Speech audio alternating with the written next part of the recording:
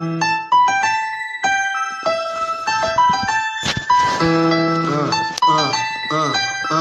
Democrats don't speak for me. Speak for me. Speak for me. Republicans can't speak for me. Speak for me. Speak for me. A bitch ass nigga can't speak for me. Speak for me. Speak for me. You coon ass niggas can't speak for me. Speak for me. Speak for me. Listen here, this is a fact of life. I be rapping like Nat Turner came back to life. Grab Donald Trump by the pussy, he ain't acting right. I never run from a conflict, I be glad to fight. It's a very cold world that we live in. Somebody please tell Elizabeth you're not an Indian. You just trying to con them people to get the benefit. Just another immigrant, stealing from the Indians. That's some punk ass shit and that's too lame. Now we finna step over to Andrew Yang. And you a sucker, you can never speak for black folks. Fake ass pandemic, trying to get the black votes. The Democrats don't speak for me. Speak for me. Speak for me. Republicans can't speak for me. Speak for me. Speak for me. A bitch ass nigga can't speak for me. Speak for me. Speak for me. You coon ass niggas can't speak for me. Speak for me. Speak for me. You know your boy be high off sativa. Kamala wasn't popping, so we said bye, Felicia. She ain't had a right policy. We ain't trying to meet her. Y'all can take Biden too. Bye. We don't need him. We don't need Roland Martin or that coon Al Sharpton. Didn't need Cory Booker from the start, man. I don't fuck with police and no snitch. You know I'm coming with the heat when I spit it. The Democrats don't speak for me. Speak for me. Speak for me. Republicans can't speak for me. Speak for me. Speak for me. A bitch ass nigga can't speak for me. Speak for me. Speak for me. You coon ass niggas can't speak for me. Speak for me. Speak for me. If you ever go to court and this is your luck, try not to get fucked by Benjamin Crump. I know it's hard. You and all go is hard.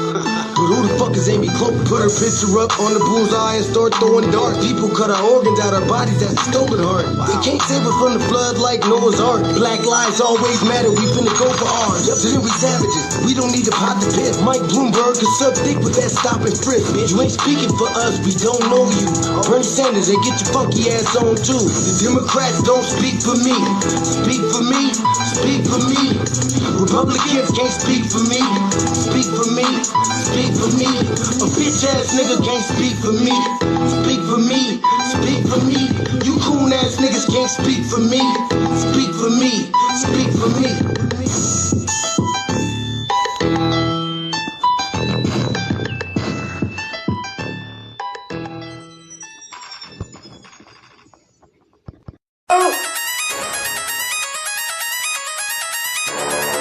I'm talking about shout it going crazy. People going crazy in these motherfuckers.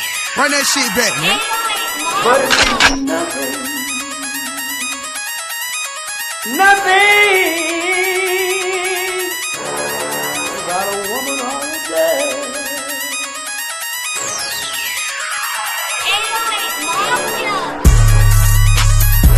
Man made the car.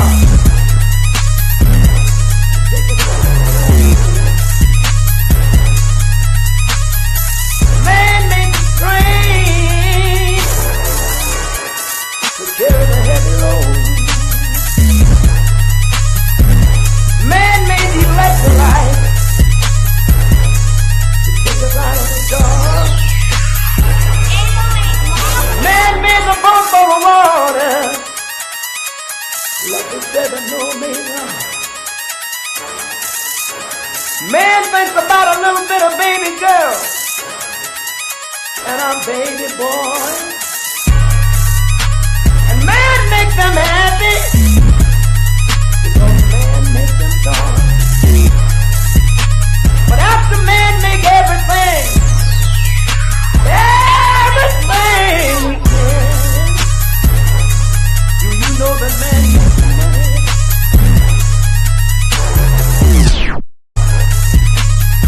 To buy from other men. This is a man's world.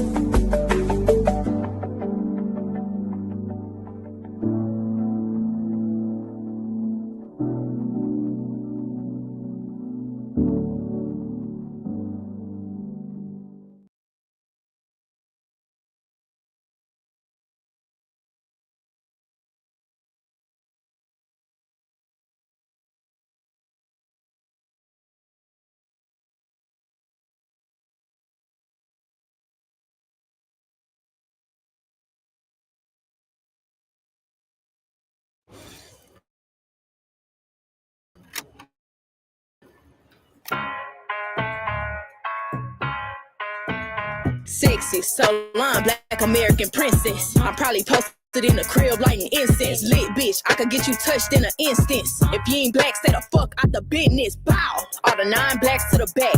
All the 9 blacks to the back. Hold on, damn. All the 9 blacks to the back. All the 9 blacks to the back. Nigga, blacker the berry, the sweeter the juice. You know they say the bigger the bush, the deeper the roof. I'm knowing it's a bitch like me that's being produced, but you can't. I'll do the door, I'm doing it. I ain't beefing with bitches, they need to get in the booth. They steady singing my name, I need to give them some tune. They throwing salt on the player cause they can't get in the room. Okay, I'm sweeping these bitches, they wanna spit on the broom. All the cute black girls streaming my shit. Ego so big, niggas feeding my shit. I need my rep, black bitch, but the purse America me. These black ass roots go beyond me. You never supposed to put your purse on the ground, but I'm slamming this coin purse on the concrete. Bow. All the 9 blacks to the back. All the 9 blacks to the back. Hold on, damn. All the 9 blacks to the back. All the 9 blacks to the back. Nigga, honey on my tongue. I'm talking slicker than hoes. Ass fat. You know that I'm walking thicker than hoes. Bitches talking in a circle, a bunch of rigmarole. I ain't shaking white hands. I watch them digging they hole. Red brick on my doorstep. Back your ass up, nigga, I'ma need like 4 steps. I got a hold on them forceps. If you ain't black, then you can't say, nigga, I enforce that. You're not invited to the cookout, but you can watch from the middle of the streets, be the lookout. Cause I remember we was pushed out. So if you can't say the word, then your ass getting put out. Big lips, thick hips, go hoops. I'm trim, big nose, white tips. I'm getting paid in full, rock him. All the 9 blacks to the back. All the 9 blacks to the back. Hold on, damn. All the 9 blacks to the back. All the 9 blacks to the back, nigga.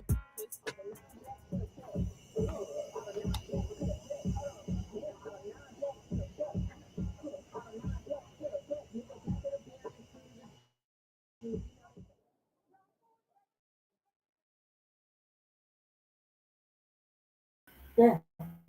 All the 9 blacks to the back. A greetings, Black family. I thought I started off with something different. Grand rising, grand evening to you. Thank y'all for tuning into this episode of the Front Line Blacc News. I'm your host, Chan Krumah, and we're joined with the other host, Lady Che. And on this season 5, episode 45, part 2 of the Front Line Blacc News, we'll be discussing several topics. The first topic is that damn Kash Patel disrespecting our sister, our queen mother, Assata Shakur. I'm sorry, y'all. Lady Che came over and just completely threw me off. All right. So, on this, we're discussing Assata Shakur, the Black liberation fighter. Rest in power to our sister, queen mother, Tupac's auntie. Punk ass FBI director Kash Patel disrespects the queen mother, Assata Shakur, after her passing. Ezra Keene and the end of the phony white liberal. Claressa Shields unboxes her anniversary gift from Papoose before attending Bud Crawford's party. Bud Crawford, a brother who just won lightweight, heavyweight, middleweight championship. I can't remember which weight class, but he's like the winner of like 3 weight classes. He just beat that Latino about 2 weeks ago. He was held at gunpoint by police after hometown celebration on his birthday. Then we got rapper Ice Cube's tour bus catches fire in downtown Portland. Investigation underway. Ice Cube's tour bus burnt. Blacc America reacts to the real story. Chicago mayor gets booed and heckled at CBC Foundation Phoenix Awards. The problem with America is white America violence and mass shooting. Michigan church shooter identified as Thomas Stanford, leaving 2 dead, multiple injuries. At least 3 dead after shooting at North Carolina waterfront bar. We are based out of East Denver, North Aurora, Colorado. We give the news from a front line and Black first perspective. We are a part of the New Black Media and also the signal boosters of the New Black Media.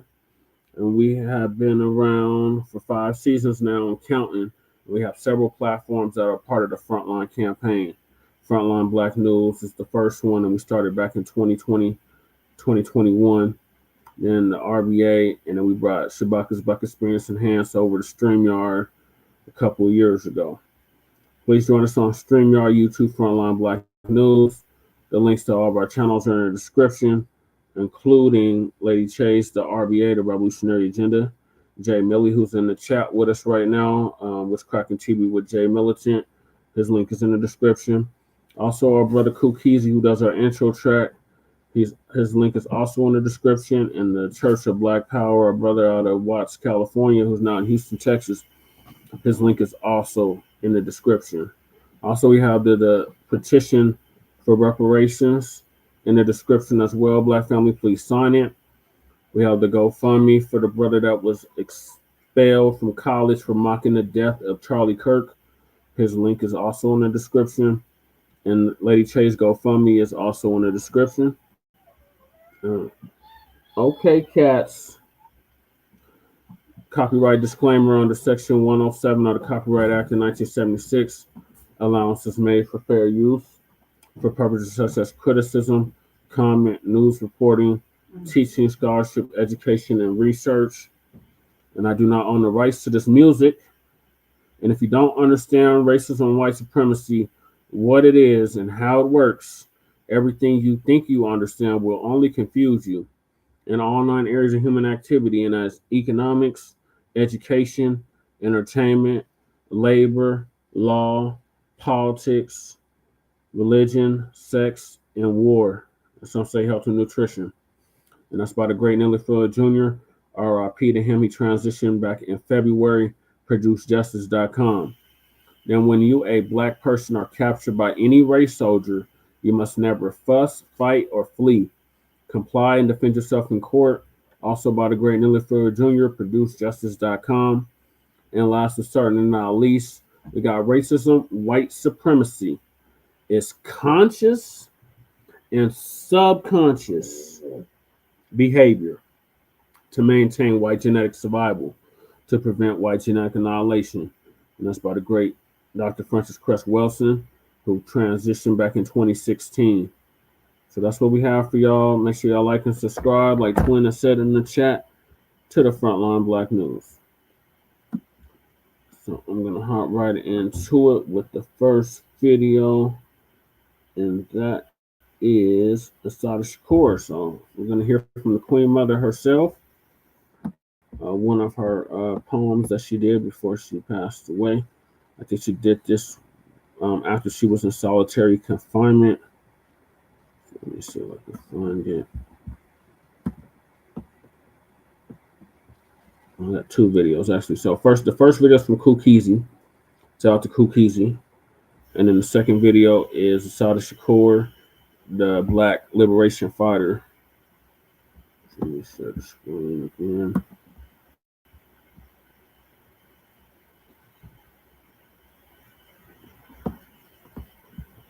My computer is so sluggish right now.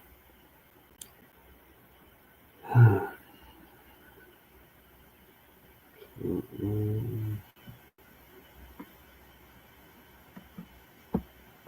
let me share my screen so you can see it. Shout out to Sister Sherelle Bryant for tapping in. Coming over. Shout out to Mac 285. And of course, shout out to Jay Millie with cracking TV with Jay Militant. All right. Hi, everybody. And like I said, Lady Che is right here with me. Family, today's report is different. Today, we honor the life, the legacy, and the spirit of our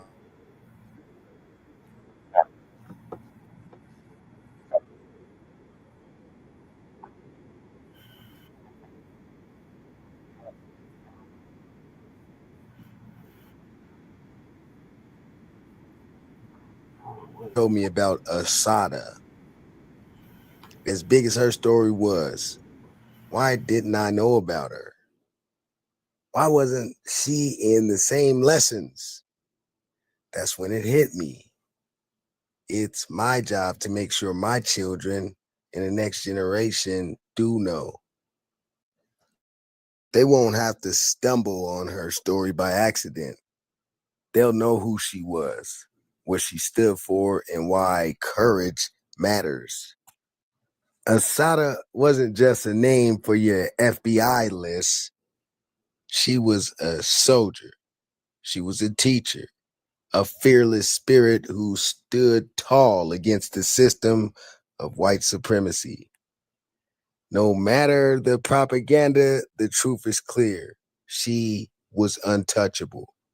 I encourage everybody listening to watch her interviews, study the documentaries, and most importantly, read her book. Her words carry the type of fire and the wisdom that will never die. Long live the spirit of Assata Shakur. In prison, I was shot with my hands in the air. I was accused of a wide variety of crimes, all of which, with the exception of the murder of a New Jersey state trooper, I was acquitted.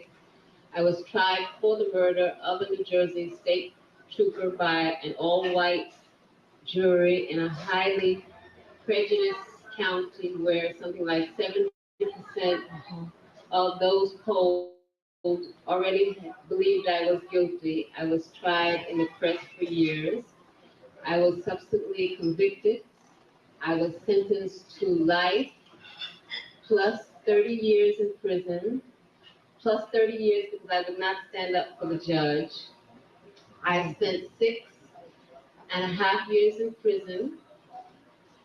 2 of those 6.5 years I spent in solitary confinement in men's prisons, which was against New Jersey law, but nevertheless, that's where I was sent, and that's where I spent 2 years.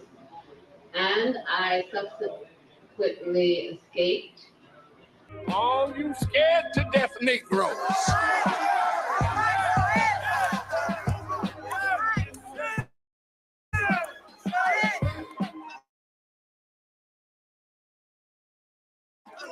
Just sit down. You come out to defend our enemy. You sit down and you shut up and tell your master to come on out and deal with this. All right, thank you, Kukisi, for that awesome homage to our Queen Mother, Assata Shakur. Now, the next one is one of her speeches she did after she was in solitary confinement.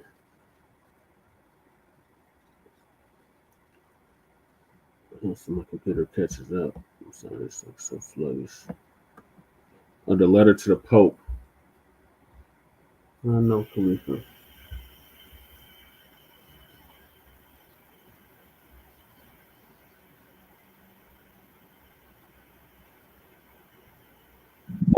Your Holiness, I hope this letter finds you in good health, in good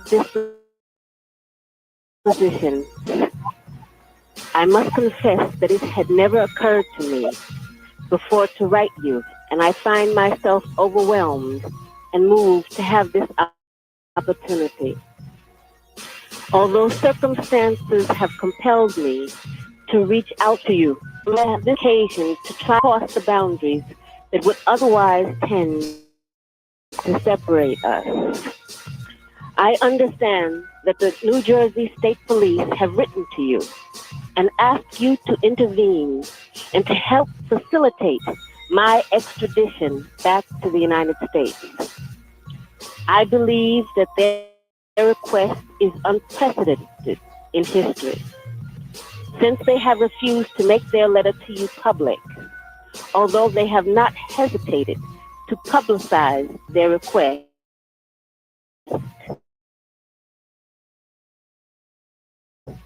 I am completely uninformed as to the accusation they are making. Why? I wonder. Do I want? Please let me take a moment to tell you about myself. Shakur, and I was born and raised in the United States.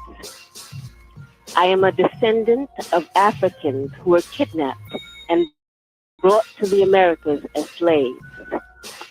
I spent my early childhood in the racist segregated South.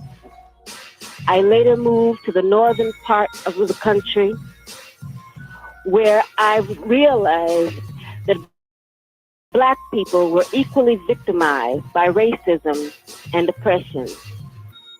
I grew up and became a political activist for the movement, and most of all, in the movement for the liberation of African Americans in the United States.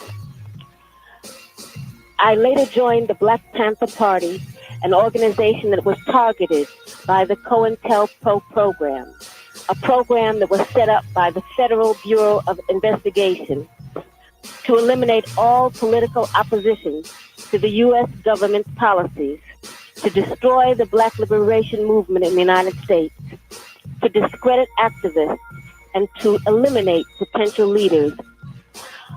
Under the COINTELPRO program, many political activists were harassed, imprisoned, murdered, or otherwise neutralized.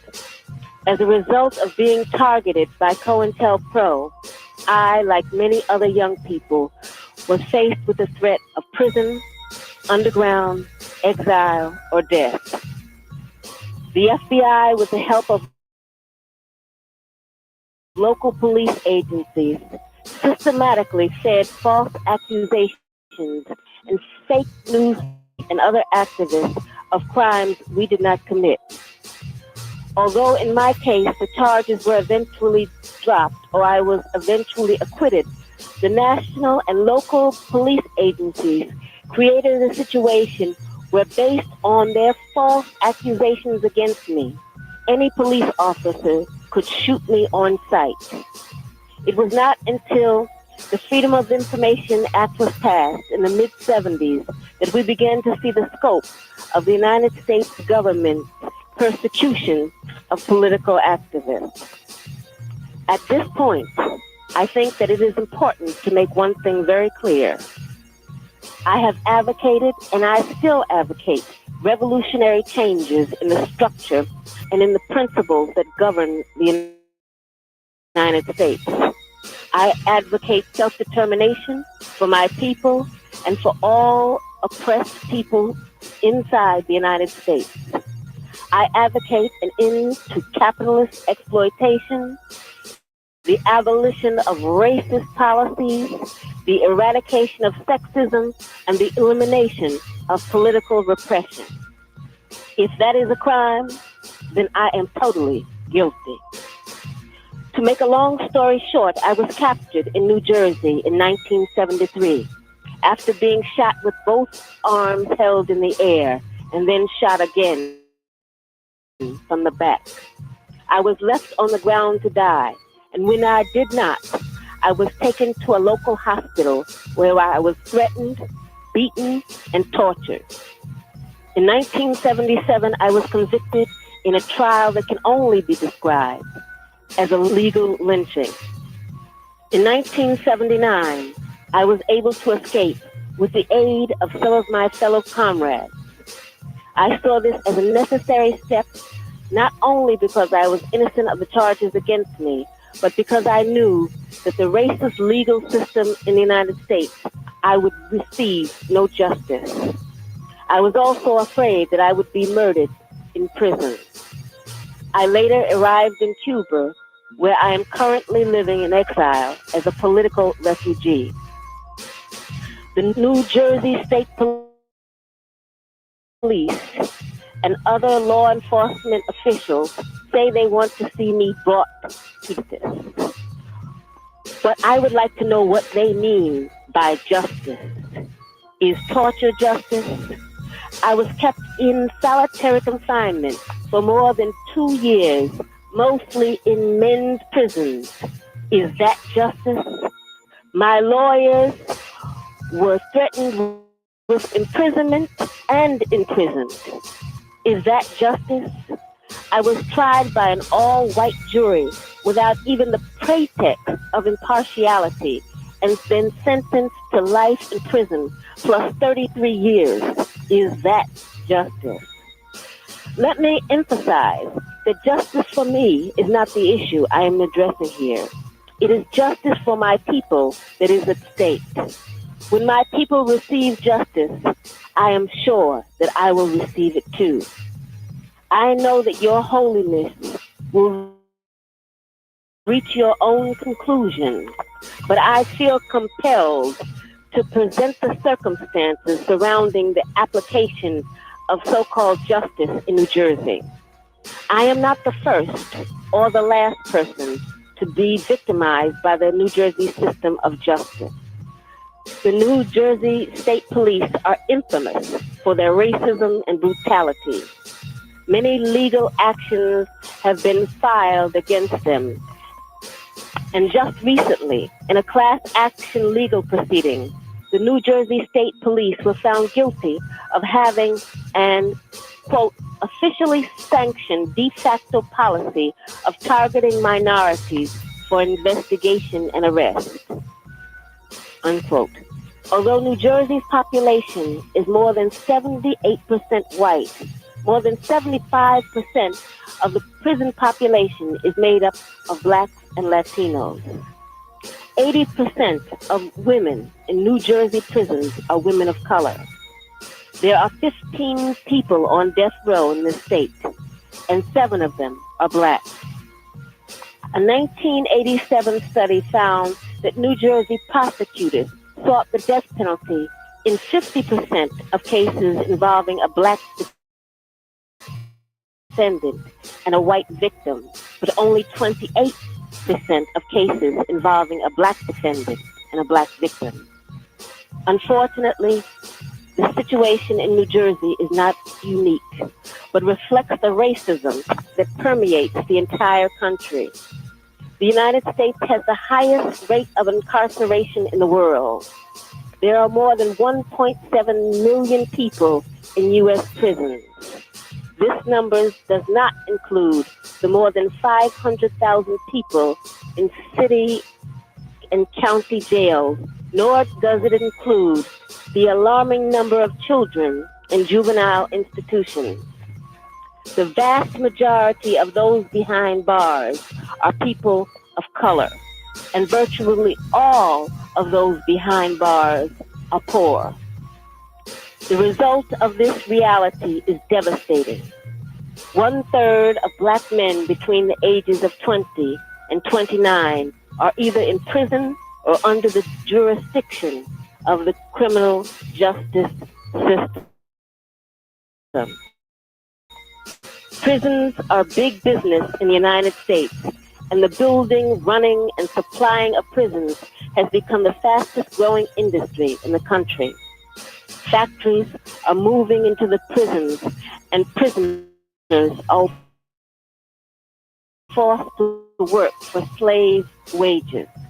It meant the installation of a new form of slavery.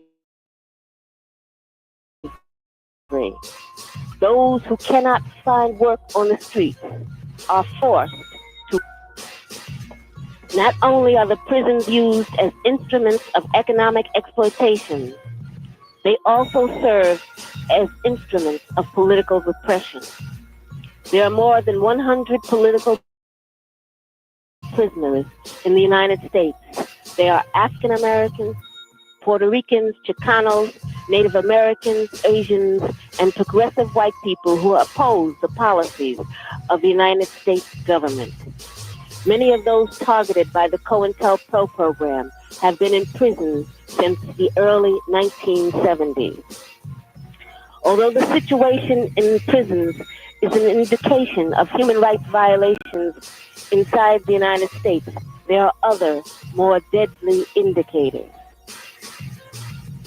There are currently 3,365 people now on death row, and more than 50% of those awaiting death are people of color population, but we make up 41.01% of persons who have received the death penalty. The number of state assassinations has increased drastically. In 1997 alone, 71 people were executed. A special rapporteur appointed by the United Nations organization found serious human rights violations in the United States, especially related to the death penalty. According to his findings, people who are mentally ill were sentenced to death, people with severe mental and learning disabilities, as well as minors under 18. Serious racial bias was found on the part of judges and prosecutors.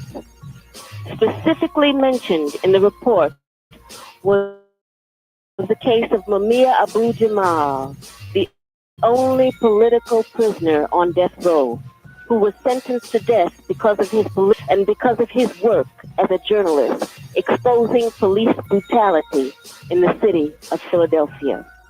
I believe that some people spell God with one O, while others spell it with two. What we call God is unimportant as long as we do God's work. There are those who want to see God's wrath fall on the and not on the oppressors. I believe that the time has ended when slavery, colonialism, and oppression can be carried out in the name of religion. It was in the dungeons of prison that I felt the presence of God up close. And it has been my belief in God and in the goodness of human beings that has helped me to survive. I am not ashamed of having been in prison, and I am certainly not ashamed of having been a political prisoner.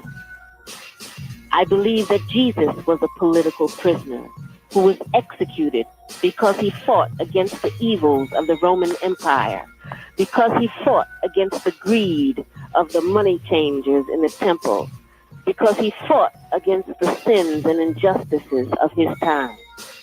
As a true child of God, Jesus spoke up for the poor, for the meek, for the sick, and the oppressed. The early Christians were thrown into lions' dens. I will try to follow the example of so many who have stood up in the face of overwhelming oppression. I am not writing to ask you to intercede on my behalf. I ask nothing for myself.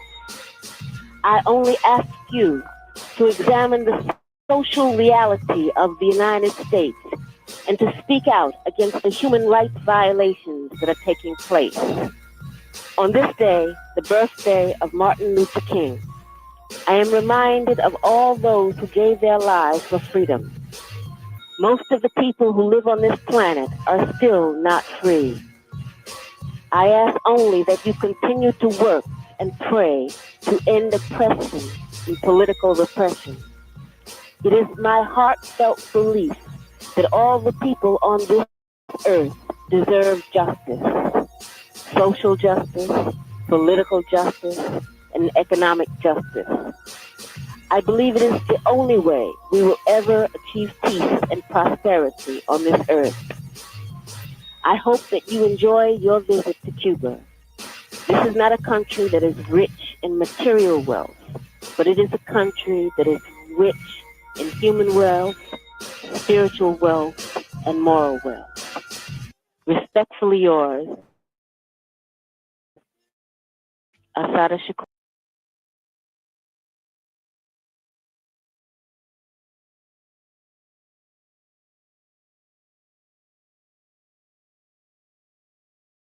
Yep. So RIP to the Queen Mother, Assata Shakur. A major salute. A real political prisoner. Not like they're trying to make that illegal immigrant. What's her name? Jeanette. She's a political prisoner. No, she ain't no damn political prisoner. Our Queen Mother Assata Shakur was a political prisoner, and I myself, as a Black Panther Cub, and a BLA Cub as well, Black Liberation Army Cub, I really take offense to that when they try to say that legal immigrant who snuck into this country over 20 years ago.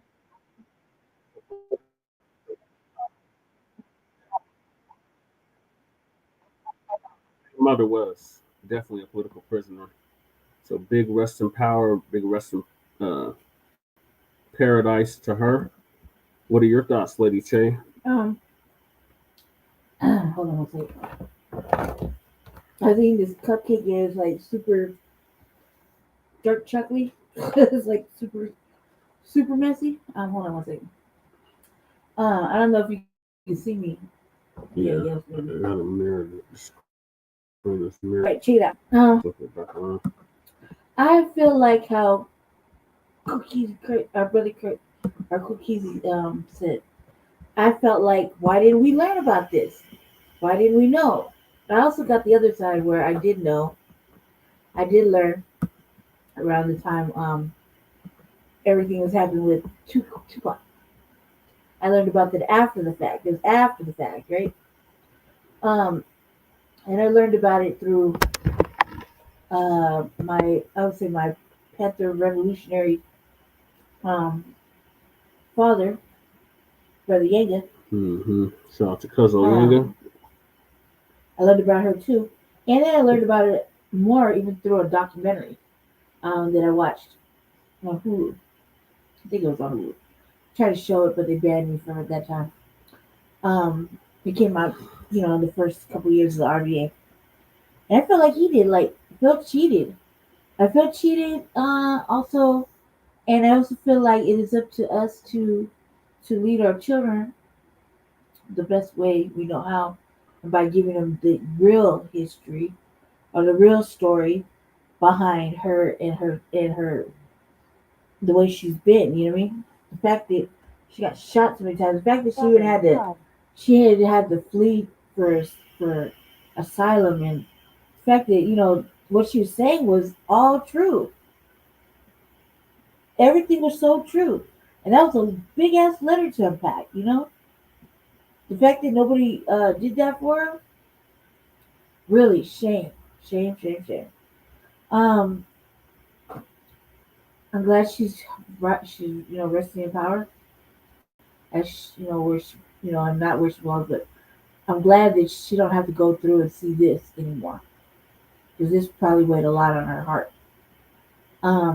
Especially being someone so involved in the fight for Black liberation.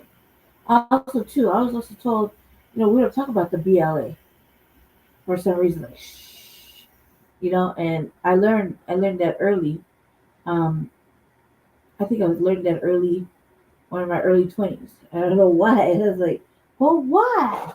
But why? It was my but why moments. Yeah. And because they did a lot of things that we would be proud of, but nobody else would be proud of. You did? So, shout out to the remaining members of the BLA. And shout out to the remaining Panthers that are out there still working.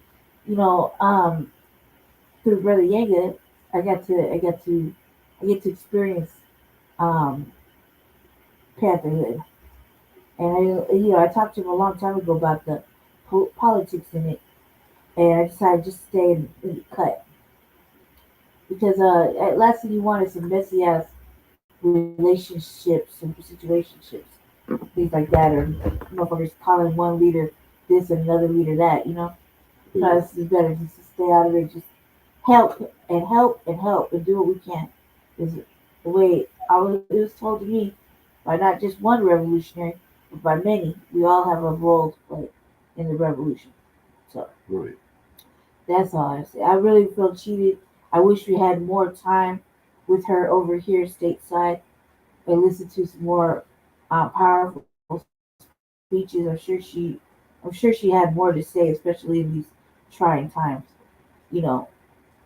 But she kept a low profile on her. Who were holding her down. Yes. Yeah, shout out to Fidel for that. Shout out to Fidel for that. For holding her down and keeping her away from all this trash. Anyway. That was the last ickling of any kind of black and brown anything. Yeah. So I'm gonna pass this back to Jesse. I feel like how Kurt feels here. Yeah.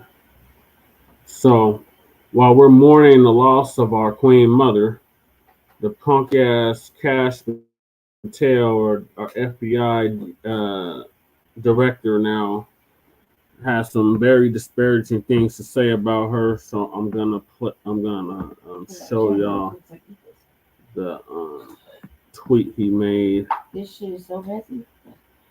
Yeah, this is messy too. What he did. Yeah, we're gonna Kash Patel, this, damn Brahmin Indian like Kamala Harris had this disrespectful shit to say about our Queen Mother. Assata Shakur, convicted in 1977 for the 1973 murder. Oh God, this stupid bitch. This bitch was yelling earlier. Assata Shakur, not Assata Shakur, of course. I'm talking about this stupid white bitch in my hallway. Assata Shakur, convicted in 1977 of the 1976 murder of New Jersey State Trooper Wiener Forrester, and escaped prison in 1979 before receiving asylum in Cuba. Died on September 25th, 2025 in Havana, Cuba at the age of 78 from natural causes. Left-wing organizations, including the Chicago Teachers Union and the Democratic Socialists of America, issued tributes praising her as a symbol of Black liberation, rightfully so, and resistance, rightfully so. Governors Ron DeSantis, or the Panties as we call him, the Satan, Phil Murphy, along with FBI Director Kash Patel, criticized the honors, with Patel calling Shakur a convicted cop killer and urging the public not to mourn her. Well, fuck you, Kash Patel, and fuck Charlie Kirk. We're not mourning that motherfucker. May he rest in piss and shit. How dare you disrespect our Queen Mother, Assata Shakur? Yeah, they convicted her, but it was a jury. It was not a jury of her peers. It was an all-white jury. Yeah, she should have been convicted anyway. And she shouldn't have been convicted in the first place. And her hands were up, so she couldn't have done the shooting. So she couldn't have shot herself in the back either. And she couldn't have shot herself in the back either. So, to hell with you, Kash Patel. And the hell with you, white supremacist sympathizers talking about her crime was killing Wiener Forrester, a 34-year-old police officer with a wife and young child, glamorizing the murder of this deprived killer is horrific and discrediting. This is what the left believes. No, fuck y'all. Fuck you, white supremacy, and anybody that thinks like you. You're just mad because people actually acknowledging the sister's contribution to the Black liberation struggle against racism and white supremacy. Rolling Stone said, "I advocate to an end of capitalistic exploitation, the abolition of racist policies, the eradication of sexism, and the elimination of political repression. If that is a crime, then I'm totally guilty." Mm-hmm.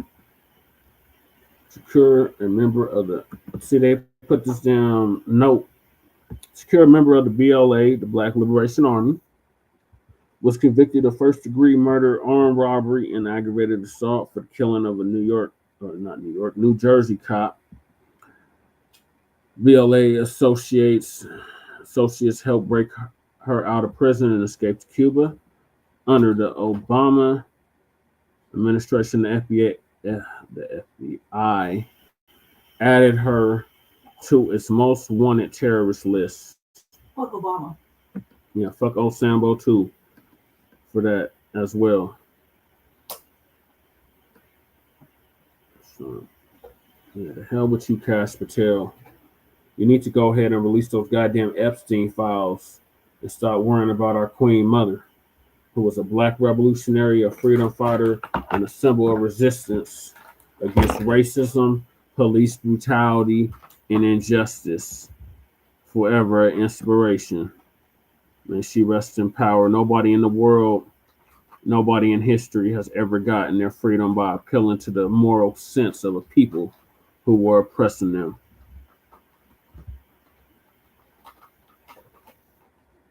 Yeah. I thought I would show y'all that because that shit irritated the hell out of me. Still irritated about it. What do you got to say, Lady T, about what Kash Patel had to say about a Queen Mother?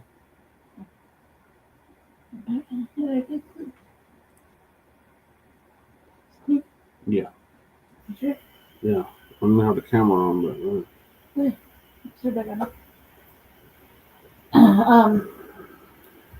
Fuck Kash Patel in the fucking brown horse he rode on. Definitely fuck Obama. Right. Fuck him 3 times in the ass. Fuck him, fuck him, fuck him. How dare they? That's how I gotta say, how dare they? And I don't know. I just think it's how lonely did it have to be for her by herself? You know what I mean? She might have had some other members with her, but it's not her family. You know what I mean? Yeah.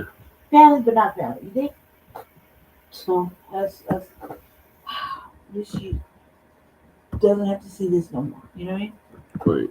Here you go. That's all I have to say. Okay.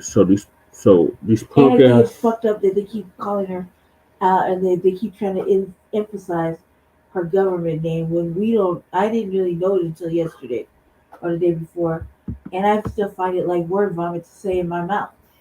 That is not her name. Her name is Assata Shakur, and hands off Assata. Yeah, hands off Assata. Her name's Assata. That's all I've ever known her to be named, and that's all I'll remember her.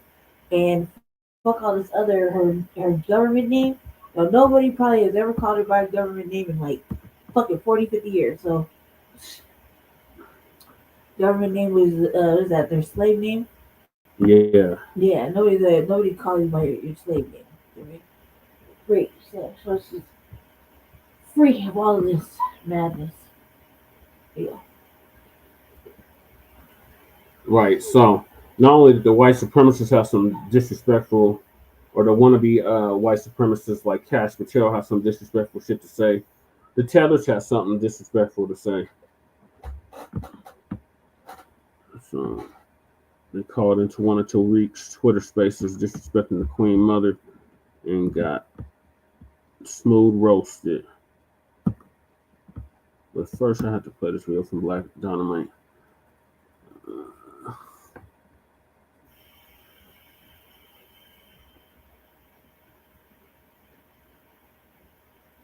Sorry, bear with me, the computer is like really sluggish.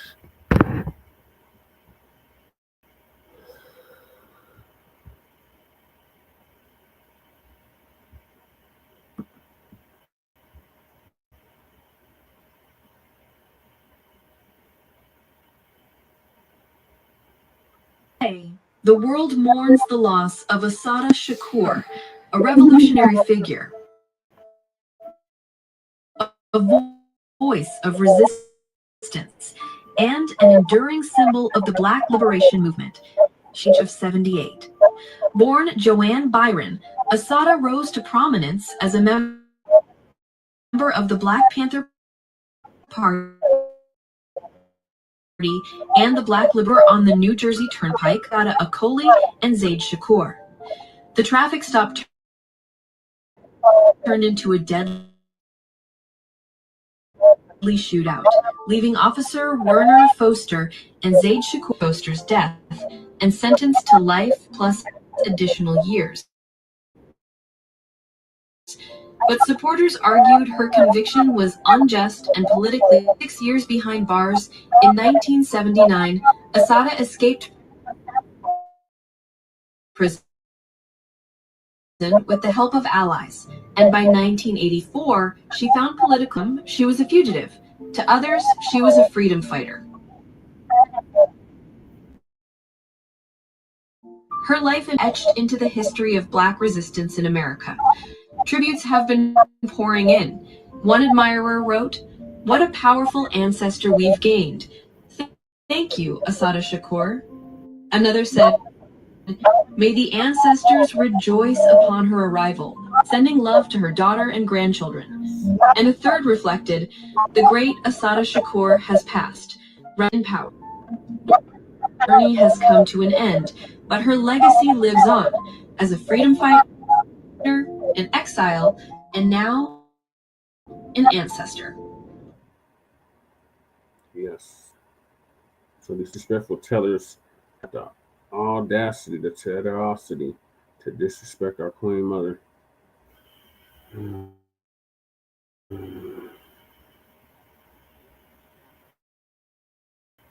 These mothers wouldn't fight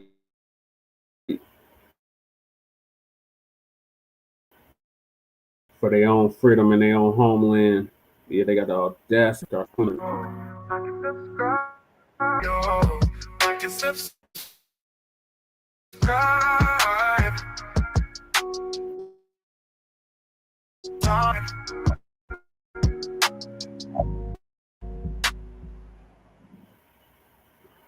African, stand up, hop on in.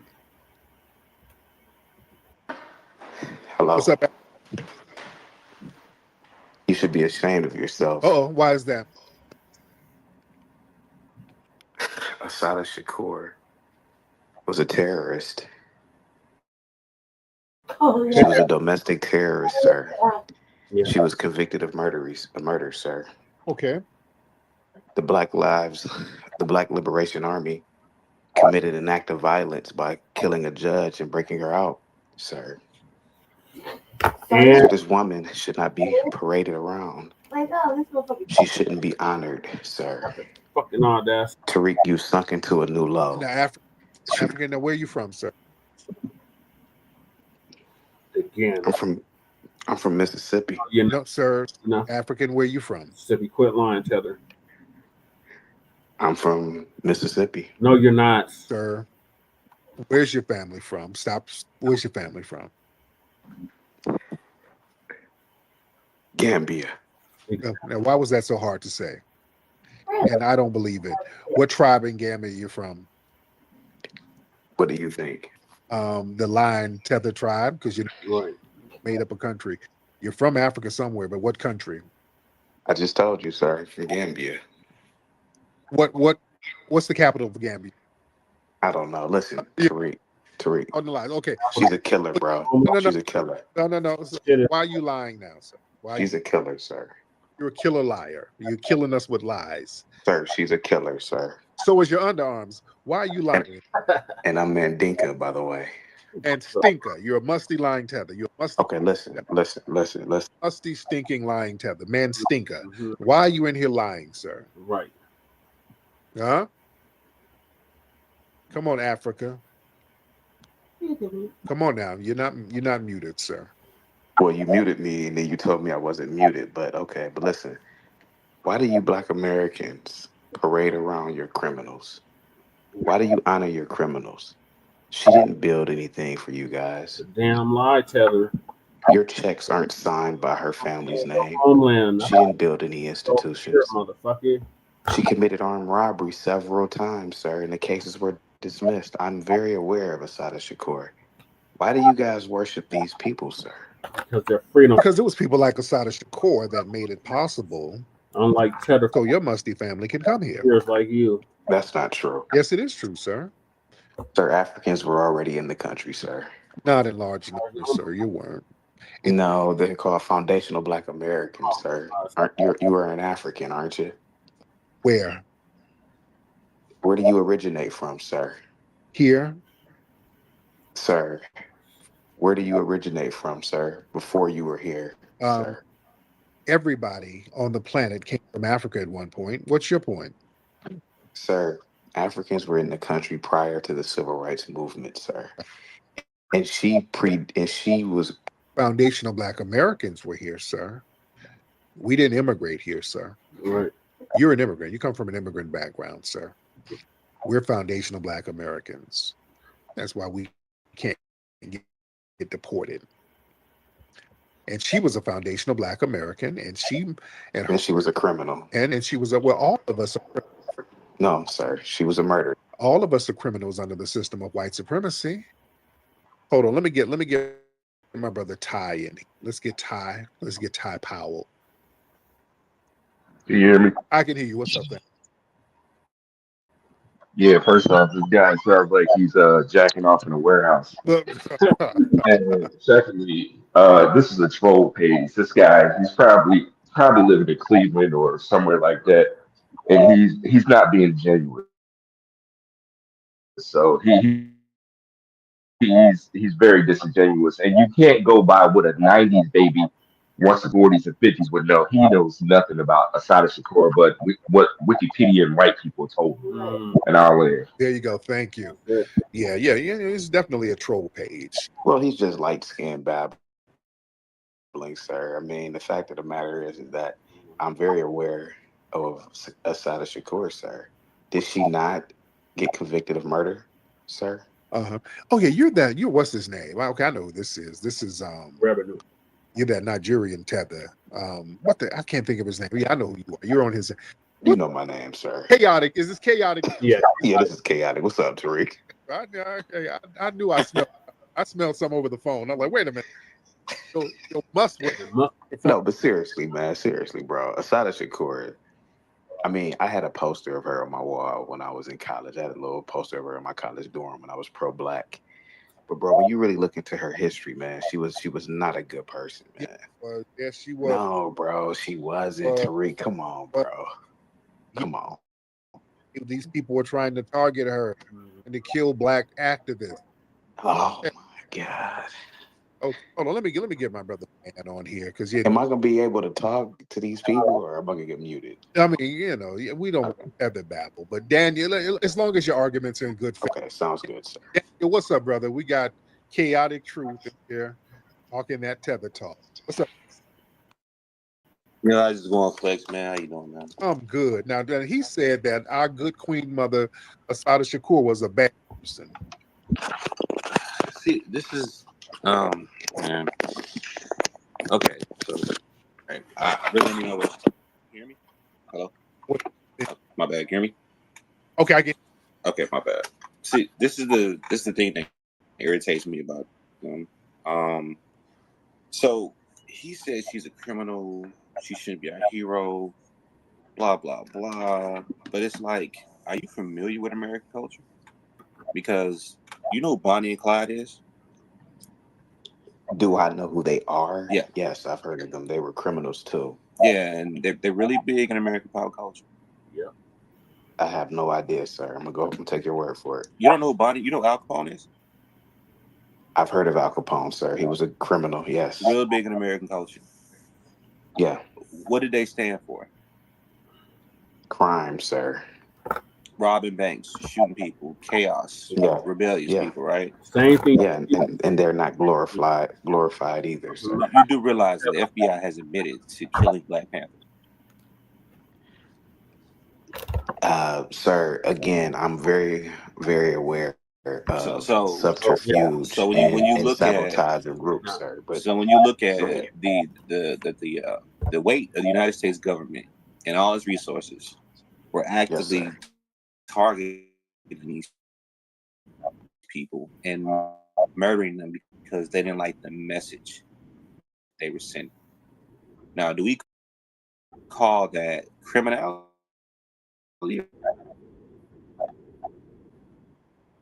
You're ungrateful. Organizations when she should have finished school and became a law-abiding citizen, sir, and became a housewife or a nurse or a doctor. What crimes did she commit? Because you just said she was acquitted. What crimes did she commit? Well, sir, you just said she was acquitted of a lot of robberies. She was acquitted of a lot of crimes. So technically, she didn't quit them, right? But she was definitely convicted of murder, sir, and robbery, sir. All white jury. Sir, she was convicted for murdering a New Jersey cop, sir. The state troop on the turnpike. But the idea of it is, right, they never proved that. Exactly. Right. Sir. See, Was she not convicted? That's what you're missing. They never proved that. And Sir, was she not convicted, sir? They never proved that. Sir, was she not And on top convicted? of never proving that, right? What they did Jesus was they Christ. tried to kill this lady. Jesus Christ, dude. Was she not convicted, Daniel? I got a question for you, right? Okay, go ahead, sir. The state, if you look at murder convictions, this is purely in the United States. So this is raw numbers, right?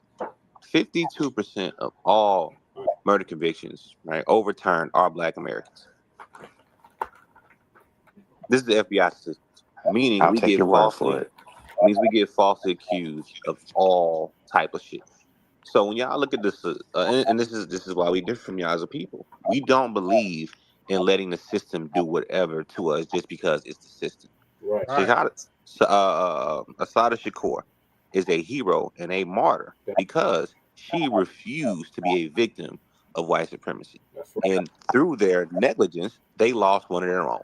Now they have been systematically killing Black Panthers for it got so bad.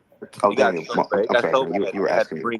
They had to bring in other people. Yeah, but you were asking me a question, and I never got a chance to I was making a point. So you were asking a question, know. making a point. Okay, go ahead, buddy. I'm sorry. Yeah, I'm just the point of it is you don't know what you're talking about. No, well, you don't know what you're talking about because prove that 50% of post-conviction murders are overturned. Can you put that in the jumbotron? 50% of post-conviction murders are overturned, sir. You can't do it. 51% of all. Okay. Listen what I'm saying. So use your words. I do not understand statistics, right? Because no, you don't understand. I'm not saying that 51% of all murders are overturned. What I said was 50% of the murders that are overturned are Black people. Right. Okay, sir. So are you saying after conviction? Can you prove that? Can you prove that in the jumbotron right now?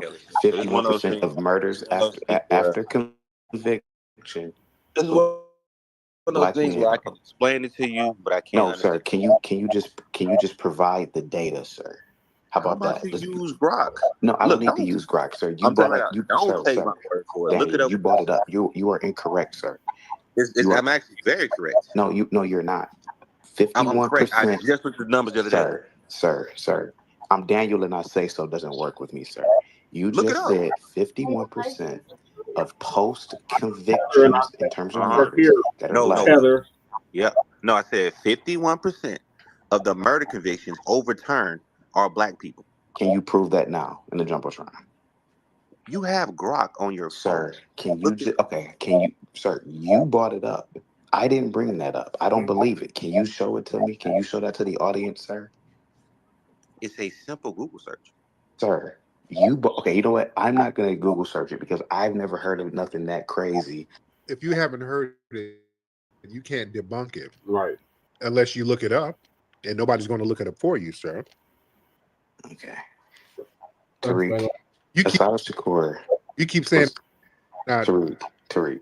Assata Shakur was a criminal, bro. No, the fuck she wasn't. I have newspaper articles. Super lazy. I literally just did it again, right? And I was wrong. Okay. I'm going to go on mute. Okay, because I'm not allowed to talk. The number is 54% of murder exonerations are Black people. My bad. I just looked it up again. My bad. I was wrong. 54%. You understand that? I mean, no, I don't. No, I don't. No, of course you don't, because in your mind, sir, what does that have to do with Assata Shakur?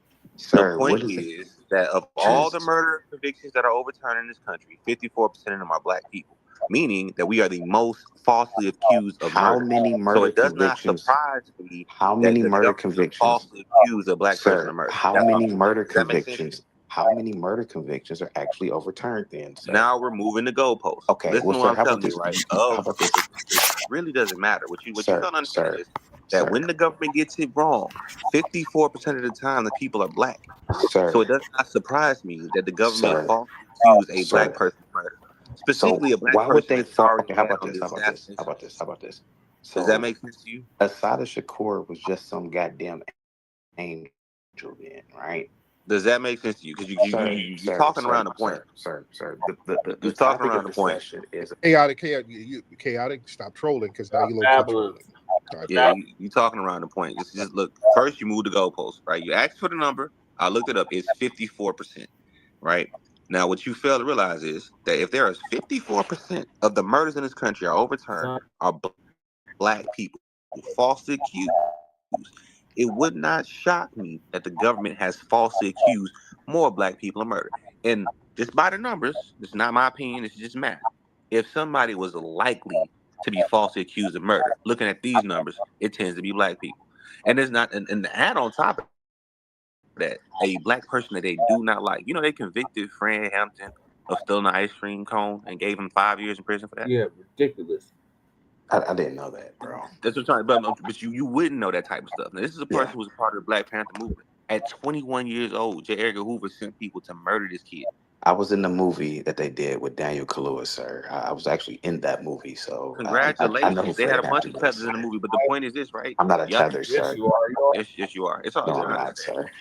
It's okay. Everybody can't be great. But look, check this out, right? The point is this, right? Sure, go ahead. You get up here and y'all make these bad faith arguments on things that you already know. Because you already know that the Black Liberation Army is an offshoot from the Black Panther Party. And from the Black Panther Party, the BLA was a little bit more radical according to the government. So they were targeting them more heavily. When they targeted Shakur, when they targeted Mr. Shakur, right? They falsely put charges on her. My personal opinion, they falsely put charges on her. And based on how this government moved, with that 54% exoneration being Black Americans, it's not hard to believe that they will falsely accuse her of a crime to get her in prison to lock her up for life. Right. Now, we see the white supremacists do this all the time. They did to Nelson Mandela. They do it to people all across the globe. Now, the difference between us and them, no disrespect to South Africans, we fought back. They went to go get that sister. Right. See, Khalid Muhammad said the same thing. Yeah, he was right there. Why ain't go get that brother? We went to go get the sister. Yep. And in the process, she made it to Cuba and became a martyr, a symbol of freedom and a fight against an oppressive government. See, unlike a lot of y'all countries, right? We are still citizens here. This is a justice fight. Just because the government does something doesn't make it right. As a matter of fact, they actually paid some guy out in California, was it $25 million for having them locked up for 38 years? Yeah. They get this type of stuff wrong all the time when it comes to us. We covered that. They care more about the numbers than justice. This is when we live in this bureaucracy. We live in this system, but they care more about those numbers than actual justice. So you have people who will take plea deals. You have people who will snitch and lie and do all this type of stuff. And the pursuit of justice isn't actually pursued the way it should be. They're just chasing the numbers. Assata Shakur was a hero because she did not let the system drown her like it intended to.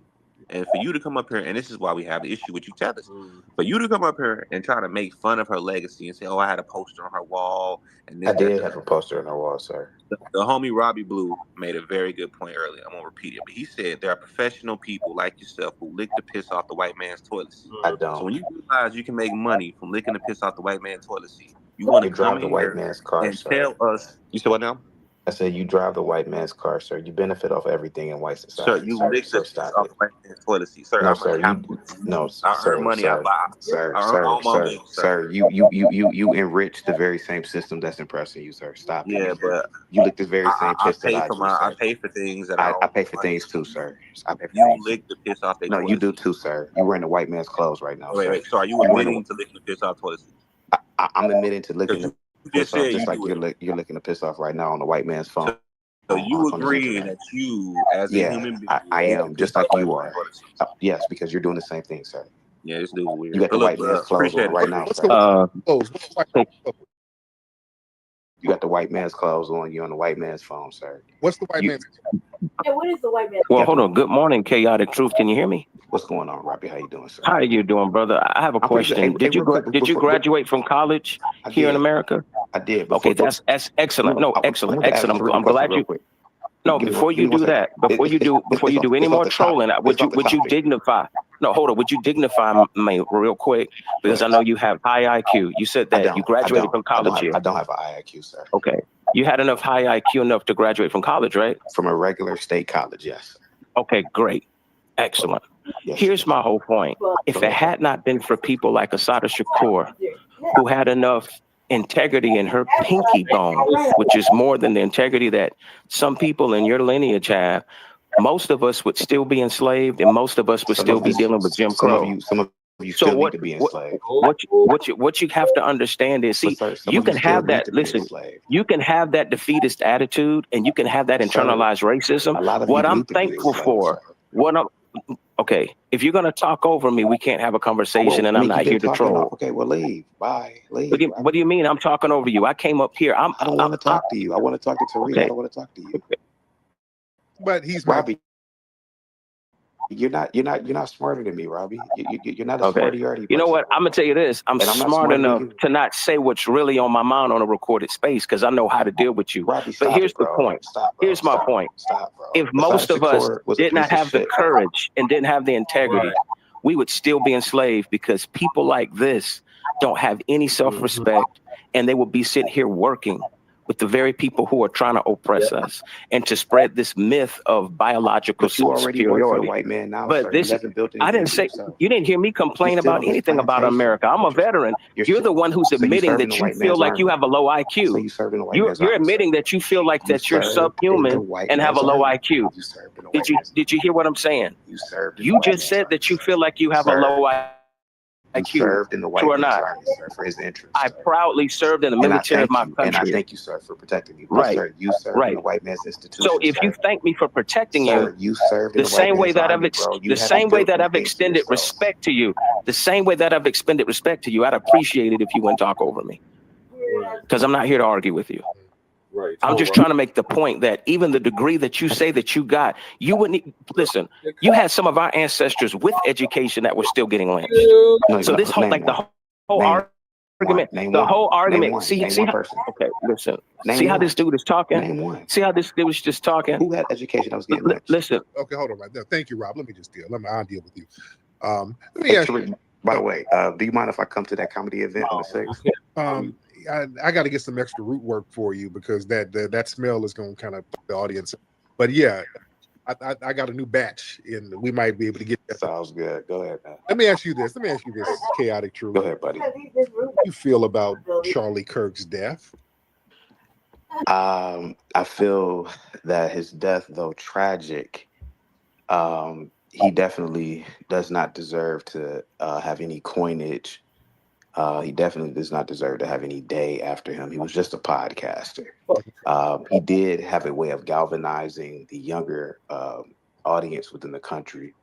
There seems to be an uptick in the conservative movement amongst younger kids through the popularization of Alex Jones and him and a few other people. But other than that, I don't really feel anything about Charlie Kirk, to be honest with you, man. I mean, he was young, but I don't really feel anything about his death, to be honest with you. So come on, let's tell the truth, character. When he died, did you go off in the corner and cry a little bit? I'm not gonna lie to you, man. I was shocked for a day or two because of actually seeing it. I mean, here goes a guy who's exercising his freedom of speech, and he was essentially killed for that. Now, it might be deep state shit that we don't know about. It might be operatives that in meetings and rooms, and I don't know, man. Maybe he was a sacrificial lamb, but I didn't really have any emotional attachment with him, to be honest with you. But you got a little sad, didn't you? Well, I got sad because it does seem like there's an attack on the First Amendment in this country. Really? You thought that First Amendment? Yeah. Well, not just with him, bro. I mean, like censorship on YouTube, censorship on pretty much social media platforms, just censorship. Period, bro. I mean, that's not what the First Amendment is about. Yeah, a lot of y'all non-FBAs, but y'all were really y'all felt a certain way about that, but y'all had this real weird affinity to Charlie Kirk. A lot of y'all were. I'm 40, bro, but okay. What? I'm 40, so I'm not young. So, yeah. I mean, a lot of old tethers. I mean, shit. I'm kind of like your age, bro. But all right, go ahead. Yeah, I mean, a lot of tethers, young and old, were crying over Kirk. So you think I was crying over his death? I really think you cried. Yeah, really. I think you were laying down crying and tears were rolling up that forehead. And was I on my belly? Was I on my stomach? Your head back and the tears were rolling up on your hairline. So it is hairline. No, man. I mean, to be honest with you, man, I think that Charlie Kirk was more of a media creation than anything. Definitely overhyped. You know, I did work with his organization through Blexit at one point, but you know, go ahead. Somewhere in the mix. So you were with Turning Point USA at one point? I was with Blexit before they merged with Turning Point. So when they merged with Turning Point, I decided to quit Blexit because, you know, Turning Point had like $100 million budget, and I'm like, listen, we need a piece of that. And I was given an ultimatum, you know, stop asking them about that or just go with the flow. And I said, fuck y'all, you got to pay me. So I'm just gonna be honest with you. I mean, they got all that money with Turning Point, so I said, y'all need to pay Blexit. Right. At least you get money for Sambo, and you know, at least you ask for. Well, I mean, but Tariq, you're Samboing now on the white man's internet. I mean, come on, bro. White man's internet? Is it the black man's internet? Yeah, because it ain't popping without us. Right. You know what? I was thinking about that, bro. I was thinking about, like, I think social media does pop because of blacks, man. I was just thinking about that. Hey, it don't pop without us. We make the pop. We're the ones who make it evolve and turn into something. Right. We make the social media pop. One of the first social media websites to pop off was Black Planet. Yeah. A lot of folks don't know that. That was one of the first. Yeah, remember Black Planet. We've always had this internet thing popping. Yeah. We are the secret sauce. Yeah, I remember Black Planet. Oh yeah, definitely. I was never really on it, but I remember Black Planet. Yeah. Oh yeah. Yes, indeed. You were on Ashy Planet. That was a whole different website. That didn't hit.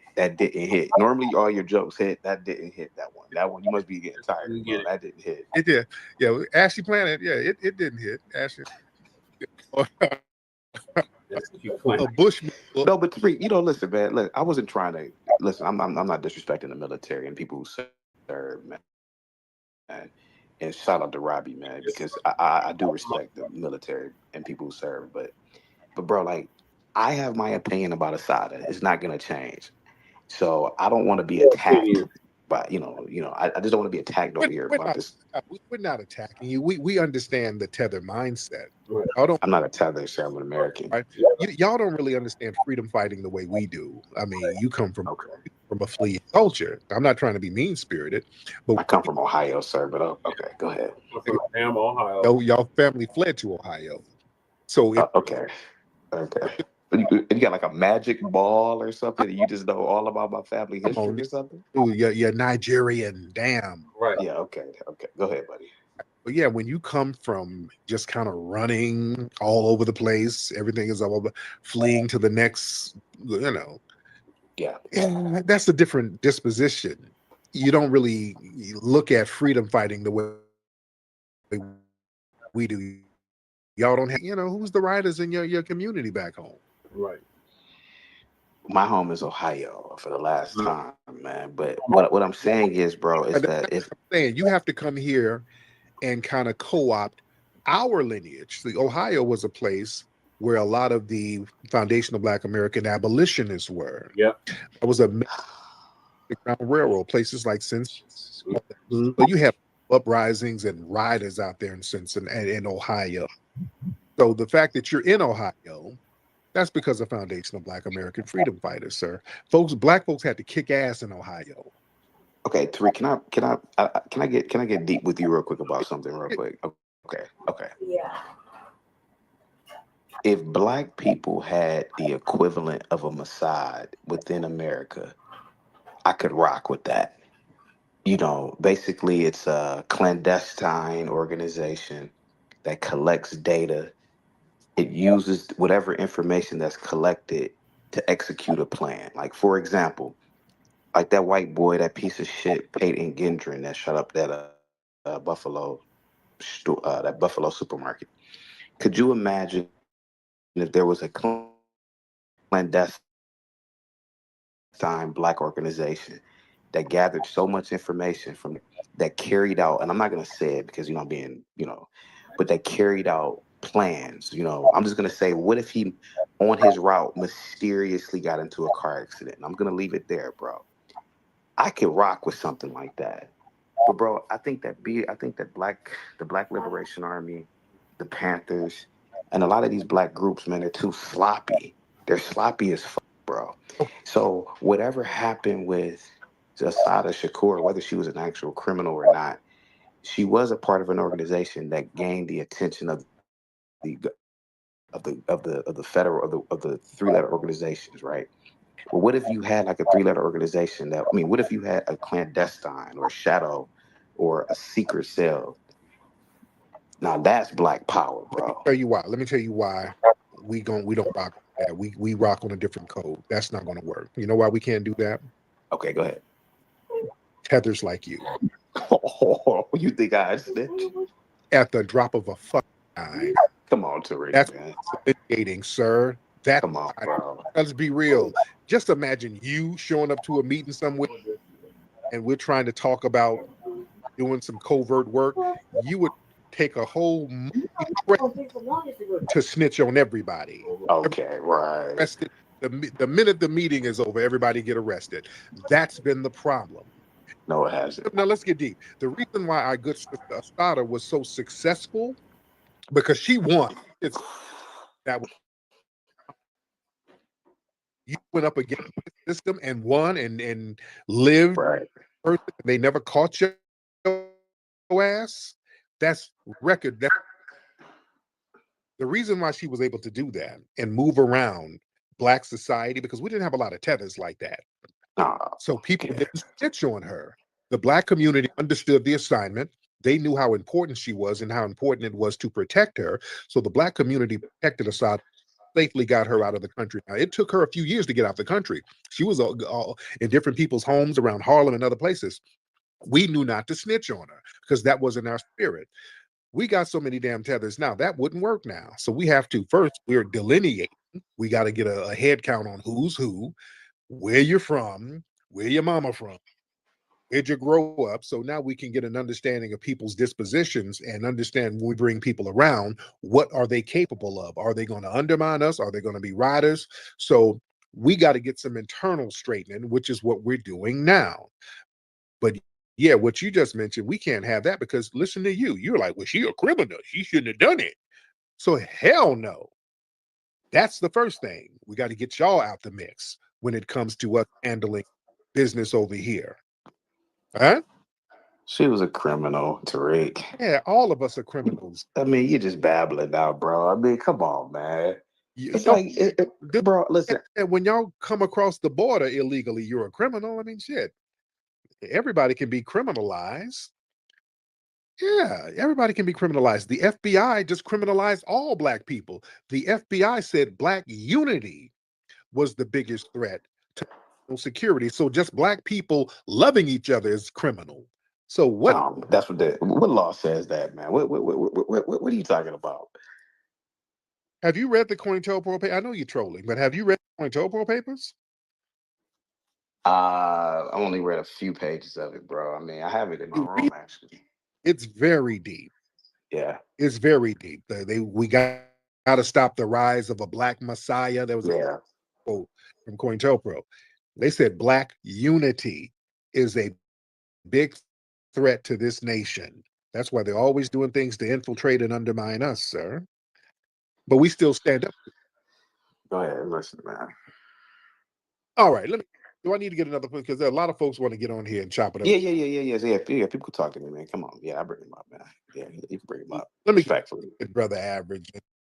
Let me get. You ain't got no women that want to talk. I'm sorry. 90-day fiance. This nigga's trying to get a green card for your cousin or some shit. We ain't doing that. Average, what's up, brother? What's up? You know, I've watched this guy for about a year and a half or so, and yeah, you notice these Africans who hate us, the ones who hate us, that is, they have this thing about over talking us and thinking that they're smarter. I mean, he basically told either Robbie Blue or Daniel that he was smarter. The thing that stuck out to me about this guy, maybe about a year and a half ago, Six the Goddess. This man asked to see Six the Goddess's panties simply because she asked his lineage, and he got irritated. Now this dude's only about 5'4" Weirdo. or so, 5'5", and so he sat there with his legs dangling in his chair and got angry because he was making a lot of the points that he's making now. And you know, when she asked him about that lineage, I mean, he lost it. He had a hissy fit. I mean, he got sassy, and then what's your what color your panties? What color your pants? And it was just real creepy. You did all right, bro. He definitely, absolutely, he did that. He tried to not cop to it the first time when I asked him or whatever, but it's on video, luckily. But yeah, go ahead and answer the question, bro. Did you do that? Well, Tariq, you gotta actually watch the video to get the full context of it. That's too. Well, Tariq, let me answer because he's partly true. You know, he's not your average black man lying altogether, so he's halfway telling the truth. What happened with? No, you're not your average tether. I mean, well, let me answer Tariq.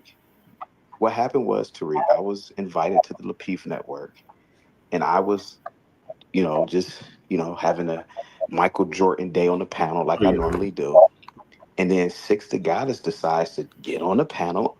Nobody invited her there, and she decides to ask me questions based off of my commentary about Black people.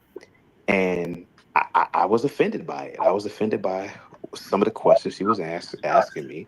And I said, I'm not going to answer you. And then she said, where's your lineage from? And I said, I'm not going to tell you where my parents are from. You can call them, but I'm not under subpoena. I don't have to give you a deposition. This is a long, drawn-out explanation to say that you're creepy, bro. Just say that you asked her panties after she asked about your lineage. The end. That's what happened, bro. And then I was sitting there, and I was having a Michael Jordan day, and asking questions about things in my past, and I'm under subpoena. This is a long-ass story. Tethers be just pontificating and just be talking. Can you stop being saying nothing? Can you stop being a typical? And so he's partially correct. You're a creep, bro. You asked her about her panty size because you're ashamed of who you are. Can you stop You're being? ashamed of who you Can are, you brother. stop being? Can you stop being? Tariq asked you where you was from, and you lied. Hold on. When Tariq asked you, hold on. I've been sitting up here listening. Let me land my plane. Okay, I ain't gonna be as long as you. You've been up here talking for like 30, 40 minutes probably. So anyways, yeah. You got up here when Tariq, when you said Assata was a criminal. This is another thing too. You let a tether talk long enough, they're gonna contradict themselves because you paint them into a corner with nothing but facts and checking them. First you said Assata is a criminal, right? Then it's like, if there was a Black Mossad, do you know what the Mossad has done? We ain't gotta get into it. But you talking about a secret organization that had done this, and you talking about accidents and if there was basically a murder of the guy who did X, Y, and Z on the low. Easy. That's I didn't cool. say that. But the Black Liberation Army is a bridge too far. Do you know what the Black Liberation Army got done? They're basically the reason why a lot of changes were made on the low. It wasn't from marching and singing, "We shall overcome." They're really the reason why things got popping because they were like that military arm of the revolution. Now, do you mind if I ask you a question? Hold on a second. Okay, you talked about the Mossad, right? And said that you could rock with that, but you can't rock with the Black Liberation Army. That's a contradiction. Okay, hold on for a right? second. Hold on. Right? Now that's crazy. Hold on. Now that's crazy. Can I ask No. you Let a question? You can address all this. You've been asking a lot of questions. That's what tethers do. You don't listen. Okay. You don't even listen to the answer, but then you got questions. That's the problem. Now listen. Okay. Go ahead. Now here's another thing too. When Tariq asked you about your lineage, you also was like elusive. First it was like, I'm from Ohio and I'm from here, and then with the Gambia. You're not from Gambia. You're West African, and that's a fake picture you got up, by the way. Because anybody who knows what you look like knows your ass look like a Blue Rawls. Okay? That's what you look like, bruh. All right? Okay, man. Hairline way to the back. May I ask you a question? You can't even hide it. May I ask you a question? question? Can't no Beijing hide that. You are one of them. Okay.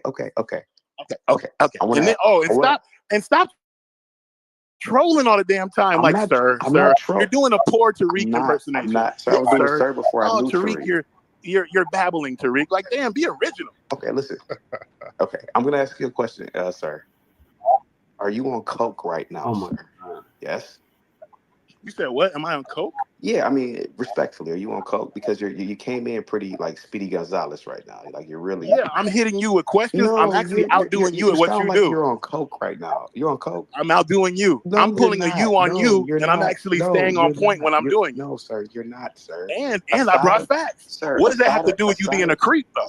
What does it got to do with you being a creep? Assata Shakur built. You know what I'm not on? I'm not on creepiness. I'm not on asking women about their panties because they ask me about my lineage. I'll say I'm a foundational Black American. And it's pretty easy. See, when you overtalk him, he starts. See, this is what you do. You pull a them on them, and they get mad. They start coming apart. But sir, are you on coke? Just mad. I'm not mad. I'm just asking. I'm not. You are. You are. You're trying to be calm while I'm getting under your skin. The way you were when Six the Goddess asked you about your lineage, sir, you disrespected her. Sir, you have a murderer on your profile, sir. I'm not. You're not getting. Oh no, I definitely don't. No, I don't. A murderer, sir. I don't. You said you could get with the Mossad. You could get with murders. That's what you said. You said it's that dude who killed all those people. You can't have it both ways. No, Mossad is an You can't have it both ways. And by the way, the words of a liar don't really matter because we understand that. Sir, you lie every day, sir. I don't lie. Sorry. Sir, I've been telling the truth about you. Sir, you actually admitted when you first talked that I was telling the truth. Sir, so you can't say I'm lying. You see how they contradict themselves, Tariq? Sir, he's not lying. He's chaotic truth. Are you really like a little? I'm under. You what now? You double mute. You what? I'm 6 foot, Tariq. Okay. Are you 5'4", brother? I'm under. Like I didn't lie about that. Like there's no lie I told here.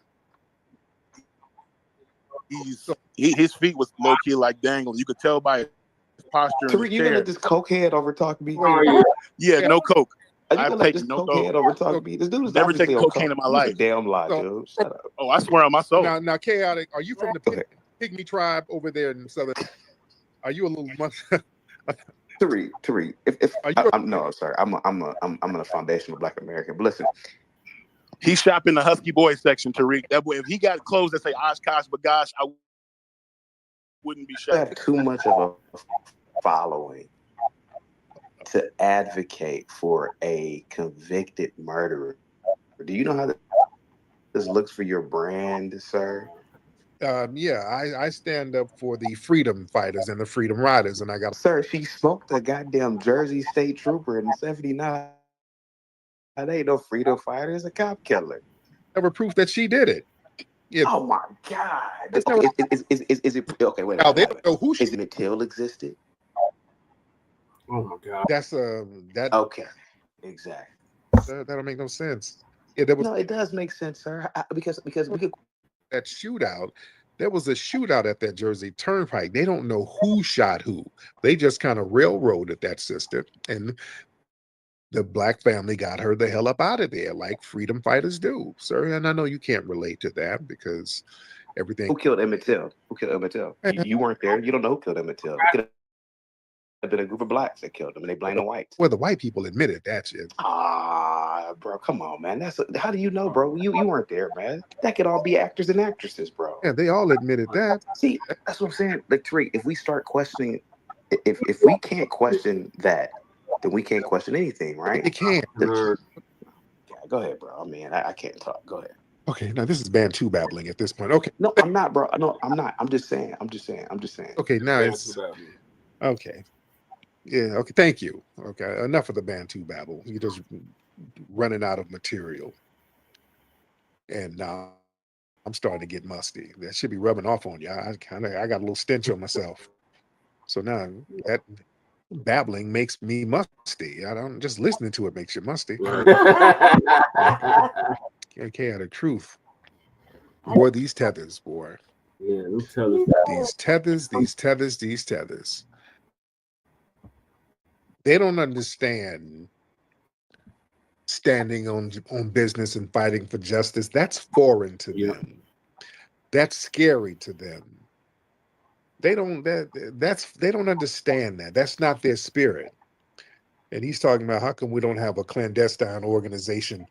Hell, man, we can not with y'all around. Right. The hell no. That's why we're delineating. That's exactly why. I guess I'll end it there. Shit. All right, Lady Che, what are your thoughts on this punk ass tether? You know what he had to say about our queen mother? Shakur. He's ridiculous, and it's stupid, and you need to entertain that. That's dumb as hell. I don't want to hold the mic. He's stupid. stupid. Aside from him being, it's a bad sign when he's over there on the Latif network. Yeah.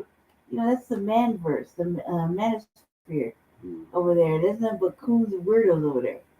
And naturally he'd be, talking shit to his sister, asking her about her underwear.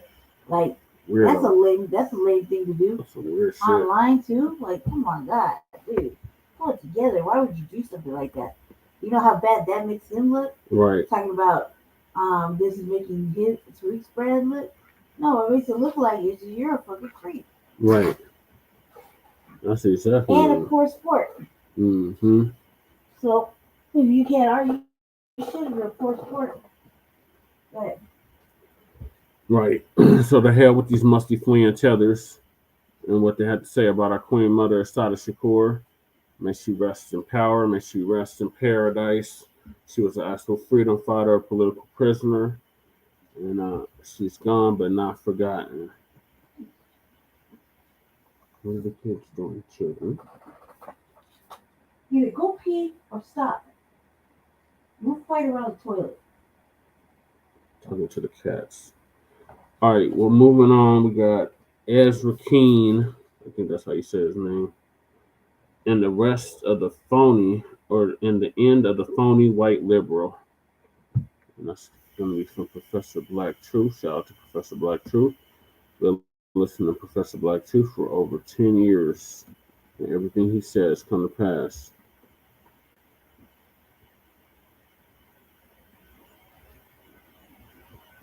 Change this arrangement.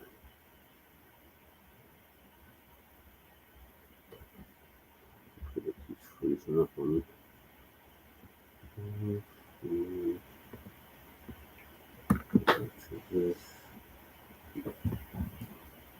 If you're not already subscribed to this YouTube channel, go ahead and hit the subscribe button now, along with the bell icon, so you can be notified whenever a new video is posted. If you're already subscribed, check and make sure that YouTube hasn't unsubscribed you. And of course, be sure to give the video a like as well as share it on your social media.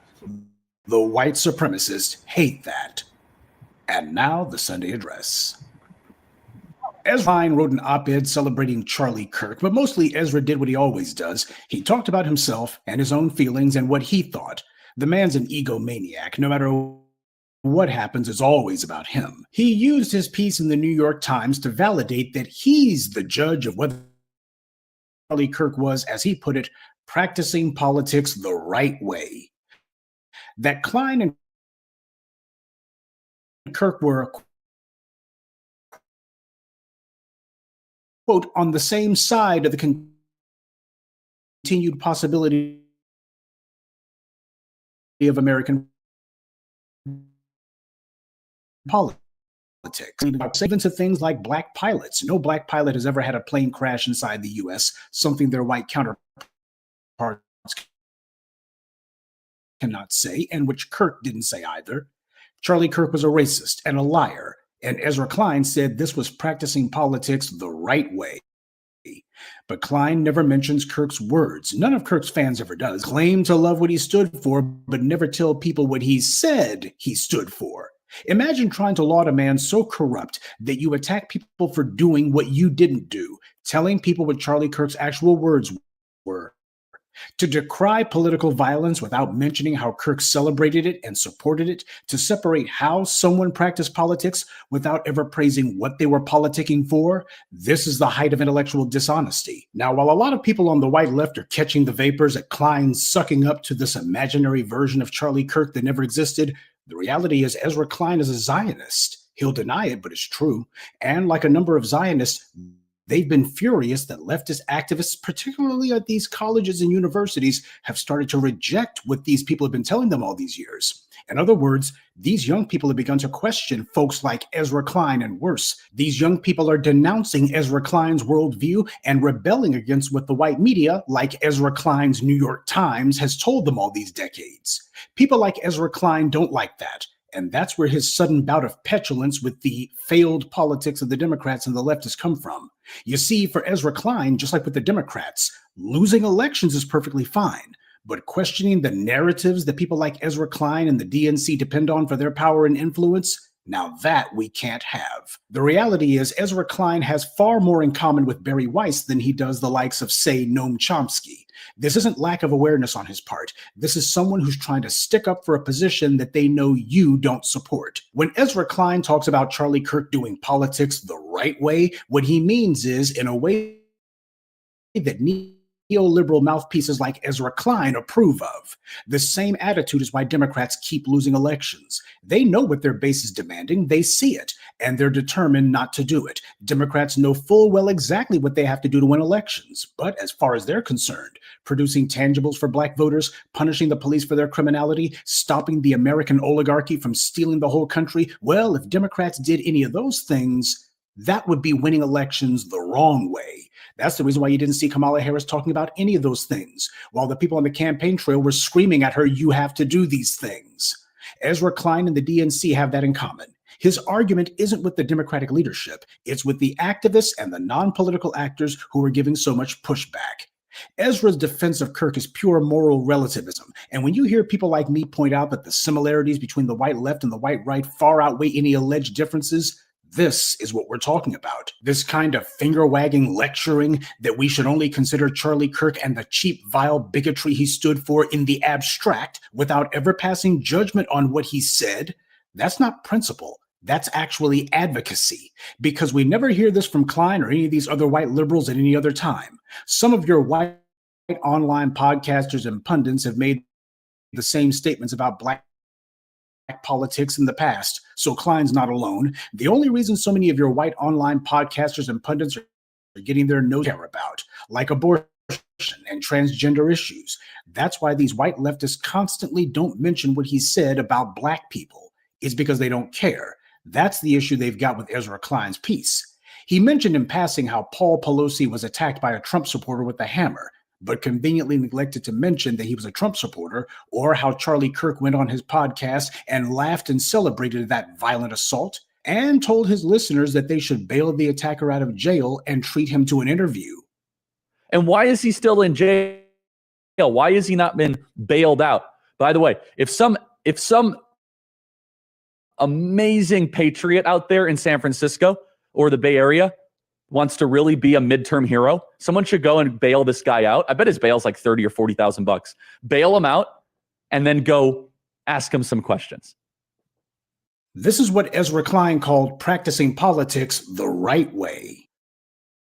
Klein said he wanted a safer America for Pelosi's sake, but never mentioned how Charlie Kirk opened empathy in all directions to Democrats and Republicans alike. Charlie Kirk said empathy was a social disease not worth catching. But there was one thing Ezra Klein said that was factually true. But I find myself grieving for him because I recognize some commonality with him. Yeah, he saw a commonality between himself and Charlie Kirk. I'll bet he did.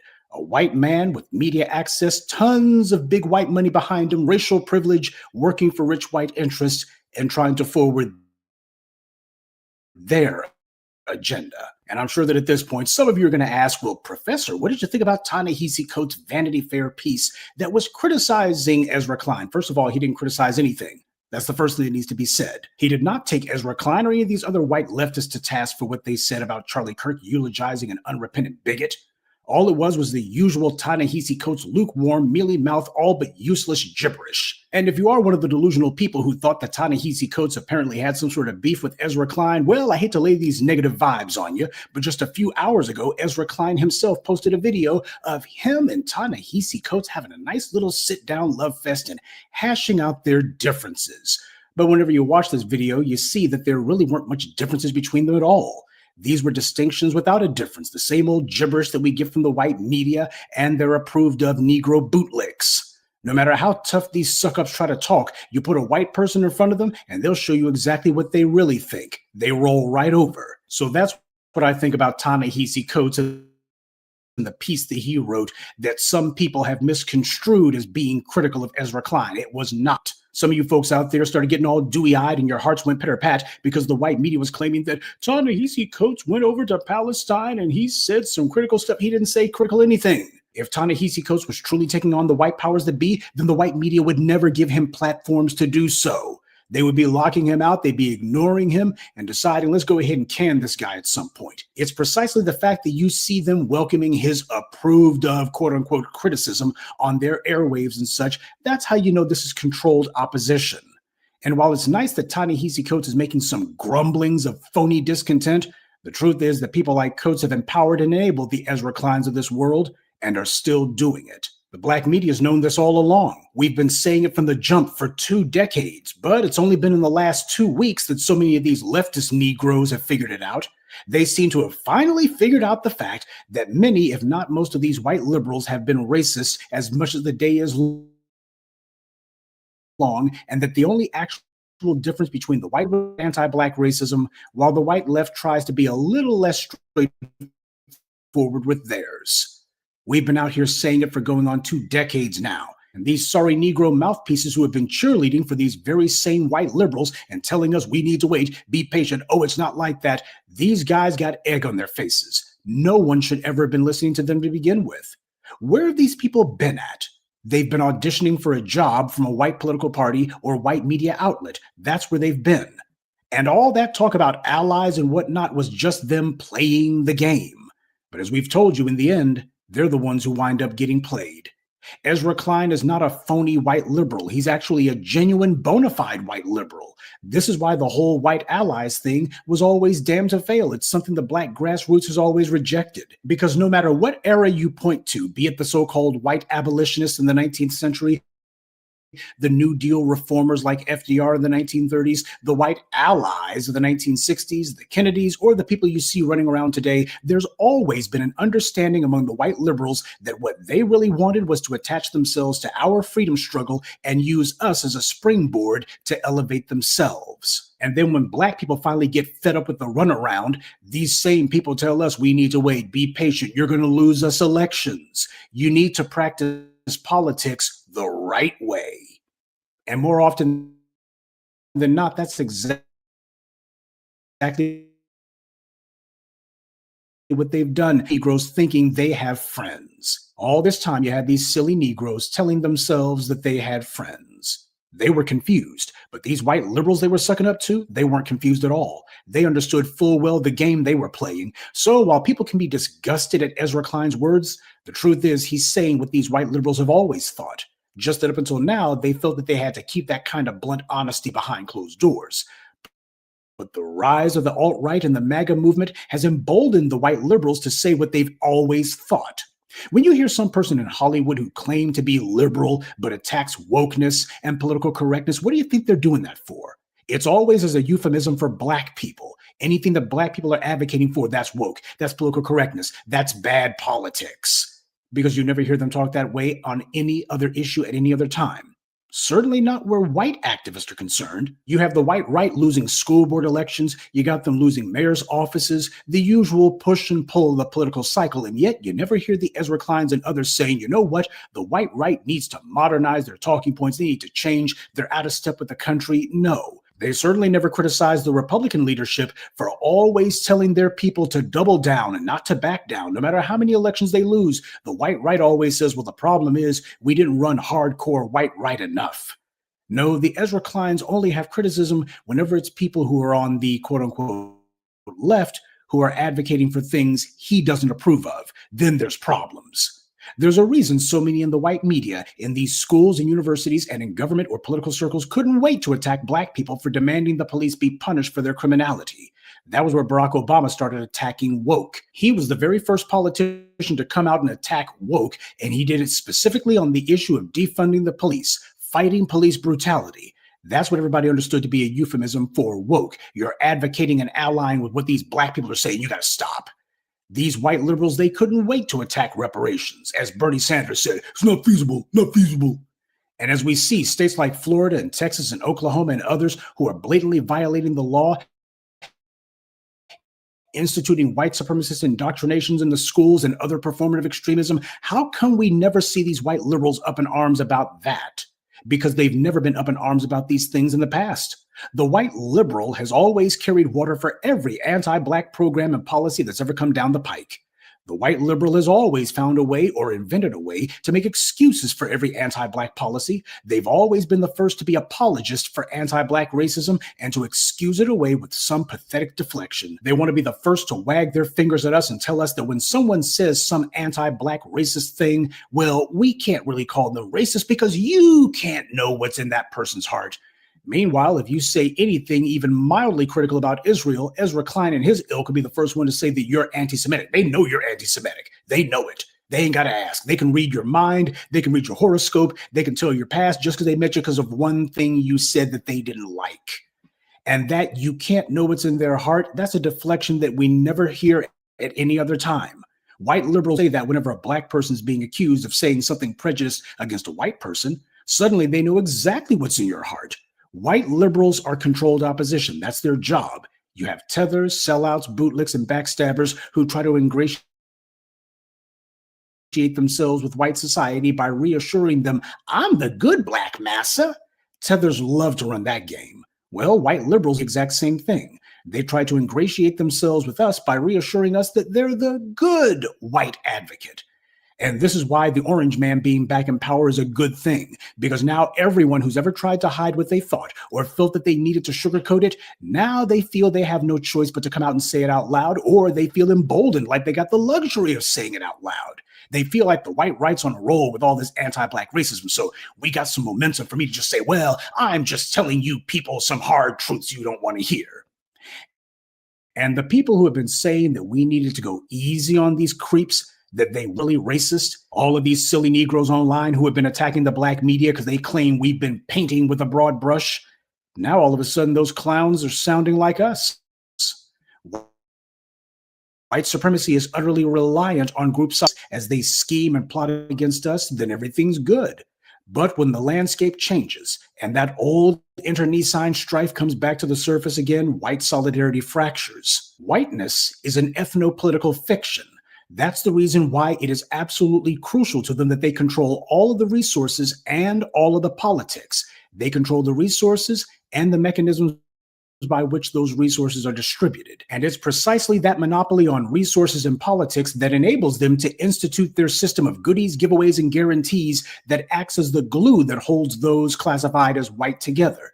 They make it where only approved of individuals get to live off the fat of the land, while the Black wealth are locked out of it. The idea of a flat definition of white is a lie agreed upon. The very definition white itself has changed and been altered many times over the centuries. It's been expanded to include certain groups and been amended to exclude others. So Ezra Klein can continue with his apologies for right-wing politics, and Ta-Nehisi Coates can keep pretending that he didn't know these white liberals are the way they are. But if Klein wants to complain about political violence, he can start by telling his new buddies to stop it. The white right has long said that there's no such thing as hate speech or even hate crimes. Charlie Kirk said that. He said hate speech does not exist legally in America. There's ugly speech, there's gross speech, there's evil speech, and all of it protected by the First Amendment. Now, what he thought at the time was he was talking about himself. That's what he really thought. But regardless, if you want to be consistent, then shouldn't Charlie Kirk's sentiment logically go for political violence too? There is no political violence. Some white supremacist in a church or at a campus event, they're all just killings. The motivation doesn't change the act itself. So, as the white right has said for the longest time about hate crimes, why do we have to create a new category of thought crime? That's what they've been saying for decades. So Ezra Klein should be giving the white right their own advice. Give them Charlie Kirk's advice. But then again, all these overnight fans of Charlie Kirk don't dare mention his actual words, especially not Ezra Klein. His ethics, such as they are quite strange, to a moral person at least. Like most beneficiaries of racial privilege, they start every argument from their own position of power and then try to reverse engineer talking points from there. Well, you can't get to the truth from a standpoint of lies. They're fine with the bigotry and the racism, especially against Black people, because they've always been. What they're not fine with is when it affects them. A lot of people are going to try to rewrite the history books now and their own personal biographies and try to make it seem like they were always onto these phony white liberals like Ezra Klein. Oh, we saw through them from the very beginning. That's what a lot of people are trying to do right now. But the reality is they were always on his side. They're just trying to preserve their own pathetic, crumbled credibility because the truth can't be denied anymore. And this is what we in the Black grassroots wanted. We wanted things to come to a head. No more running in circles. No one being allowed or even wanting to hide what they think. People are going to be saying exactly what they think, either because they believe that they finally got some leeway, that the social climate is now just agreeable enough with them where they can go ahead and finally say what they've always thought, or in many cases because they feel as if they have to protect their own crumbling position. Way, they'll be forced to do something or to admit that they've always been on the side of the bad guys. The white liberals are phony. But if you were one of the people who tried to be foolish, good evening and be one. I'd like to take a moment to mention some of our contributors. Shrampstein, Morris Bodden, Sharice Matthews, Neil Saphir, and L. Wilson. Salute to Black empowerment only exists because of you.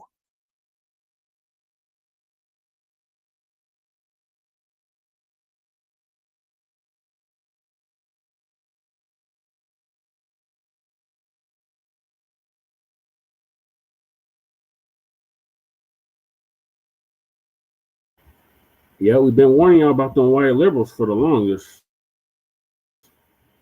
They're just as racist as the right ones. And anybody that's sticking up for Charlie Kirk is a suspected white supremacist.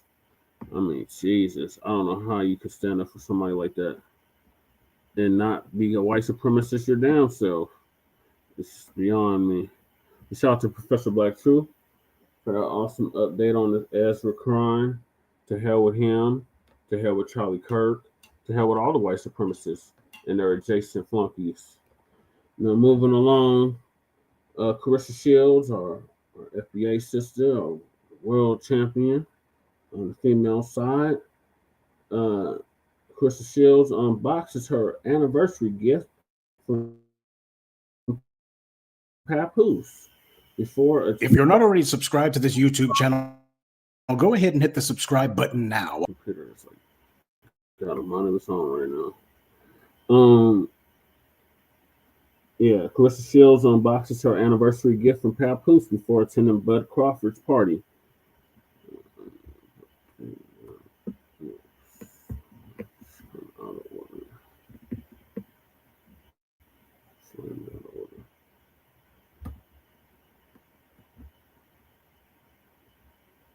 Sorry, my cue was kind of out of order. All right, there we go.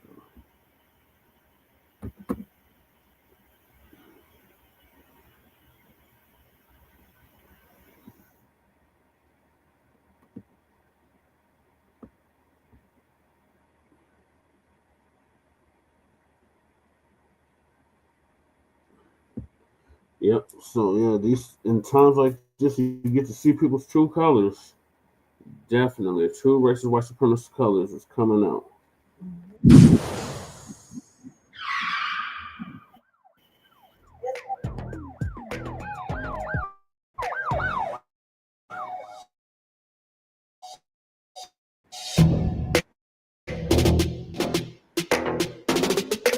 Claressa Shields unboxes her one-year anniversary gift from Papoose before attending Bud Crawford's party.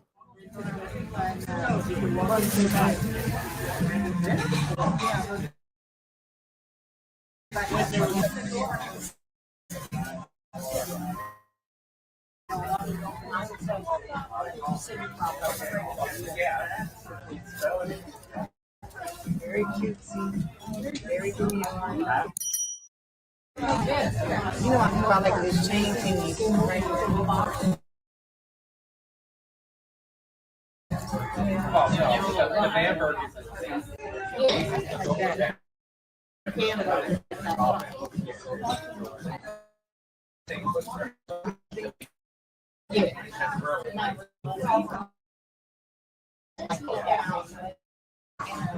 Thank you.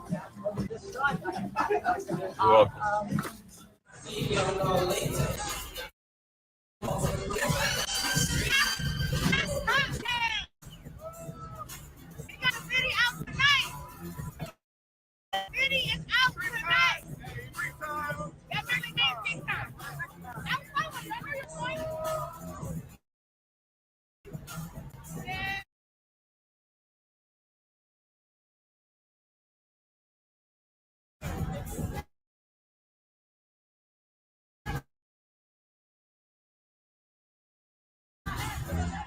Be sure to like, subscribe.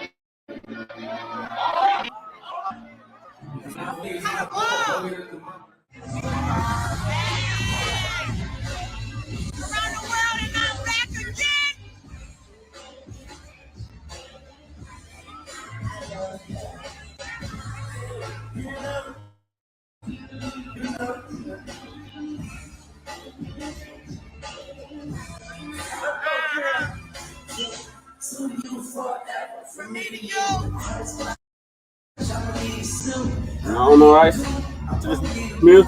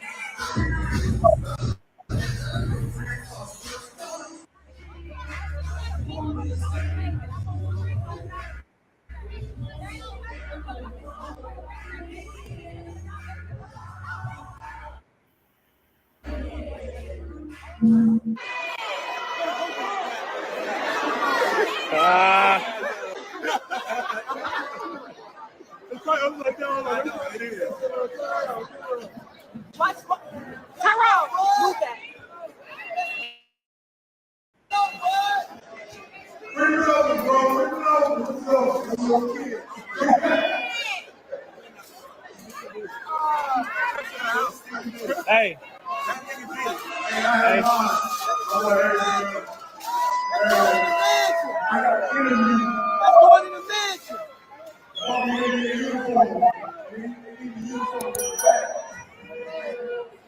Let's go in the mansion.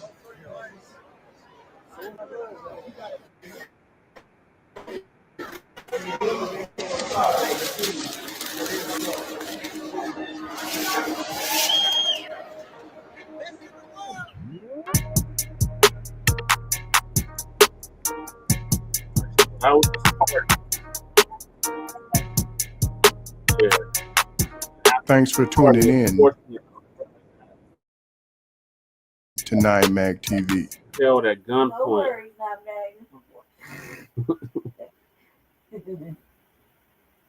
So, Palmetto Star is gonna give us an update on that. Oh, who is that? Our friend. Yep, Too Raw for TV. Too Raw for TV.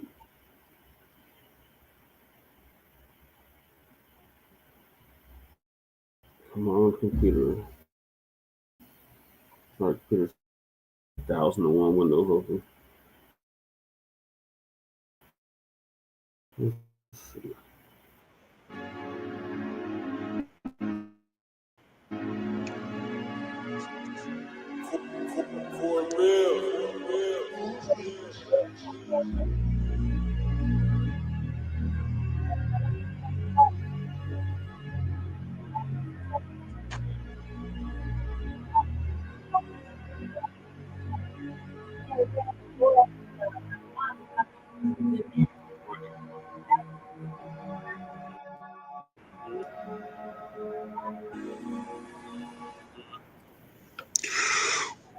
What's up, YouTube? This is Too Raw for TV. Weirdo. Right. Well, the struggle never ends, man. Trying to curve my. The struggle, it just never ends. Yeah, I like the place to spot us. And she. Bud Crawford, of course, shocked the world last week with a convincing victory over Canelo Alvarez to win the, I believe it was undisputed super middleweight championship. And he has conducted himself as a professional. The way that he fought was honorable. You know what I'm saying? You had a lot of people in boxing who always cry and moan when, you know, certain fighters, as they put it,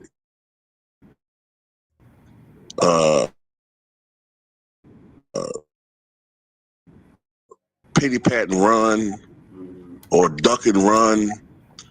Bud Crawford fought like a champion. He took it.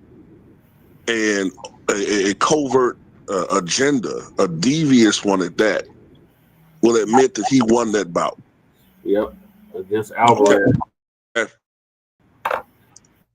He did win the bout. The way that he has conducted himself afterwards has been nothing but a gentleman. He's been an ass. All right, which is his home. Bud Crawford was given a parade, a celebration. Yep. Local town boy did good. Okay. Bud Crawford has been major in the news. So it's not like you don't know who this guy is. Okay. He was given keys to the city by the mayor. Right. Of Omaha. Somehow, this celebration has turned into a nightmare for Bud Crawford and potentially could have been a tragedy. Idiot police officers motivated by, well, I can't tell you what they're motivated by. I can tell you what I suspect they're motivated by. Envy, prejudice, you know.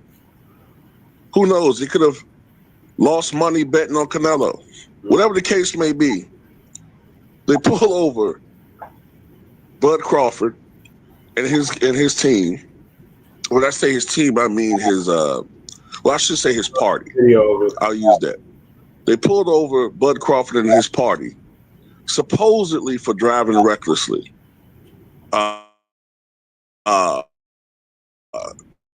And then for having weapons. But Omaha, Nebraska.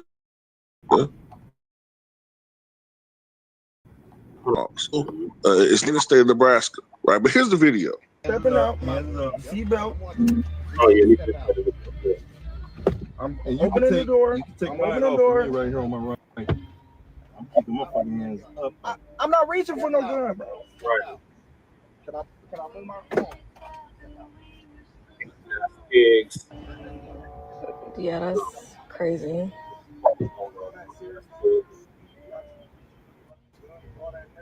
Probably because he's a part in there.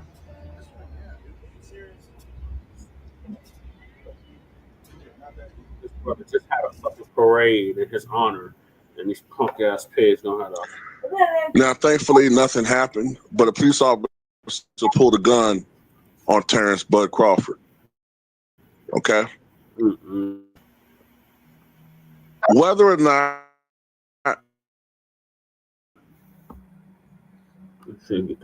this was a case of what they thought was, quote, a black man in a fancy car and just pulling him over just to fuck with him, yeah, I think it's more likely, given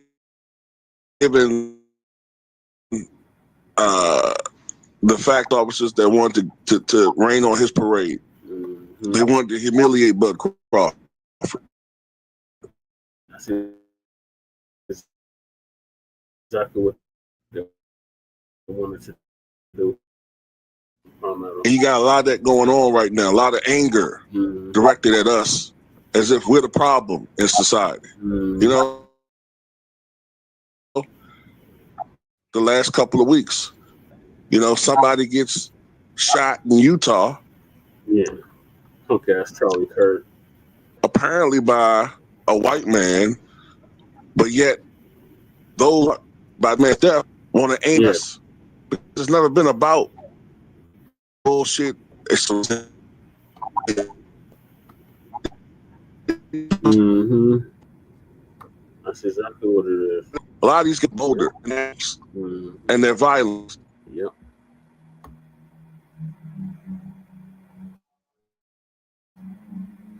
By the way, have I mentioned that the mayor of Omaha, Nebraska is African American?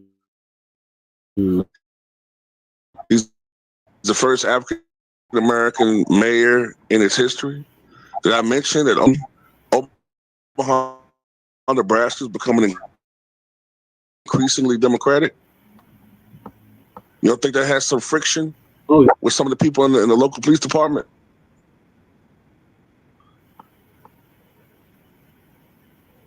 We know what time it is.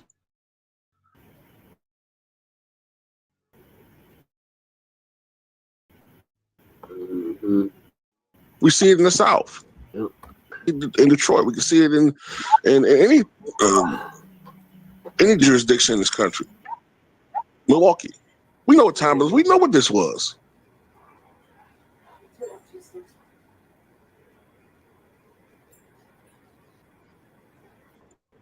It's fucked up, man. It really is. It is, Palmetto. Man had a parade in his honor. And this is what they do. This is a statement from the Omaha Police Department. Omaha Mayor John Ewing and Police Chief Todd Schotterer are aware of a video circulating on social media regarding a traffic stop involving Terrence Bud Crawford.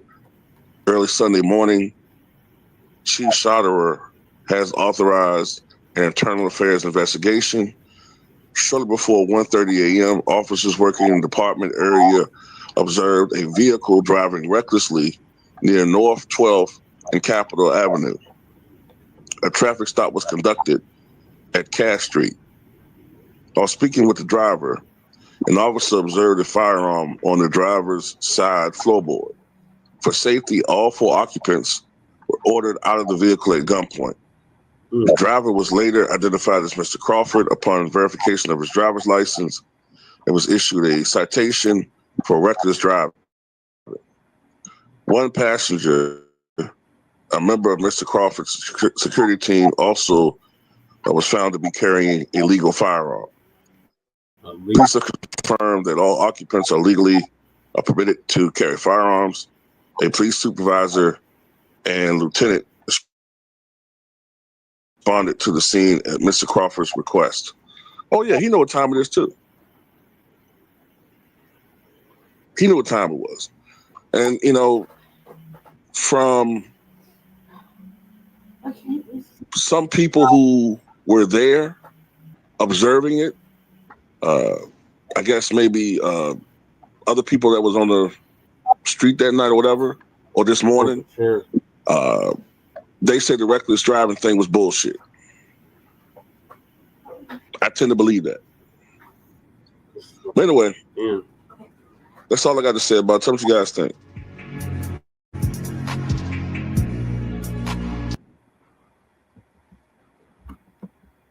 You can't have shit. Exactly.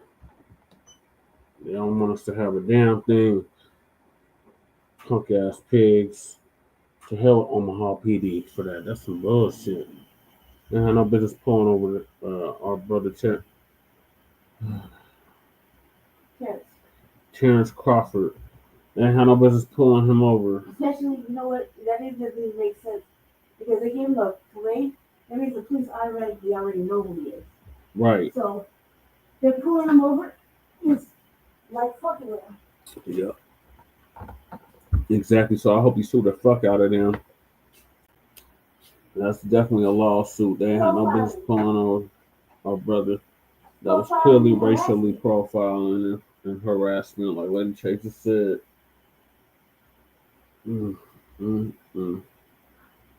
After he had a whole parade, a whole birthday party, they're gonna pull him over because he's driving a nicer car than them. It's so typical of these damn race soldiers. And they know the motherfuckers are probably carrying with them. fucking gun charge or something. Yeah, just some bullshit. That's immediately what they think.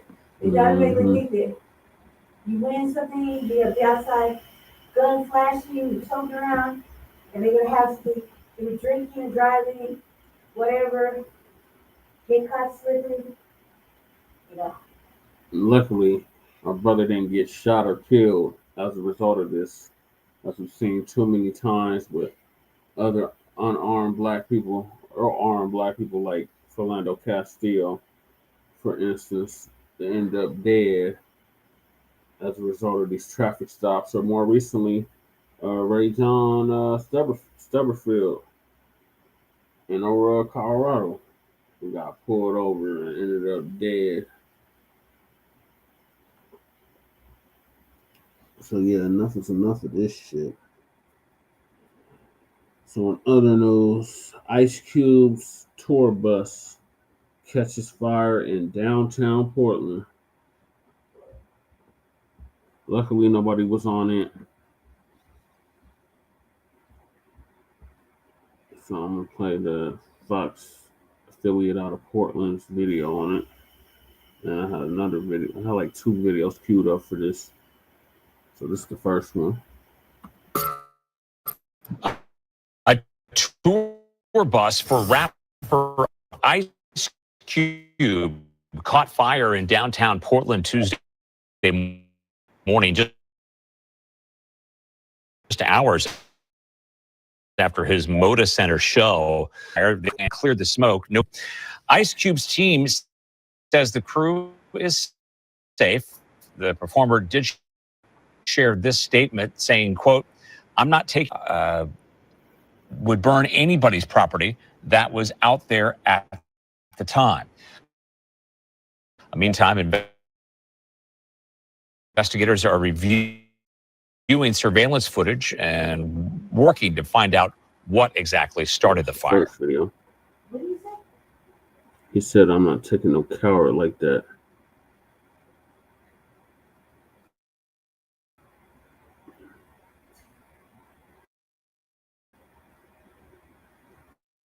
So does he think they were foul play or does it? I think he thinks.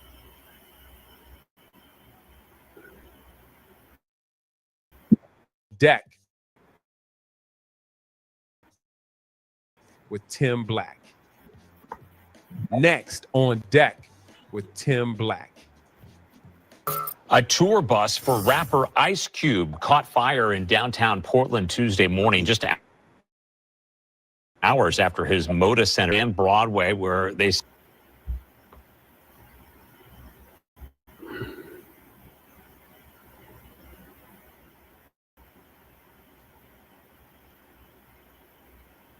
This is Q's response. This next video.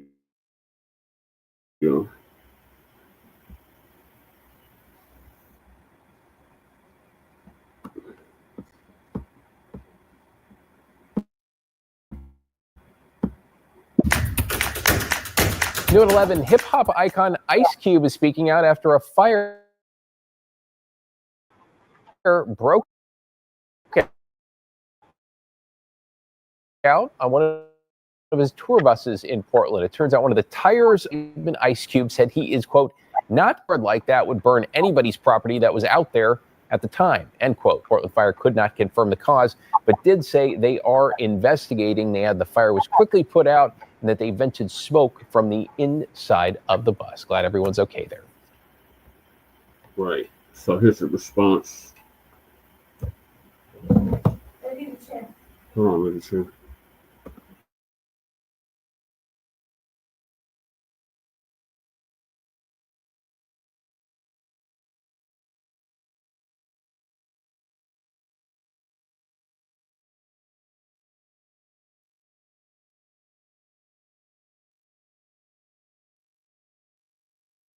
Deck with Tim Blacc. Next on Deck with Tim Blacc. Town Portland Tuesday morning, just hours after his Moda Center show. Fire crews responded to Southwest Oak and Broadway, where they say that the bus had caught fire. They quickly put it out and cleared the smoke. No injuries were reported. Ice Cube's team says the crew is safe. The performer did share this. A coward like that would burn anybody.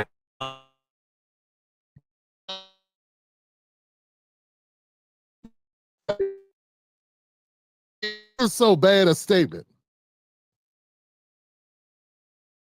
that the person reading was like, I know I'm getting this shit wrong because no one's this ignorant. I'm not taking this incident as a personal attack. A coward like that would burn anybody's property that was out there at the time. So now the big sign on it to say Ice Cube, they didn't know that was your shit. Before we go any further, let me let you know the Tim Blacc Wolfpack is dedicated, committed, 10 toes down to reporting the truth, unbiased, and not working for any political party. If that sounds good to you, go to jointimblack.com, become a member of the Tim Blacc Wolfpack. There was other cars there. There's other cars that burn. They burnt your bus. It's not a car. It's big as shit. It's got a... I'm sorry, guys. Let's keep going. Meantime, investigators are reviewing surveillance footage and working to find out what exactly started the fire. For a guy like you that's in the industry, how do you see what's going on over these last 10 days here with both what you've seen with Charlie Kirk and also what you saw last night with Jimmy Kimmel? You don't never want to see nobody, that to me is it's tragic. No matter how you look at it, somebody who has an opinion and you get killed over it. Like, that can happen to anybody. That can happen to any one of us. So that's crazy. Next on deck. Yeah, Cube, that's not why he got killed.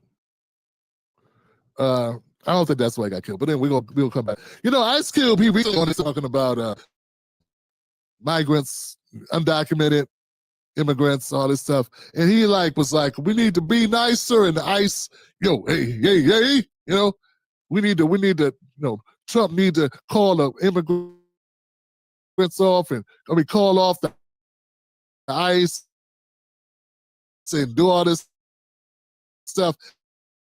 And people were like, why Cube do that? Well, then I found out that Cube had a new one. And Cube knew he needed to Trump was doing with ICE. And that's when I realized that a lot of people just didn't pay attention. It's sort of like, Kanye West always turns up the volume on the antics whenever he got a new project coming out. Same thing with Cube. Got some new shit coming out, turn up the language, spark up the, buzz. Here's the thing though.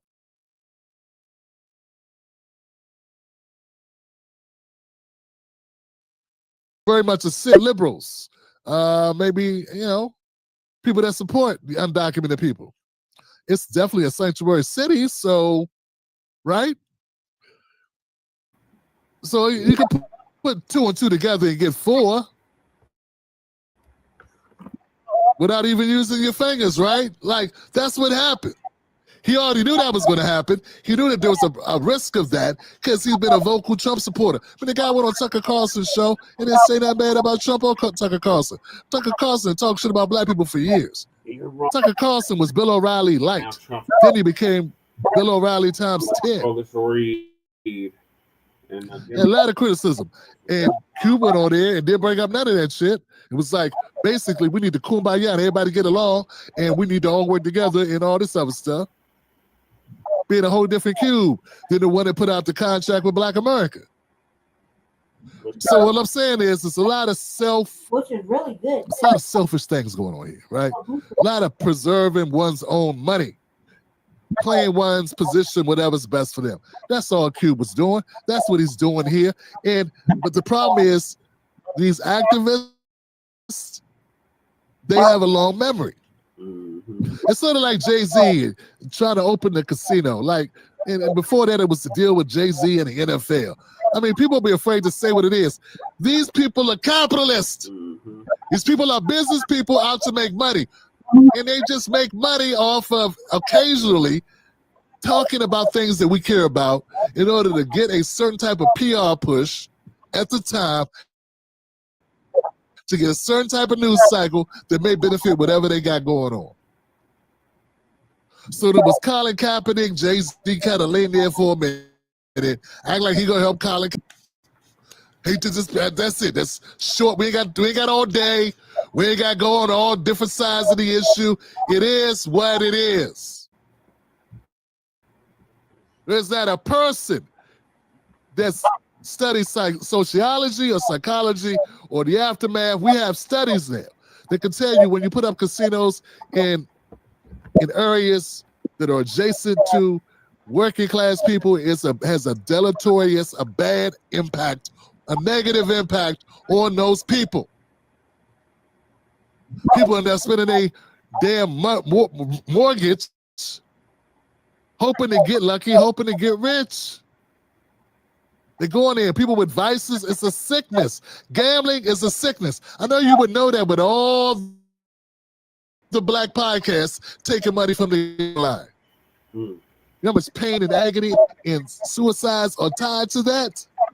But it's okay. Why would a billionaire need to put money into that? You know what? And that's fine. If that's what you want to do, fine. My thing is stop straddling the fence like you're some humanitarian, like you really care about people. And then do things to the counter to it. Cube, stop putting yourself out like you fight for folks. And then go and be like, well, I don't like what they did to the undocumented. Well, they undocumented, dog. How many Negroes got picked up for missing bond hearings?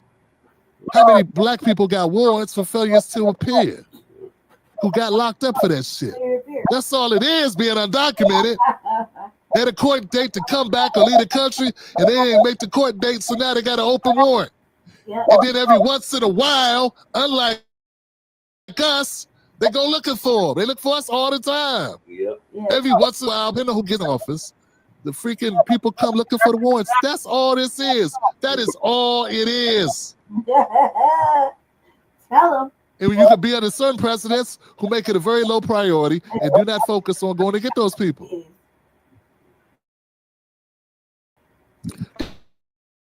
That's it, then. But on my thing, the Cube, my thing, man, let's cut the shit. They burnt your bus because you was rocking with Trump. Same reason they burnt them Teslas. People burn Teslas. Somebody was like, why'd they burn those Teslas? Because he was working with Doge, working with Trump, cutting jobs. People got mad at it. I didn't support them burning the Teslas, but I didn't act dumb like I didn't. This streamer, what's the YouTube? What's the YouTube? Well, we had some weird setup. I get it. The weird learn something different. All right, what are your thoughts on Ice Cube's? Yeah, she want to make it a personal thing.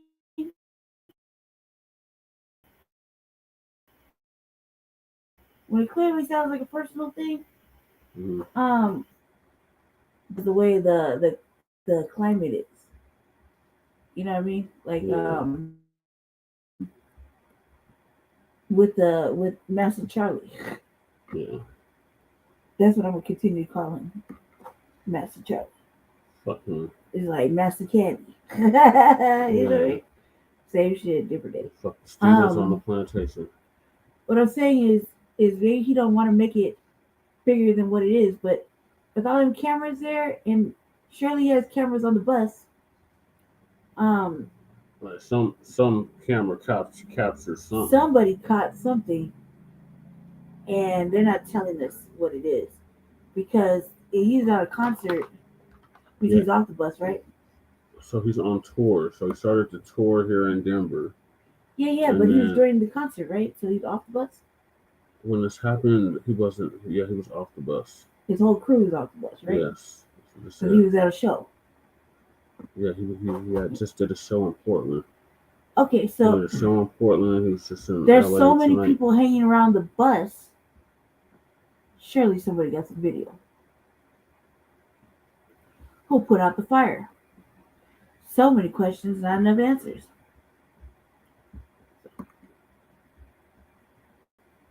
Yeah, let's see if he posted on his Twitter page.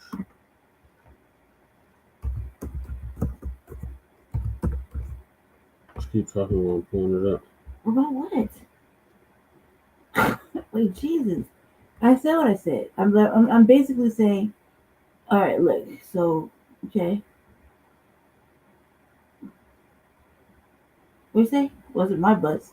Scroll up. It was my bus. It was a crew bus, parked in front of the hotel. Everybody was upstairs sleeping. Nobody hurt. No equipment damage. A coward set fire to the bus. My bus was actually in Oakland getting serviced. See, it was personal.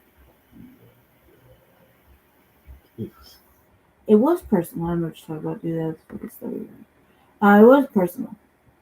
He said. Then D. Will Jackson said, "It's not last week, your first time for me." And okay, keep going. Scroll down. I'm trying to find the actual video. The stage said the legacy cemented on bringing 40 years of bangers to Viejas Arena. San Diego. Yeah. I'm trying to get the tour list. Okay, so he was in Portland on the 25th. Yeah.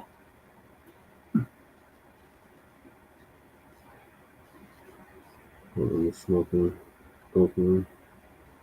This is definitely tonight.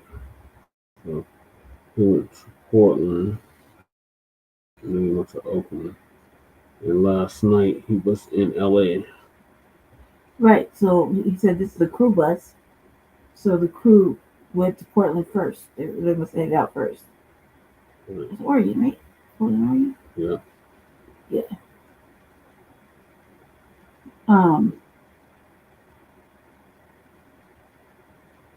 So that was the Portland show. Truth to power trip. Okay, so just think about it. It's personal. That's our language. Truth to power, right? Yeah. So this is personal. Well, he didn't carry on with it though. That's what he said. It's like he basically said what he said, and he didn't carry on with it. He said the crew's cool, the bus was whatever, no damage to the equipment, we straight. A coward did this. So we started the tour here on the 16th. I'm trying to get the tour list. So this is the show in Denver. I wish we could have went to that show. Well, I wish we could have went to this tour. It's my generation.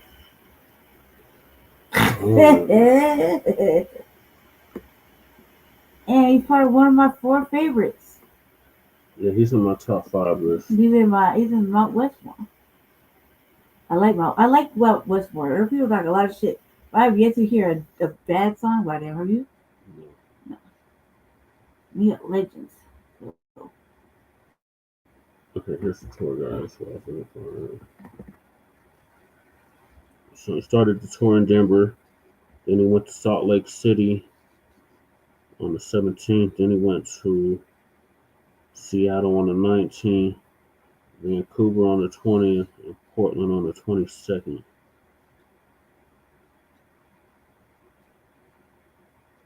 So you with the 5th stop? Fifth stop. Yeah, so he said it. He's just not gonna make a big deal out of it because he's a little. Right.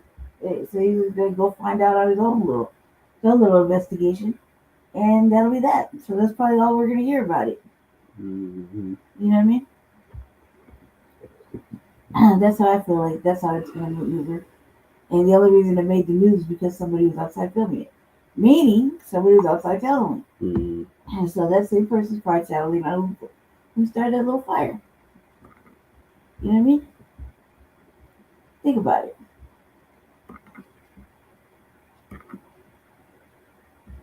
Yeah. So we'll keep y'all updated if anything else comes up in regards to I hope he doesn't like secretly finds out because, you know, arson is a big deal. Arson is a federal offense.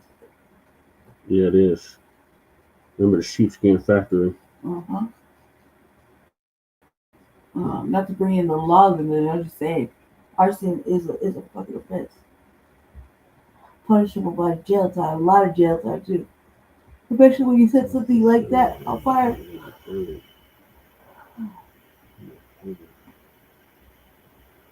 All right, so in other news, everybody's favorite mayor of Chicago, Brandon Johnson.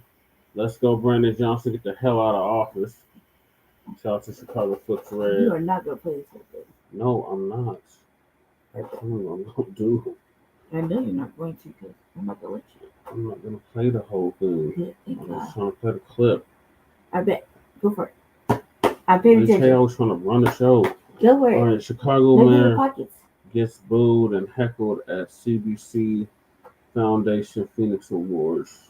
Yes, his pants have got like 27,000 pockets in them. He's wearing the hell out of them. Smart, that stuff. Shout out to Demetria K. Shout out to Demetria K. The Donovan? Yeah. Donovan, Sadiq. They're going to give us an update on Chicago mayor gets booed and heckled at the CBC Foundation Phoenix Awards. Stand up just a tiny bit. Here we go.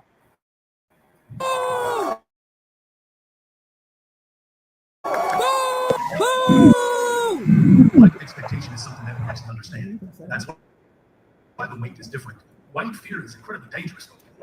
White fear would have you scaling walls, staging a coup to declare that an election did not exist. Do you all know that our country literally was being infiltrated from within by the former president of the United States of America to disrupt and to dismantle our government as we know it? And now it gets less attention than 9/11. These are incredible acts of evil. Dr. King said that the three evils of the planet, militarism, materialism, and racism, and that we have to do everything in our power to eradicate these evils from the planet. And the people who know them the best are Black folks. And so that's why, as Mayor Scott and all of us are indicating, that we do feel that sense of responsibility. Listen, I used to come to the Congressional Black Caucus convention, this conference, protesting the position of school privatization against Democrats. I took an arrest in front of the very elevator that is now held for me. I've been on a hunger strike. I was polling at 2.2%. A middle school teacher, the first mayor in a generation that's been elected without any ties to the daily machine. Oh my God. This never happened. Made his sole arrest. Mayor Harold Washington was on the slate of Richard J. Daley when he ran as a state representative. And so Black folks' expectations were incredibly high for me because it was the people in this city, particularly the corporate interests, that outspent me 3-1. They said there would be blood in the streets. They said that police officers would quit. They said that we would not be able to manage the crisis that they created. Whether it's police brutality settlements, whether it's the lack of pensions, the fact that all of the public assets were sold off by the daily operation, and then May 15, 2023, Black folks said, give us free, in the words of Sinkei. Are you serious? So I'm not mad at our people for having high expectations. I have higher expectations of myself than anybody in this room. 6%. So here's what I'm really getting at, is that in 2 years, we have had the safest summer with the fewest amount of homicides since 1965.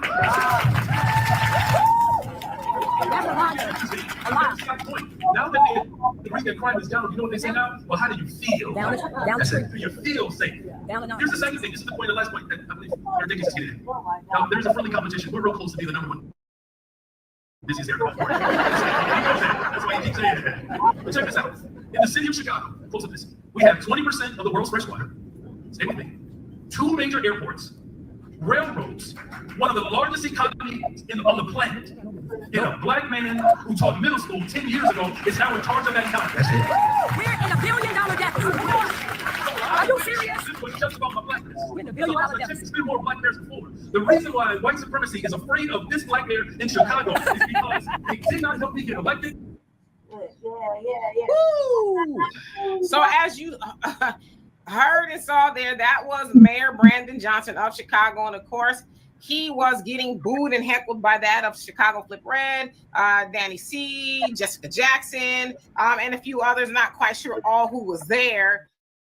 But as they were listening to him tout all of these things, black, black, black, black, black. And as I was watching it, I'm like, well, he sure know how to talk black, don't he? He talks real black, right? I'm the black this and the black that, and we this, that, the other. And as you heard Danny C say, hey, we got $1 billion deficit, but he talked black, but he didn't talk about the immigration issue, right? That even created Chicago flips red, which basically they're saying, if it's the last thing we do, we are going to flip Chicago red, and it came pretty close. We're going to flip it red, which is traditionally blue, right? Democrat. We're going to flip it red because we do not like what Mayor Brandon Johnson and the Democrats did by, of course, Chicago is a sanctuary city, and it's been like that since I think like 1983, 86 or something like that. Sanctuary city basically means that we welcome immigrants and we will not aid the bad ICE. We won't help ICE. In fact, we'll help the immigrants against ICE. So with that being said, Brandon Johnson and the Democrats welcoming all the immigrants and gave them all they could get. They commandeered the south side of Chicago, predominantly black neighborhoods, and they gave them schools that were closed that they had promised to black residents in Chicago. They were going to open it up and make it a youth center and a whole host of other things, but that didn't happen. And then there was even one meeting, and most infamously, a lot of people showed, because they go to the city hall meetings, city council meetings a lot, where an immigrant was basically like, that's why y'all ain't getting no money, right? Telling them they need to be quiet and all that. So they felt really emboldened, and they were able to feel emboldened by that of Mayor Chicago, Brandon Johnson. And to this moment, he is standing 10 toes down on rebuffing the efforts of Trump and Tom Homan, which is not really working because ICE is in there now. And I was going to do another story, but I'll do that next week.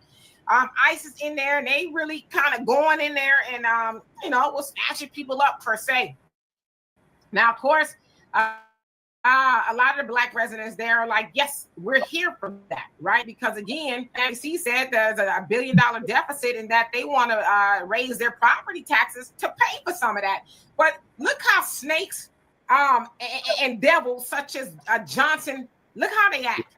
They go to these black events and they talk black and they black this and the black that. We got the freshest water. And then this sucker had the nerve to say that we got the best crime rate since 1965. Yeah. Donovan, were you born in 1965? He said that. He's stupid. I know I look like I was, but no, I was born in 1970. I wasn't either, right? So most of us probably weren't here in 1965. So what? That's my math is bad. But 70 years? That's 70. No, it's not 70 years. 60. Johnson. 60 years. Okay, say 60 years ago. So 60 years time span. You mean to tell me that crime hasn't really improved demonstratively since 1965? So it's like, why has crime improved now? I don't know if it did, but y'all heard the rebuttal from Danny C saying that's a lie. What? So they're not saying it's true, but then he's talking about, well, how do you feel? And all that. People ask him. All right. Yeah, we're going to go right back to it, family. Just give me 1 second. Oh boy, Johnson is a fucking liar and a half. He was like, we had the lowest crime in the last 2 years. No, in the last 60 years. He said 2 years. In the last 60 years. But he said 2 years. He said since 1965. That was something else. I promise you said 2 years, cuz. He said in the last 2 years he had something like that, the lowest crime. Play it back.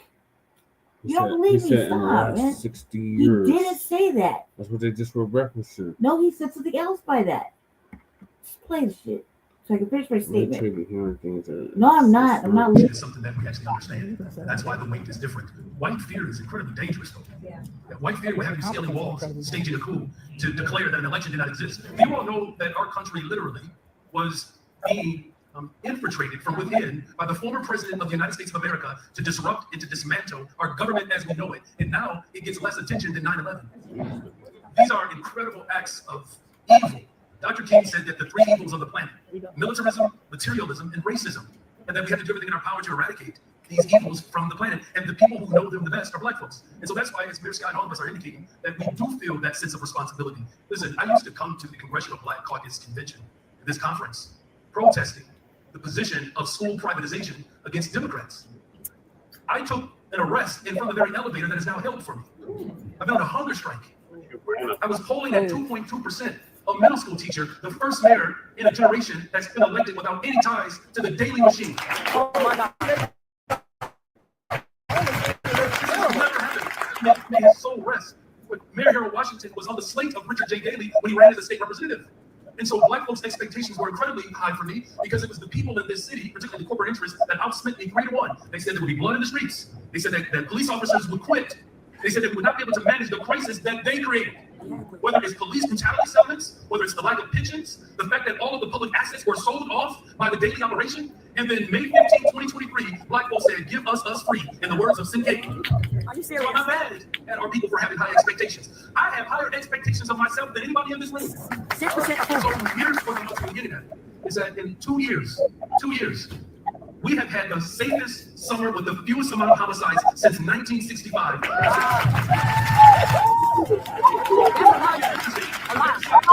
that we can bring the crime is down, you know what they say now? Well, how do you feel? That's it. Do you feel safe? Here's the second thing. This is the point, the last point that I believe they're thinking is getting.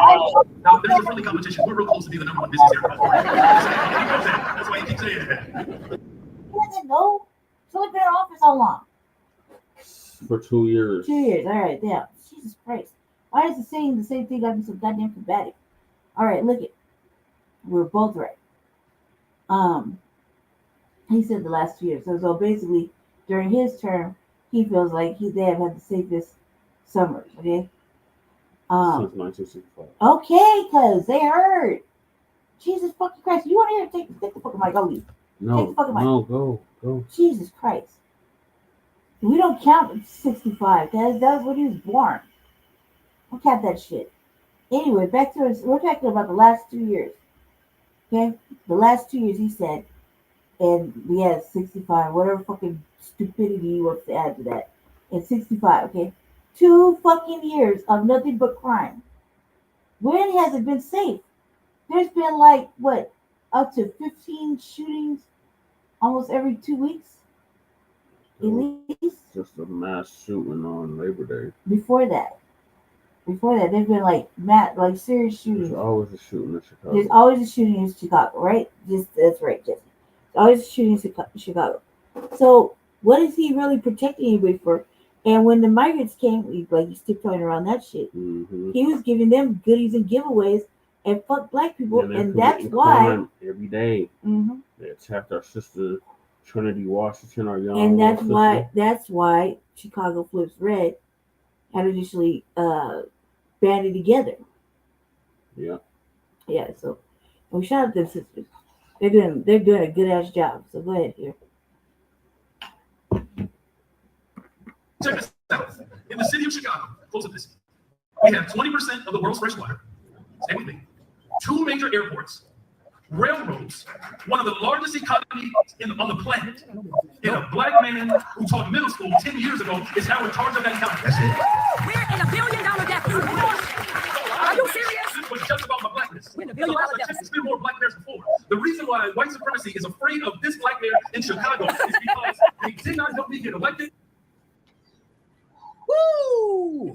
So as you heard and saw there, that was Mayor Brandon Johnson of Chicago. And of course, he was getting booed and heckled by that of Chicago Flip Red, Danny C, Jessica Jackson, and a few others, not quite sure all who was there. But as they were listening to him tout all of these things, black. And as I was watching it, I'm like, well, he sure know how to talk black, don't he? He talks real black, right? I'm the black this and the black that, and we this, that, the other. And as you heard Danny C say, hey, we got $1 billion deficit, but he talked black, but he didn't talk about the immigration issue, right? That even created Chicago Flips Red, which basically they're saying, if it's the last thing we do, we are going to flip Chicago red. And it came pretty close. We're going to flip it red, which is traditionally blue, right? Democrat. We're going to flip it red because we do not like what Mayor Brandon Johnson and the Democrats did by, of course, Chicago is a sanctuary city and it's been like that since I think like 1983, 86 or something like that. Sanctuary city basically means that we welcome immigrants and we will not aid the bad ICE. We won't help ICE. In fact, we'll help the immigrants against ICE. So with that being said, Brandon Johnson and the Democrats welcoming all the immigrants and gave them all they could get. They commandeered the south side of Chicago, predominantly Black neighborhoods, and they gave them schools that were closed, that they had promised to Black residents in Chicago. They were going to open it up and make it a youth center and a whole host of other things, but that didn't happen. And then there was even one meeting, and most infamously, a lot of people show, because they go to the city hall meetings, city council meetings a lot, where an immigrant was basically like, that's why y'all ain't getting no money, right? Telling them they need to be quiet and all that. So they felt really emboldened, and they were able to feel emboldened by that of Mayor Chicago, Brandon Johnson. He, until this moment, he is standing 10 toes down on rebuffing the efforts of Trump and Tom Homan, which is not really working because ICE is in there now. And I was going to do another story, but I'll do that next week. ICE is in there, and they really kind of going in there and, was snatching people up per se.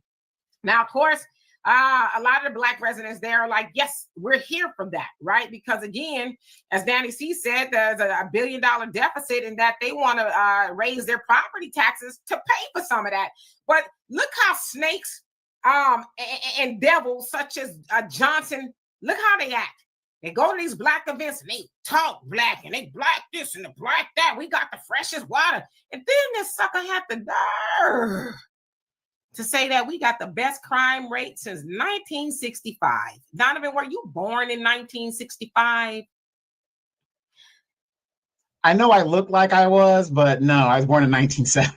I wasn't either, right? So most of us probably weren't here in 1965. So what? That's my math is bad. What, 70 years? That's 7? No, it's not 70 years. 60 years. Okay, so 60 years ago. So 60 years time span. You mean to tell me that crime hasn't really improved to demonstratively since 1965?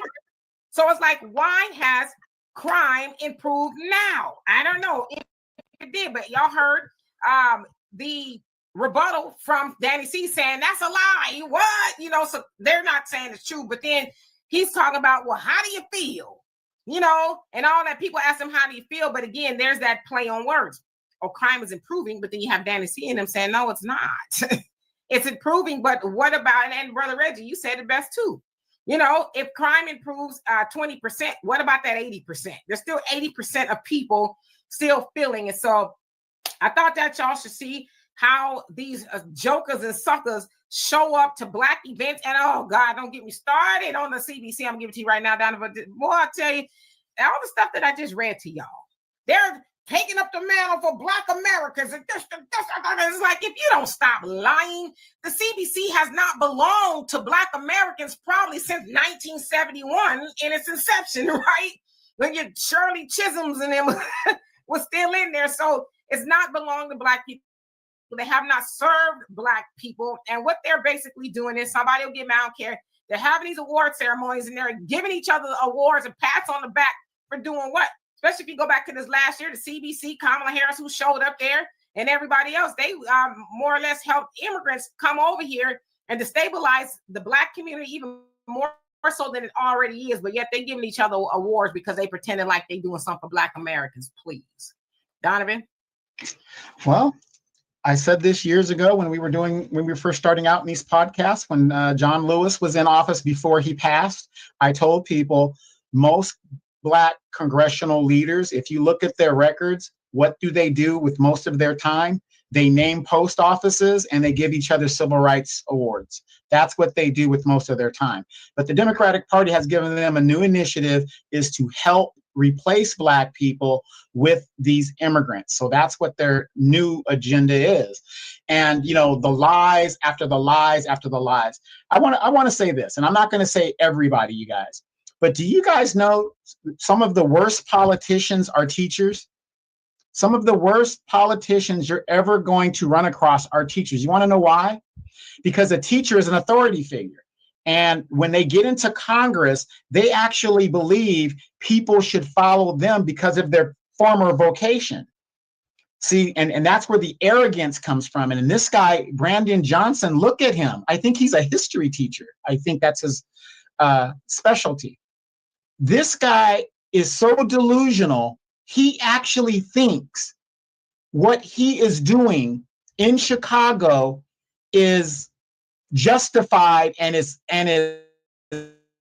something of honor and prestige to do, because he keeps bringing these tropes of historical, aspects of this and that, and it's a Christian thing to do to welcome our brother, and in a foreign land, whatever. And like a preacher, he misquotes, or he only quotes parts of the Bible.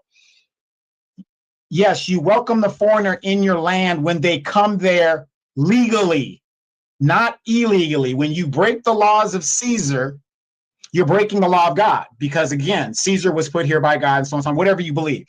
But that's pretty much how it works. But because he's a teacher, he is used to people just following him because of his authoritative status.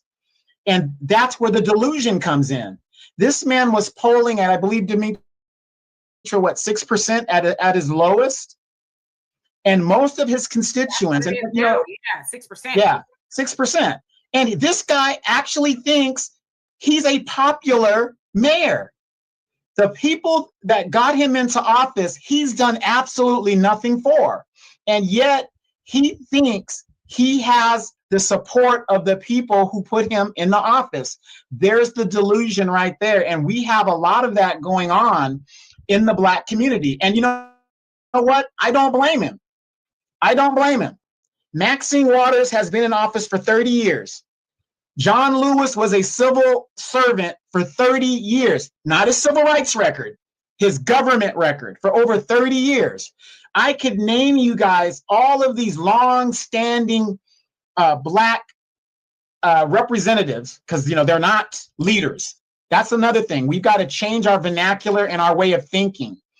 These people are representatives. If you have a lawyer, right?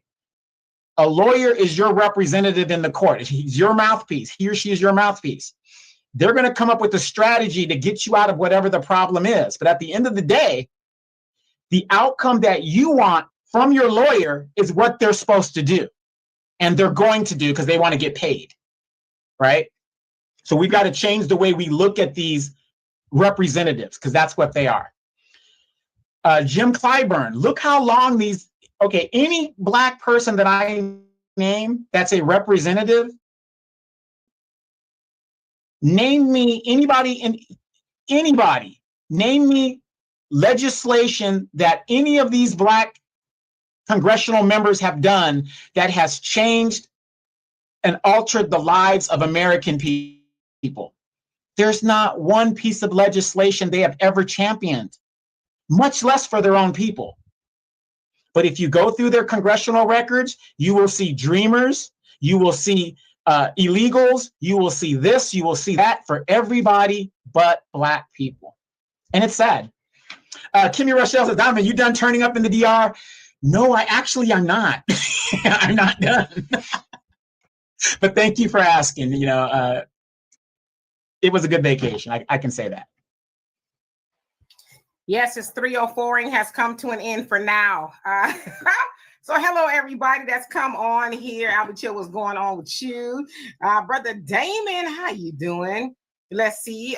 Okay, so Alicia, you said you were born in 1965. So yeah, I guess took that long. Not that I mean that long, like you're old or nothing. I'm 6 years younger. But yeah, it took that long for you to tout some movement with crime. I was like, give me a break. I wouldn't even went up in there with that data at all. And Brother Stephen, and tell your wife to say hello. He says you was born in 64. So there you go. And Brother Joe, now I see you in the chat. You were in Chicago. Did you see Mayor Brandon Johnson get up there and say that? I know you probably weren't there, but about that. And if so, how do you feel listening to him going there talking Black but not walking Black?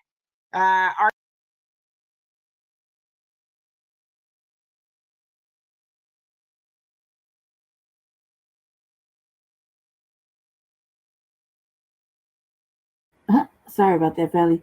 I had to toggle between screens. that is true what she said. That he's in there talking black and not walking black or acting black. Like, because when the immigrants came, he sure was taking their side. He sure was showing his ass. So, it's hard to take him seriously, and it's hard to even really hear him talk. You know what I mean? Especially when they went down to do the Congress hearings or whatever. He was lying his ass off with our mayor. So that was pretty difficult. Just give me a second, I'll start right back up. So yeah.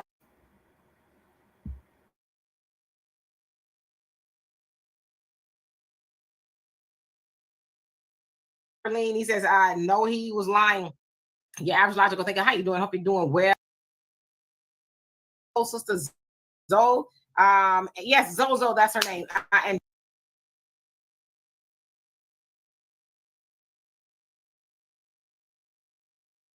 afforded at this point. Okay. Arneva said the government won't shut down, the donors forbid it. Come on now, see if you know, right? It's all political theater. But the Democrats, they got it handed to them so bad the last time. Now they got to pretend like they're going to put up a fight. So it's very interesting. You got these people at the government stressing out whether they're going to lose their job once again. Motivated at hand. He says, motivation at hand, rather. He says they close schools in former Chicago recreation centers, rather, and the schools have to increase Spanish teachers because they don't speak. I think that what she's about to say is really true, but I want to say this, that she's right. She's absolutely right. What she just said. I'm sorry. Yeah. Stupidly distracted real quick because the kittens are playing. They're biting the hell out of each other. Democrats, I guess because they're saying they thought it was an ICE bus or something like that, but he was like, people putting a lot on it, is from what Ice Cube was saying. Because I'm the president of his fan club. I'm just kidding. Pop, how you doing? Hope you're doing well.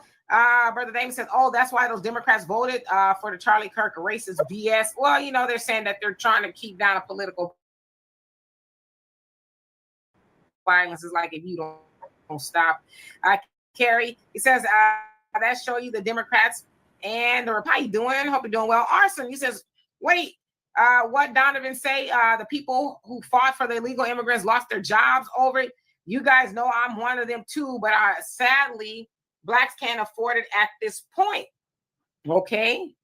Arneva said the government won't shut down, the donors forbid it. Come on now, see if you know, right? It's all political theater. But the Democrats, they got it handed to them so bad the last time. Now they got to pretend like they're going to put up a fight. So it's very interesting. You got these people at the government stressing out whether they're going to lose their job once again.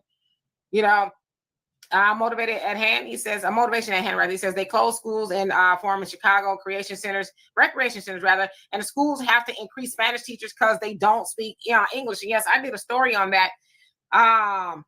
I think it aired yesterday on the African Diaspora News Channel, where basically one of the school board members was like, well, this Spanish-speaking classes should be for Spanish-speaking people only, basically not for anybody else. And so, yeah, she got kind of caught. It's kind of a recording.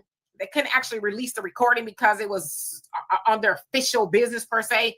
But testimony came out that she did say it, and she admitted that she said it and she was sorry and this, that, the other. But it's like, are you crazy? Tyrone says, hey, Demetra, sorry I missed your Assata Shakur lie. That's okay. Says, I wonder if not only her, but all FBA revolutionaries feel their sacrifice was worth it, judging by FBA situation today. I'll tell you right now, I don't know. I haven't spoken to any of them. I would venture to say they would be on the fence about that because look at all the good people that we have lost in the struggle. And we are just kind of, we just kind of don't really care much overall. I think about the Honorable Minister Louis Farrakhan and his life's work in trying to enlighten us, wake us up, right?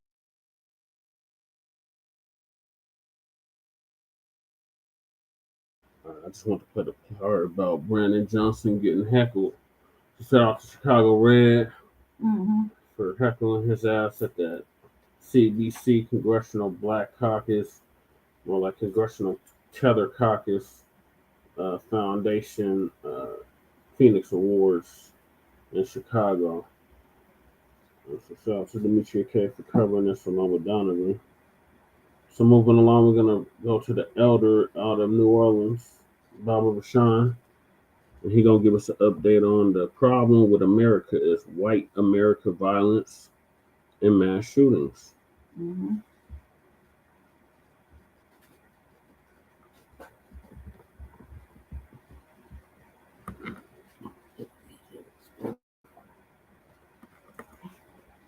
Good. Good to play. I think they're taking the potty on his place. That's not good. Peace, blessings, and love. Oh, yeah. This is the elder out of New Orleans coming to you with another informative video. All praise to our creators and our ancestors. But family, this video is going to be about white America and their violent agenda. Going in church houses, going in schoolhouses, committing murder. And the sad part about it, they don't want to take up responsibility for their wrongdoings. This year alone, there have been over 50 mass shootings in white America. Had one in North Carolina the other day, one in Michigan this morning. A couple of days ago, there was in Colorado. Mm-hmm. And before that, there was in Minnesota. Mm-hmm. Committing violence. America was built on violence. The people that is running America right now are not the indigenous people of America. That's right. They all come from Europe, Spain, France, England, Germany. They have went all over the world and stole black people lands over in Africa, over in Papua New Guinea, Australia, here in America. Yeah. Because people look like me are the original people of America. We did not come from Africa on those slave ships. Tell them about back to white America, they got all the guns and they're using them on their own kind. And they want to talk about black on black crime, but what about white on white crime? And when they commit crime, they commit mass murder. That's right. 10 people got shot in North Carolina the other day. 10 or 12 people got shot in Michigan at a synagogue where people were serving God. Some madman. It seems like white America is mad at themselves, mad at us too. And they all got their day coming. Look at the condition of America, being run by these people. Supposed to be the richest country in the world, but yet they got homeless people. Minimum wage is $7.50 an hour. All these rich billionaires don't care nothing about nobody. They don't even care nothing about the poor white folks. But yet they hating on us, hating on black people. Everything that go on is our fault. But you're being judged, America. You're being judged by the Most High. You're being judged by our ancestors. You're being judged by the universe.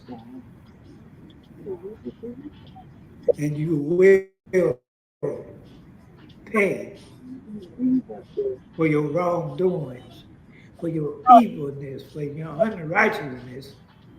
You don't have no empathy. You have no love. Even the animals getting slaughtered every day by the millions. Because that's what they believe in, violence. They're the most violent people on the planet. They're the most violent people in America. Yes, black people commit crime in their own demographics, but we're not out here going in no church houses. We're not here going into schoolhouses, committing mass murder. That's right, Elder. That's right. Okay. In white America, you're being judged, and you will pay. That's right. For the wrongdoing for the 500 years you have misused my people. Whether it's in America, whether it's in Africa, Papua New Guinea, New Zealand, you will pay. That's right, Elder. Because violence is in your DNA. Ain't no love in your DNA. Walls and rumors of wars. There's been no peace since these entities came out the Caucasus Mountains. There has been no love, no empathy towards mankind since these devils came out the Caucasus Mountains. That's right, Elder. That's right, family. Well, we're going to cut this video short. Peace and blessings. Put up the likes and shares. And before I leave this video, you need to repent, white America. You need to get together and tell your people something is wrong with our attitude. Something is wrong with our mindset. Because it's not godly. It's of the devil. Peace and love. Put up the likes and shares. Stay tuned for the next video or live stream, and I'm out. Thank you, Elder, for that update. So now we're going to go to the latest mass shootings. There was one in Michigan and another one in North Carolina yesterday and the day before yesterday.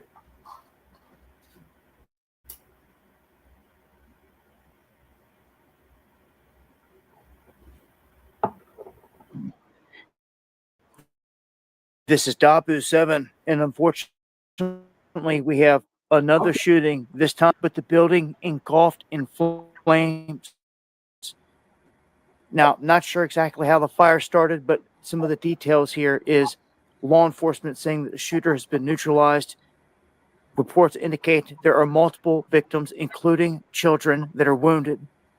The suspect appears to have driven a truck into the side of the church and then hopped out and did what he did, started shooting people.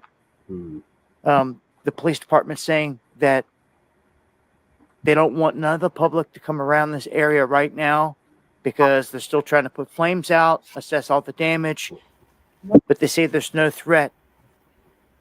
On top of that, though, what we come to find out over here with some of these updates is that they are saying right here in an update, breaking update, you can see an improvised explosive device, an IED, was just removed from the truck near the church that was shot up and lit on fire in Grand Blanc, Michigan, per the scanner. Yo, so this is, man, these events, I told you, unfortunately, expect more. It seems to be the theme of something popping off right now. The hand has all these events in motion. This is the latest. Rest in peace to those that are deceased out of this event. Join me for the live streams going live Monday, Wednesday, and Friday, 9 p.m. Eastern. I'm talking about the details to this and a whole lot more. I hope to see you there. Get your people in check, Dabu.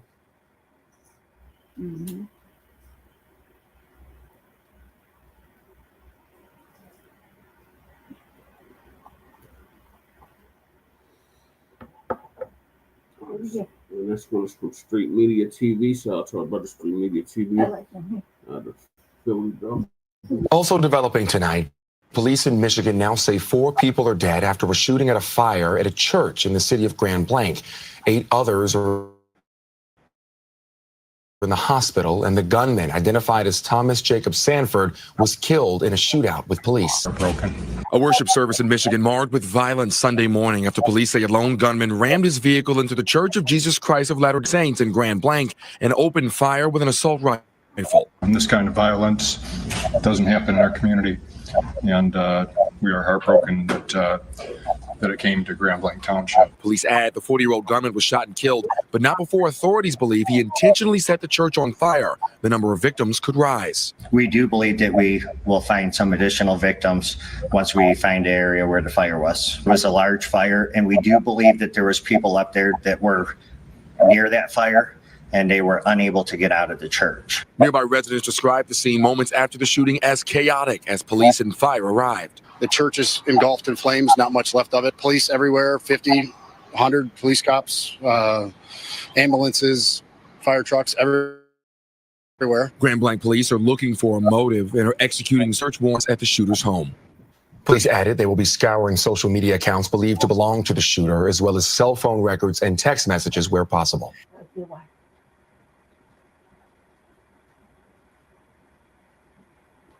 So this next one's from Street Media TV. The suspect has been identified. Street Media TV is going to give us an update on that. Obviously, they've connected him to what happened at the church this morning, which is a really sad thing. I spoke with somebody in the parking lot a little bit earlier. That's supposedly pretty good friends with him. Pretty emotions. I wish that this guy was a stand-up guy and do things for anybody. Did say he was an Army vet. Have no clue if that's what the truth is to that. But if he was, and something triggered him, I can see why. Because, I mean, what do we do for our vets? I mean, a lot of this is starting to happen nowadays. Something's got to be done. We got to start taking care of our people. Ladies and gentlemen, everything is going crazy right now. America is a powder keg waiting to explode. People are going crazy. I'm telling my foundational Black Americans to stay out of the way, stay home, stay in the house, stay away from everything. Don't go out to these establishments. Don't be around nothing.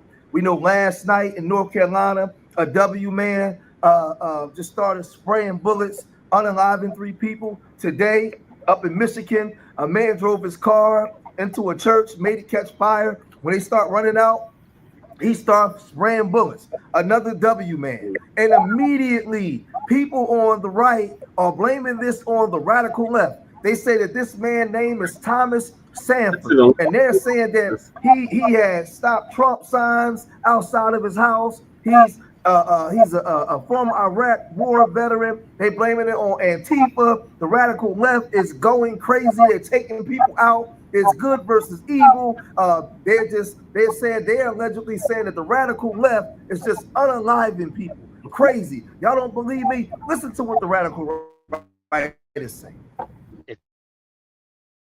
You've been paying attention at all, you should not be surprised now to be seeing disaffected veterans being used in the Antifa-inspired war against the American people. They've been talking about it for years. They've been organizing and recruiting them. You see, they think that they're doing it anonymously on their Reddit channels and their Discord servers, but they're also doing it publicly. The time for words has came and gone. It is now the time for actions. I am looking for other veterans to join me. Here's the only details I'm going to give you.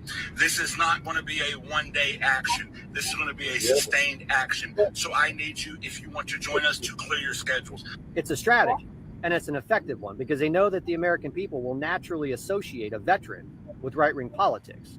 That's why they're doing it. You see, it's actually a 2-part strategy. The first part of that strategy is the belief that if they can get enough veterans to support radical left-wing causes, then they can falsely cloak their radicalism in some legitimate constitutional complaints. The second part is when they move to violence and they use veterans to do it, they can then blame the right. And that's exactly what they're doing right now. You see, there's a reason why he put on a uniform that was meant to tie him to the veteran community. It's so that when you see headlines like this that happened last night in North Carolina, carried out by an ex-Marine, you immediately equate it to right-wing politics. It's social conditioning, and they're doing it on purpose. The problem for them is we're just better at this. See, it didn't take long to figure out that this fake photo that was running around social media was put out there on purpose. This is supposed to have been an image of the church that was attacked today in Michigan with American flags on the back of the truck. That's a fake image. They put that out on purpose because they wanted you to think that this is just some right-wing extremist.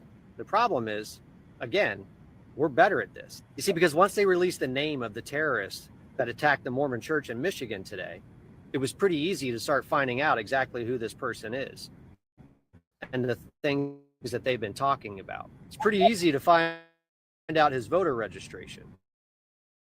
And it was pretty easy to find his Act Blue donor records also. Trump sign hanging on the fence of his house. Fact is, we're going to have to do this over and over again. Every time a radical leftist engages in domestic terrorism, the left is going to try to convince you that it was some Trump supporting MAGA person. We're going to do the research and we're going to prove that in fact it was one of theirs. They're then going to pretend like everything that we just found was not real. So you're going to have to always start with the baseline. Conservatives and Republicans don't attack churches. We don't engage in domestic terrorism. That is a left-wing, radical, violent tactic. That's not how we engage in political discourse. And once you have that foundation, it's pretty easy to understand why they're doing it, what they're doing, and who's doing it. So right on the heels of this Charlie Kirk situation, where we all saw what happened in Utah, right? Where Timothy, Tyler Robinson, they said that Donald Trump went on national TV himself and blamed the radical left. It said that the left and Antifa and all these other groups were responsible for these atrocious acts that are happening here on American soil. I'm telling black people, right now, black people, we need to disassociate ourselves from the Democratic Party and the Republican Party and be in the middle, because we're looked at as just staunchly Democrats. But with this stuff going on, with this good versus evil, we get lumped into that. This is why every time something happens, they want to blame black people. We need to be out of the way. This is W on W violence. This is what they do. This has always been the structure of America. Now the cameras is on everything because getting real crazy. Let's look at what the news is saying, and let's look at this man's identity and what he going over. I don't like crime right now, Shabaki. You missed all the good shit. Oh man! Here's some. Yeah, I know. I was on TikTok going back and forth paying tributes to Assata. You know what I'm saying? So I'm trying to do a little something up there on TikTok, and you know me, man. I'm up here arguing with every other motherfucker over dumb shit, you know, and what have you. So I come back to some smart shit. Yeah, I think I'm gonna lose that TikTok app. Okay, so you went over Assata, you know, may the Queen Mother rest in power, you know what I'm saying? Tupac's auntie, you know. Yeah, we went over what punk ass Kash Patel had to say about her. Oh yeah.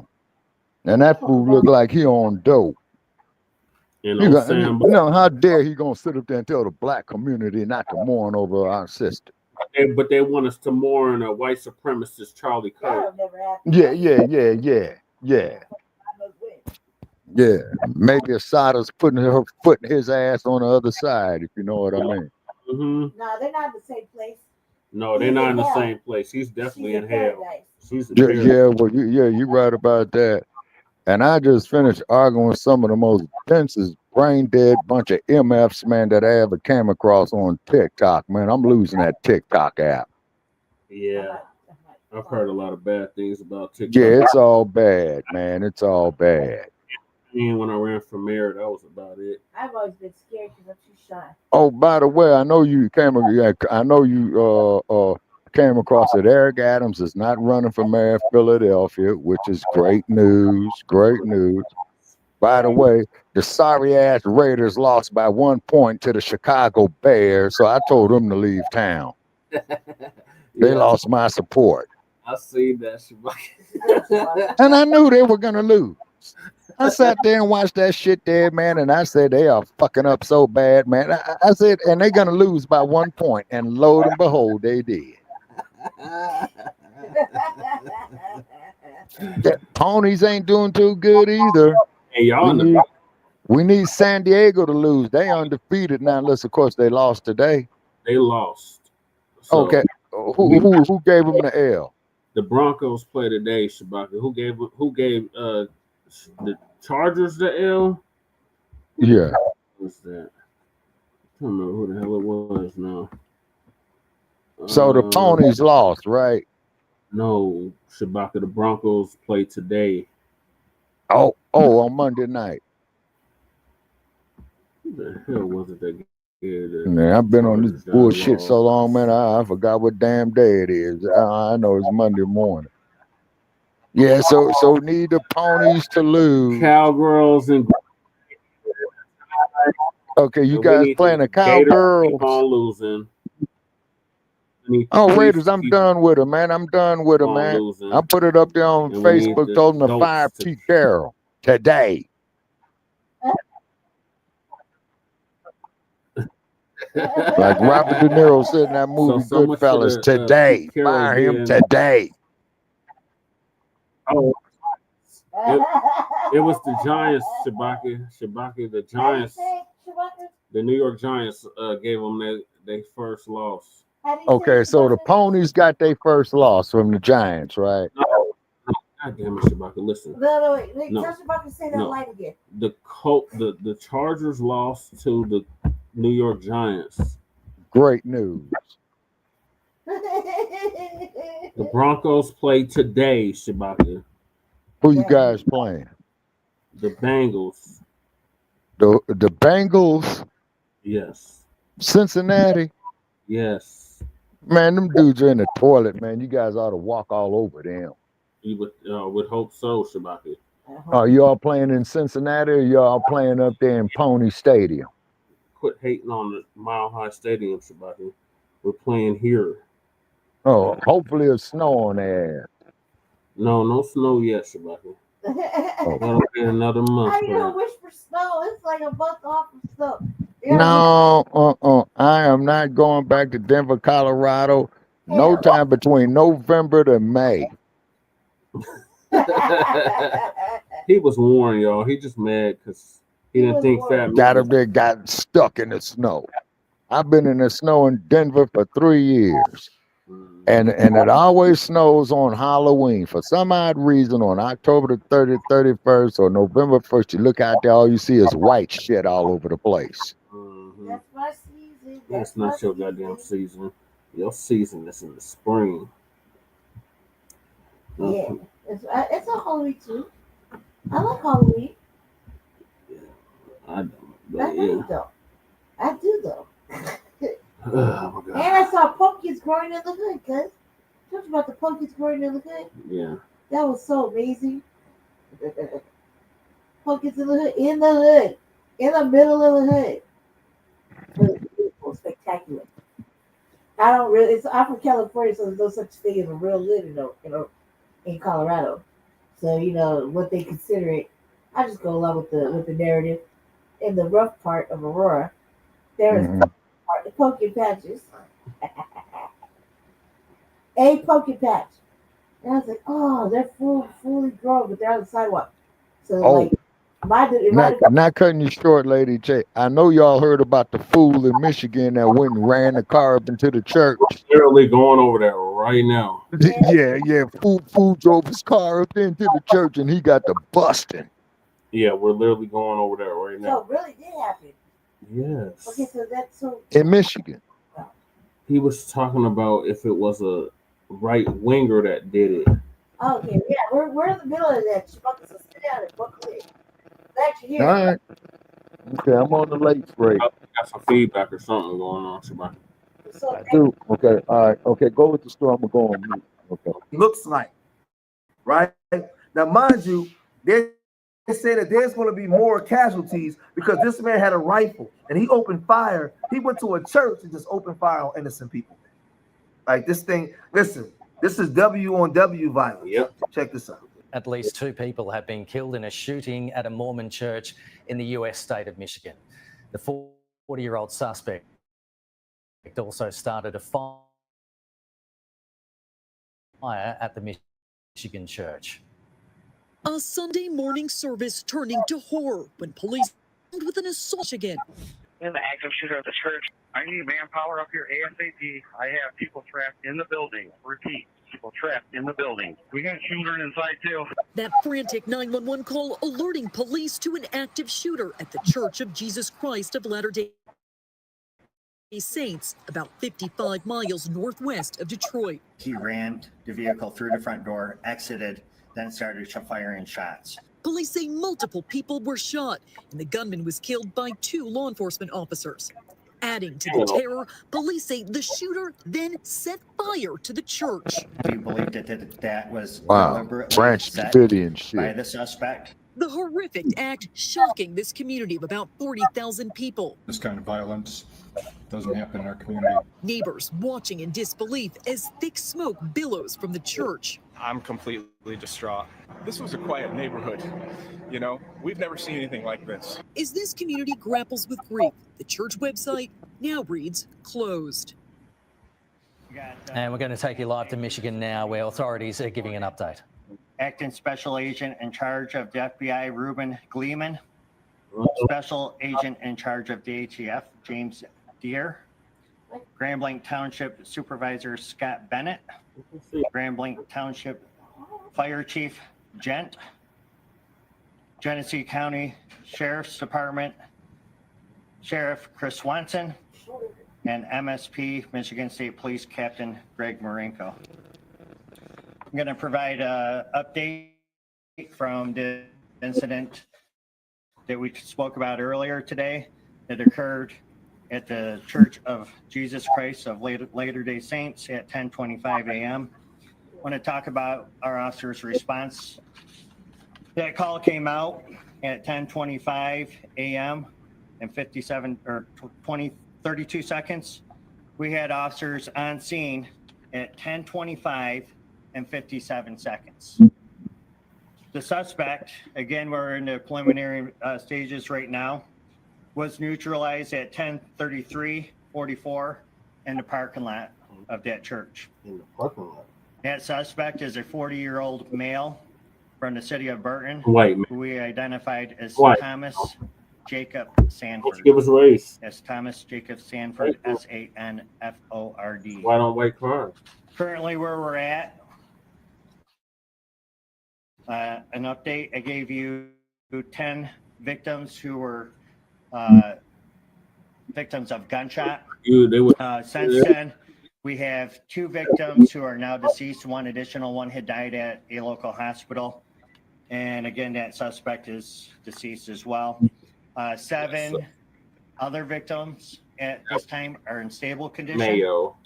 1 is in critical Let's condition. go. Now, for the reunification, I had a question earlier about, hey, where can to see if their loved one is okay, reunification center. I want to provide a number for you for that. It's 248-705-7352.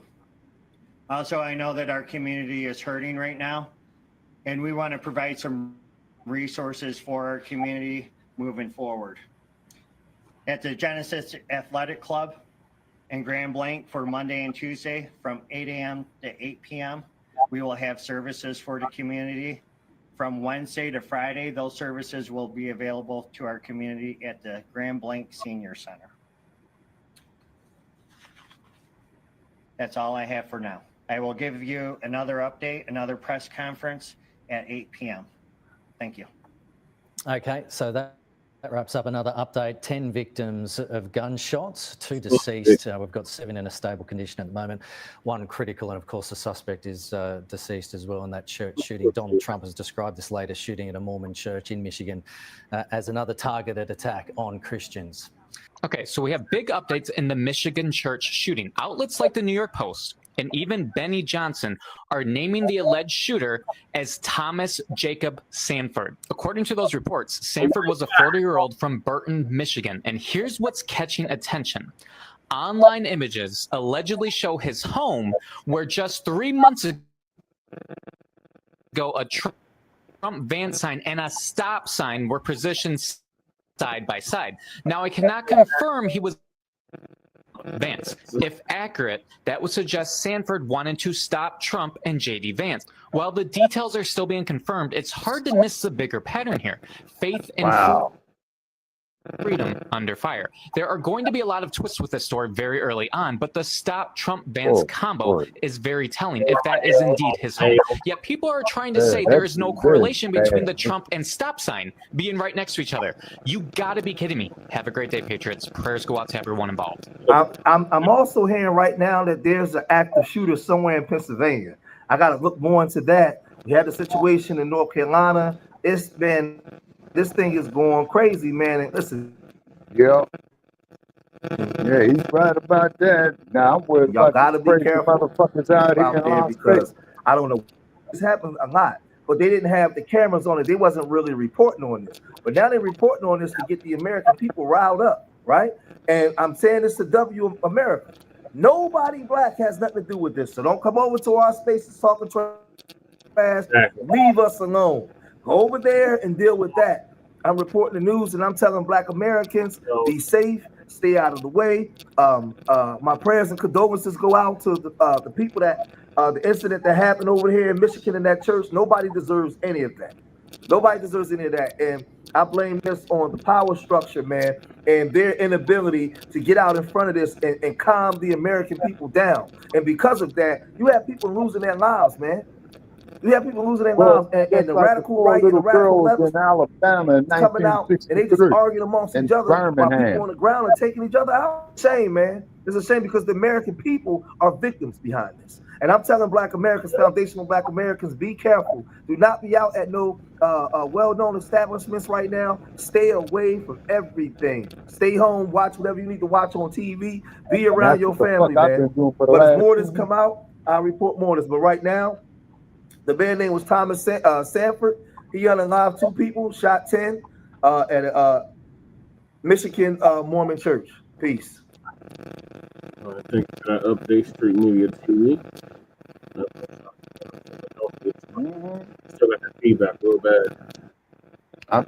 I'm giving you feedback. Is it yes? Yeah. It's coming from me. Okay, what about now? Yes. Still got it. Hold on. That suspect is no longer with us. As I said, it is a 40-year-old male from Burton. This incident as well, there was a fire that occurred, and we believe that was deliberately set by the suspect. We do believe that we will find additional victims once we have that scene secure. That fire was just extinguished by the Grand Blanc Township Fire Department within the past hour. For the laptop. So where we go from here is we have investigators. We're going to do search warrants on the suspect's residence. We're going to find out if there was a motive. We're going to go through cell phone records, things like that. We had FBI, you know, they're devoting 100 agents to this area because, as you can imagine, there's a lot of witnesses that were within the church, and that is a lot of witness information, statements that we have to obtain. So I'd like to thank all the agencies who responded. The City of Grand Blanc, Genesee County, Oakland County Sheriff's Office, Flint Township Police Department, the DNR, the State Police, and ATF. I will provide additional information for you at 5 p.m., but I am willing to take any questions that you have that I could possibly answer right now. Chief, can you talk about the kind of the progress of events? Did the suspect set the fire to get back inside of his vehicle and then bring the front door, or did it all happen at the same time? So from what I understand, and again, this is just a preliminary investigation right now, from what I have been briefed on, is that he rammed the vehicle through the front door, exited, then started firing shots. We are still trying to determine exactly when and where that fire ended up coming from and how it got started. So we believe it was deliberately set, though, by the suspect. Were they in an active service when this happened? Yes, the service was active. There was hundreds of people within the church. Are you sure it's only one suspect at this point, or is it possible other people helped setting the fire? Yes, it is one suspect that we know of at this point. We do not believe that there's a threat to the public. We believe that we have the guy who did this. Sir. Could you comment on the severity of the injuries at this time? We have a couple in critical condition. Like I said, one is deceased. The rest of them are in stable condition. So a couple, maybe 3 or 2, I'm sorry. One deceased. The suspect is deceased as well. And then multiple victims are in critical condition. We do believe that we will find some additional victims once we find the area where the fire was. Any word on the weapon? Yeah. An assault rifle. So, as far as ammunition, did he have a lot of ammunition? That I don't know of yet, and I could get you later. Yeah. Hi, Bill. Hey. Was the suspect known to authorities, and did he have any connection to anyone who was in that church? Right now, we don't have any of that information, but I'm confident that our investigators, along with the FBI, we're going to end up uncovering all that information and provide that at a later time for you. Chief, to clarify, you said there may be additional victims like inside the church? Yes, where the fire was. So, and the reason why we can't confirm that just yet is because it was a large fire, and we do believe that there was people up there that were near that fire and they were unable to get out of the church. So we do believe that we will find additional victims once we're able to search that, once there's no signs of a fire reigniting. So do you believe that the victims that are still there, they succumbed to fire injuries or gunshots, or you're not sure? That I'm not sure, but I could provide all that information hopefully at 5 p.m. The shots were fired. Shots were fired, yes. And he had no idea how many though at this point. No idea how many at this time. Yeah. Sir. The church, is there like a worship area and then like a gathering space or something like that? That I have not been in, so I can't tell you the layout. Chief, can you kind of describe the process of how things change for tactical response when there's an active fire? Every training I've seen, it's always been a building that has not been on fire. So how do you deal with an active shooter when you have that situation happening as well? Well, we are here at Grand Blanc Township, and there's a lot of agencies within the state of Michigan. We are specifically trained to go right to the threat in an active shooter situation. And I'm proud of my guys and the DNR who responded to this scene, who immediately took that suspect out. So that was a great job by our staff. Okay. So it was a law enforcement officer that neutralized the suspect? Yes, there was 2 law enforcement officers involved.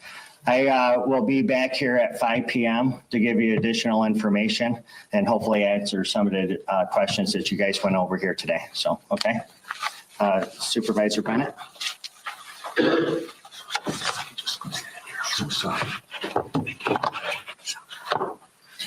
Hello, Scott Bennett, Grand Blanc Township Supervisor. Scott, S-C-O-T-T, Bennett, B-E-N-N-E-T-T. First, let me say we are heartbroken. This kind of violence doesn't happen in our community, and we are heartbroken that it came to Grand Blanc Township.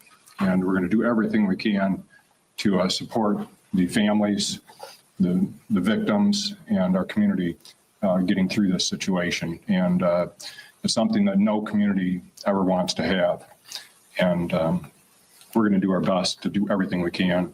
We appreciate the outpouring of support from our elected leaders from both national and state in offering their assistance. And we probably will take them up on their offers. So we appreciate that very much. And we appreciate the community reaching out to us also. So the details are yet to come, as Chief Rennie has said, and we'll wait for a little bit later today when we have the rest of the situation assessed. But it may take a little while, and I'm sure that the families and the victims are going to need that.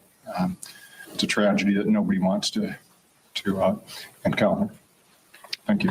Chief, before you step out, can you go over the process with family members, where you want them to go, who they should call to get more information, Yeah, so those family members, they are in a secure area right now. They have been taken over to Trillium. So that's where the FBI will interview them and then release them from there. So I mean, in terms of anybody who might be at home who is not there who wants to check in to see if their loved one is okay, is there a number or a place that you want them to go? yes, you could call the Grambling Township Police Department, 810-424-2611. Thank you. Thank you. All right, you were just listening into a news conference. We heard from the police chief, Bill Rennie, and the supervisor there, Scott Bennett, both talking about the heartbreak that community is facing after 10 people were shot, according to the police chief, including one person that has died. The suspect, they said, has also been killed. The fire that they talked about starting at the church is believed to have been from a 40-year-old male from Burton, Michigan. Again, the suspect was killed. Police saying there is no threat to the community, but they say that this fire is believed to have been started by that individual who also fired shots inside that Latter-day Saints church this morning. A motive is unclear. The police talked about wanting to get cell phone records to understand what perhaps was the motivation for somebody to go shoot up a church this morning in Michigan there, Grand Blanc, Michigan. Police describing that he rammed his vehicle through the front door, then exited and started firing shots. They said, again, one suspect is believed to be involved at this time. They don't believe any other people. You see computers right there on your screen holding each other, smoke billowing from that church where the fire was started. There were multiple victims that the police chief said are in critical condition. At first, when questioned about it, he said a couple in critical condition, but then said there were multiple victims in critical condition. They did recover an assault rifle. They do not know if the suspect was connected to this church in any way. Officials have been speaking out about this. Again, the supervisor there for Grand Blanc, Scott Bennett, saying, first, we are heartbroken, said this kind of violence does not happen in our community. Governor Gretchen Whitmer posted a written statement on social media saying, my heart is breaking for the Grand Blanc community. Violence anywhere, especially in a place of worship, is unacceptable. Quote, I am grateful to the first responders who took action. We will continue to monitor the situation. The police chief, as in many situations like this, acknowledging that they still have a lot of information to comb through, but hoping to have a news conference later this evening at 5 p.m.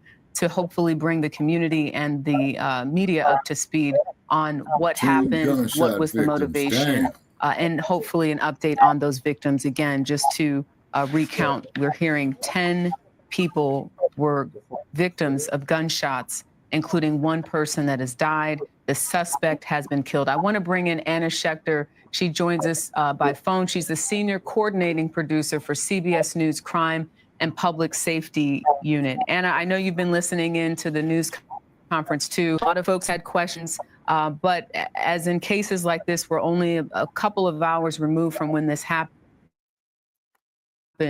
So a lot still has to be determined. But what did you make of what what police was saying in reference to not knowing if this one was somehow connected to this church?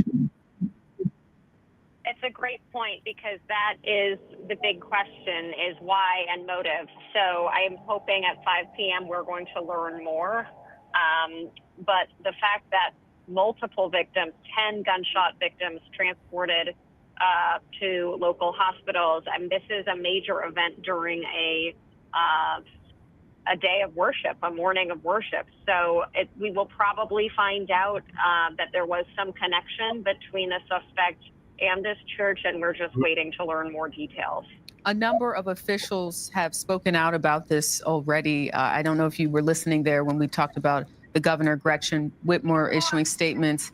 The FBI investigation director, Kash Patel, saying violence in a place of worship is cowardly and a criminal act. Our prayers are with the victims and their families during this terrible tragedy. And then U.S. Attorney General Pam Bondi also mentioning that Such violence, she says, at a place of worship is heartbreaking and chilling, and asking people to join in with prayers.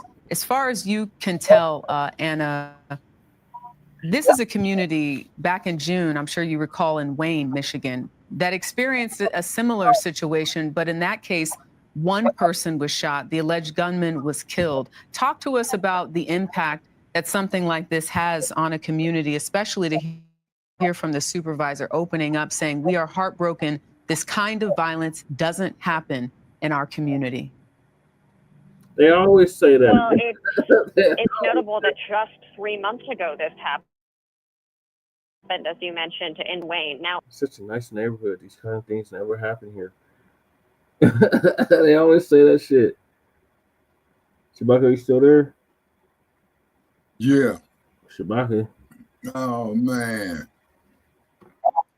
Oh in that man. Did you hear what she said? It's such a nice place.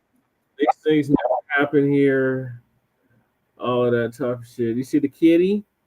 Say hi, Khalifa. Yeah, I see the kitty coming up. And they getting ready to be a little panther. You got a little ball with some yarn for him. We're about to go break out our stories. Yes. Yeah, this is the girl right here. This is the baby girl. Yeah, because you need something to pounce, you know. Yeah, oh my God. Yeah, to get his pouncing practice in. Oh, they've been getting it in. They're fighting. Yeah, I was supposed to do Twitter V40 earlier. Man, I missed him by 5 hours. But been up there on TikTok. Yeah, I'm gonna leave that shit alone. I already cussed out about 12 people. So you know it's not for me. Oh my God. Yeah, you know it's not for me.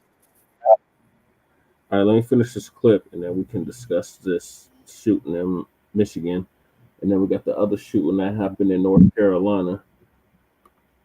Wow. Was this at church too? It was a domestic violence dispute. Mayo. And we only learned that later, that that the suspect was actually targeting a woman, and it was a domestic violence, essentially, like the worst case scenario, an awful thing that occurred in a very tight-knit community. So that trauma is still being experienced by that community. It's about an hour's drive south of where this has just occurred at this Church of Latter-day Saints. So just really tough few months for this area, and really shocking just the way that this played out. A vehicle rammed into a church during church services. More than 100 people were there worshiping. Then opened fire. Just a horrific morning there. And multiple agencies, as you mentioned, ATF is on the scene, the local FBI, Michigan State Police, the local police have been the lead, and we'll see if that changes if the FBI decides to take over. But at this point, it appears that local and state police are leading this investigation. And according to the website, the church services start at about 10 o'clock. We understand that today, the Worldwide Church of Latter-day Saints was grieving the death of their prophet, Russell M. Nelson. Now, we are not saying this is linked in any way, but here you have people that were mourning a leader in that church who was over 100 years old. Something like this happening, and also worth mentioning the police chief saying, we believe we will find additional victims as we continue our investigation, because they believe people were not able to quite get out of that church safely because of that fire. So when you hear that the suspect set fire to the church, how does that impact the response to a shooting like this? This is such a complex situation for law enforcement to address. Not only you had a shooter, but the fire, it's just sort of everything that could possibly be challenging happened in a very short period of time. We heard that a couple of local police officers were able to get there. They neutralized the suspect, but then essentially the entire building was ablaze. So we very well might hear that there are other injuries from smoke inhalation, burns, that sort of thing. We know at this time 10 gunshot victims, but we don't know at this time how many victims might have been impacted by the fire. Gunshot victims, 1 person deceased, and possibly others that the police chief says they have not even found yet that could be inside that church. And it is unclear if they died because of gunshot wounds or because of the fire. We will, of course, continue to keep you updated. Anna Schechter, thank you so much for joining us. Stay with CBS News as we continue to follow this developing story. This is a special report. I'm Jerika Duncan here in New York. Thank you. All right, thanks for that update, Jerika. All right, Okay, on that we covered all of that already. Okay, okay, now so we're going to talk about Bud being stopped by the Omaha Police Department. Yeah, we already talked about that, Shabbat. You already talked about that. You already talked about the Queen Mother's passing. Yep. We did that the past 2 days. Yeah, that should have been that's the top story. And then that punk ass Patel is going to say we shouldn't mourn her death. Yeah, we covered all that, Shabbat. Yeah, you know. Yeah. So may the Queen Mother rest in power, you know what I'm saying? And what have you. And then shit, I gotta leave this apartment at 9 a.m. because they're gonna be up here. Turn on that damn fire alarm. Well, anyway, so may she rest in power, you know, let her legacy go on. And like I said, I've been on other platforms lately arguing with some of the most dumb bunny individuals that there is, but however it is, what it is, you know what I mean? Yeah. And I don't think that platform is going to work for me because I spoke to about 12 people, got into arguments with all of them. You know, this selective amnesia and ignorance is something else. My gosh. But however, they grown, you know. I only tell a grown person something once, you know what I mean? So also too is that another thing I want to talk about is the dump. I think the man is mentally unstable for the job. And then great news. Eric Adams will not be running for mayor of Philadelphia. So that's great news. Okay. Oh, it's New York, Shabaka. Oh man. Okay. All right. I'm tired. Okay. Yeah. The mayor of New York, Eric Adams, he won't be running. That's good. Yeah. So it's between also the damn socialist. Yeah. And Andrew Cuomo. Yes, sir. Right. So what we need to do, Black family, with the passing of the Queen Mother, okay, we need to do is just focus on ourselves, okay? Exactly. And to quote you, Brother Parrish, as you were saying, man, years ago, the other groups got to go out there and hold your own nuts. Yep. Y'all can't come to us no more. Exactly. Hold on, because we're not doing it. The cape is off. Yeah, we ain't no more. Yeah, the cape is off. So y'all gonna have to go find some brain dead motherfuckers that will help you, you know, or what have you. We're not brain dead. We got our own business to handle. Yeah, we're not doing it. And then old boy, as you know, I don't know if we had this in the description. Old boy, the cape is off. Yeah, and like old boy up there in Portland, he talking about, man, he was getting ready to bum rush Portland, right? Mm-hmm. Man, but the mayor of Portland, man, intercepted his ass real sweet. He got him in front of courts, in front of the judge. You see what I'm saying? Yeah. Then also, too, well, Ice Cube's tour said, no, it ain't happening. Firebombed in Portland. And then Ice Cube, his tour bus got bombed up in Portland. You got fanatics in Portland.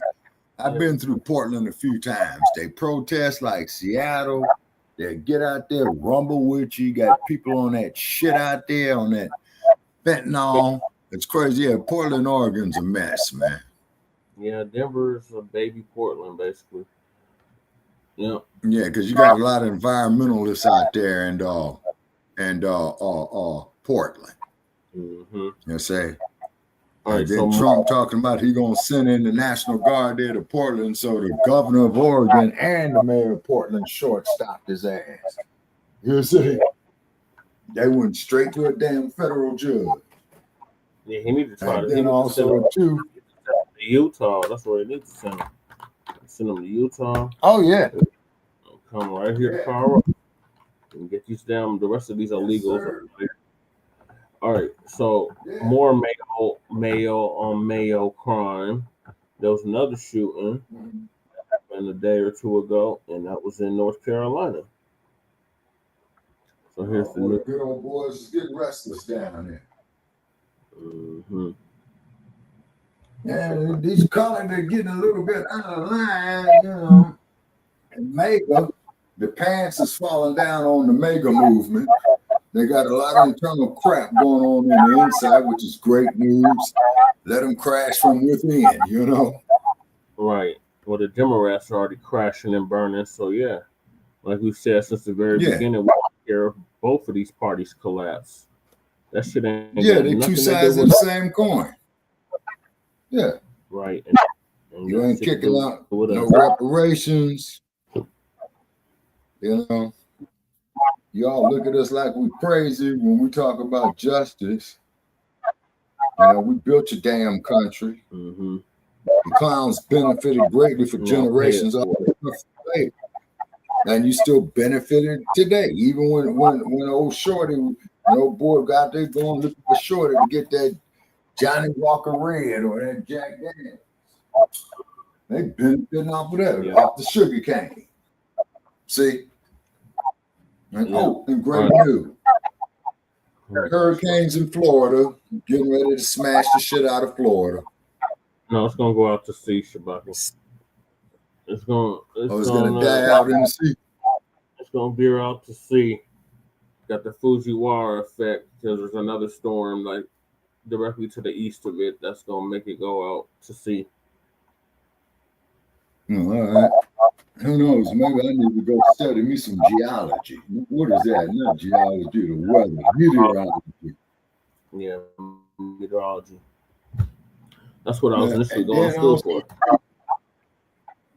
Okay. I gotta get this. You going to school for meteorology now? That's what I was initially going to school for. Oh, okay. All right. And then too, we had a little bit of rain out here in the wild way, out here in the desert. Temperatures is cooling. It's 69 degrees now. Now I'm up here freezing. Yeah, it's 59 here. We lost 30 degrees. It's 69 degrees. That's cold. It's 59 here. Well, you guys up there in a mile high up there. 3 people killed, at least 8 more wounded after a gunman on a boat opened fire. Oh, this damn fool in North Carolina. That's the dude that went to the bar, man, and lost his money in the pool game or something. Came back. The American Fish Company, a popular waterfront pub about 30 miles south of Wilmington. Officials saying the boat then escaped up the waterway. According to the city, a U.S. Coast Guard crew later spotted a man matching the shooter's description at a public boat ramp. He was detained and is now in custody with Oak Island police. Police are calling him a person of interest. No motive has been released. Keep the community and those involved, our families, in your thoughts and prayers. No information yet on the victims here. Officials saying they are waiting until the families can be notified to release any further information.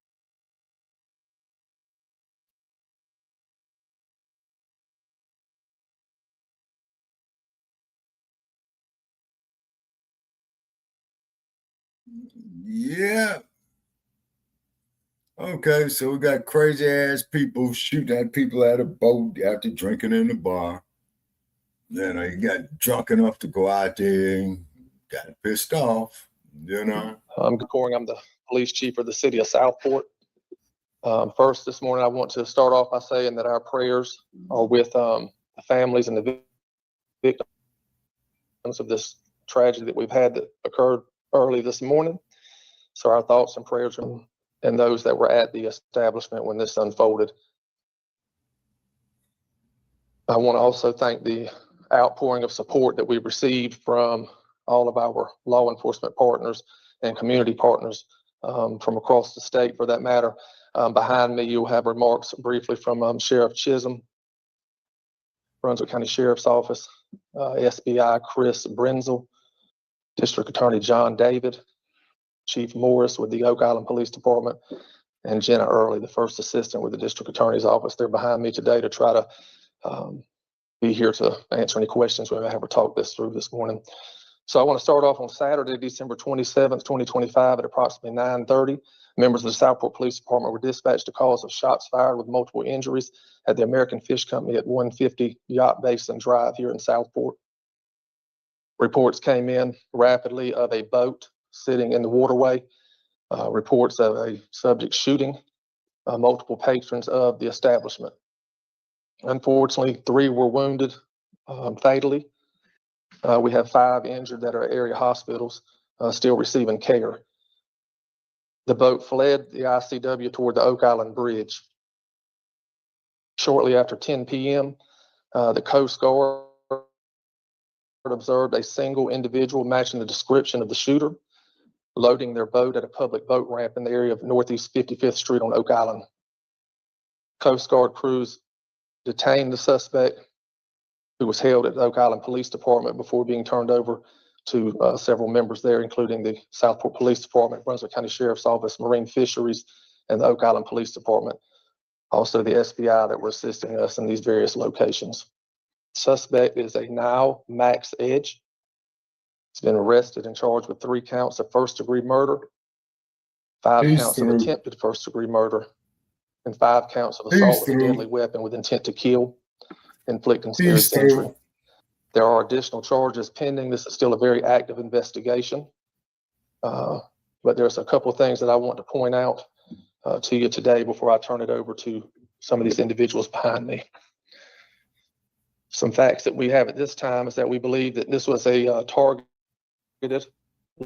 location. We appear that he acted in what we call a lone wolf. He acted alone. This is highly premeditated from what we're seeing at this time. And we feel there are no other threats to our community, that we do have someone in custody. So that's what's important, that I want the community to know, that we do have someone in custody and we feel like we have no other threats this time. Still a very active investigation. I want to point that out. We're asking that anyone who was at the establishment last night, those who may have been at the establishment on Friday night, to call our office, the Southport Police Department, at 910-457-7911. Again, when we arrived last night, it was a very chaotic scene. We had people that had fled the scene before officers were arriving. We did have some injured that walked into our local hospital here on Howe Street. So we are still trying to get these folks in. We need to talk with them. Anyone who may have video of the incident, we're asking you to reach out to our police department. Again, call us at 910-457-7911. We understand this suspect identifies as a combat veteran. He self-identifies. Injured in the line of duty is what he's saying. He suffers from PTSD. We want to point those facts out. But again, the bottom line is that I want to assure our community that we feel like we do have our suspect in custody.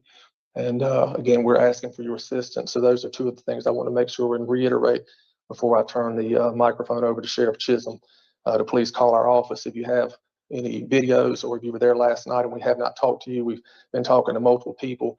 Again, we've had an outpouring of support from multiple agencies. Some 60 to 80 officers were here last night helping us, and we have still a lot of folks here that are continuing with its investigation. So at this time, I'll turn the mic over to Sheriff Chisholm. Good morning. As Chief Cord mentioned,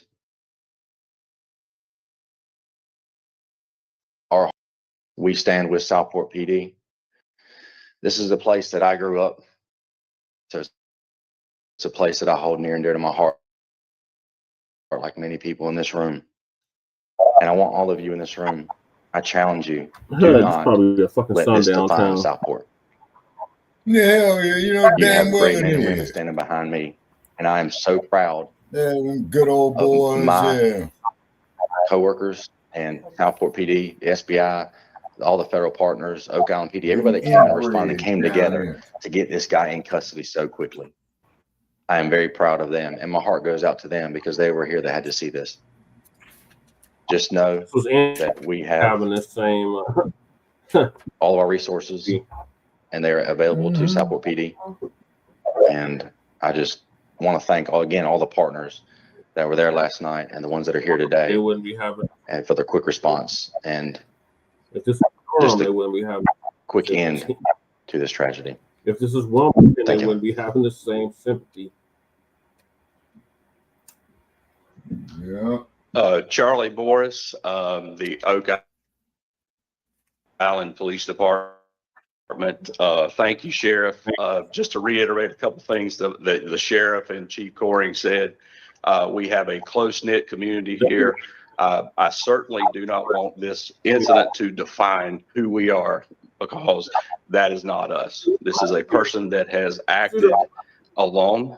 We feel confident right now, even though we're in the preliminary stages of the investigation, we feel like that this person acted alone and there's no one else involved. Last night, our witnesses that were on the scene observed a white center console boat travel south or southwest, leaving the area. Our Coast Guard partners were patrolling along with our sheriff's office and encountered a boat down at the 55th Street boat access in Oak Island. The officers got out and made contact with Mr. Edge, and as a result of that, during the investigation, he was detained and taken into custody. Another thing that I would like to reiterate is, yes, Nigel Edge is a resident of Oak Island.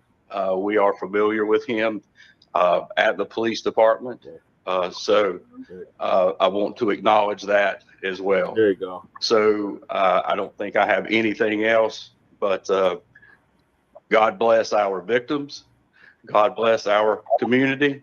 And we wish our victims that are suffered the injuries a speedy recovery.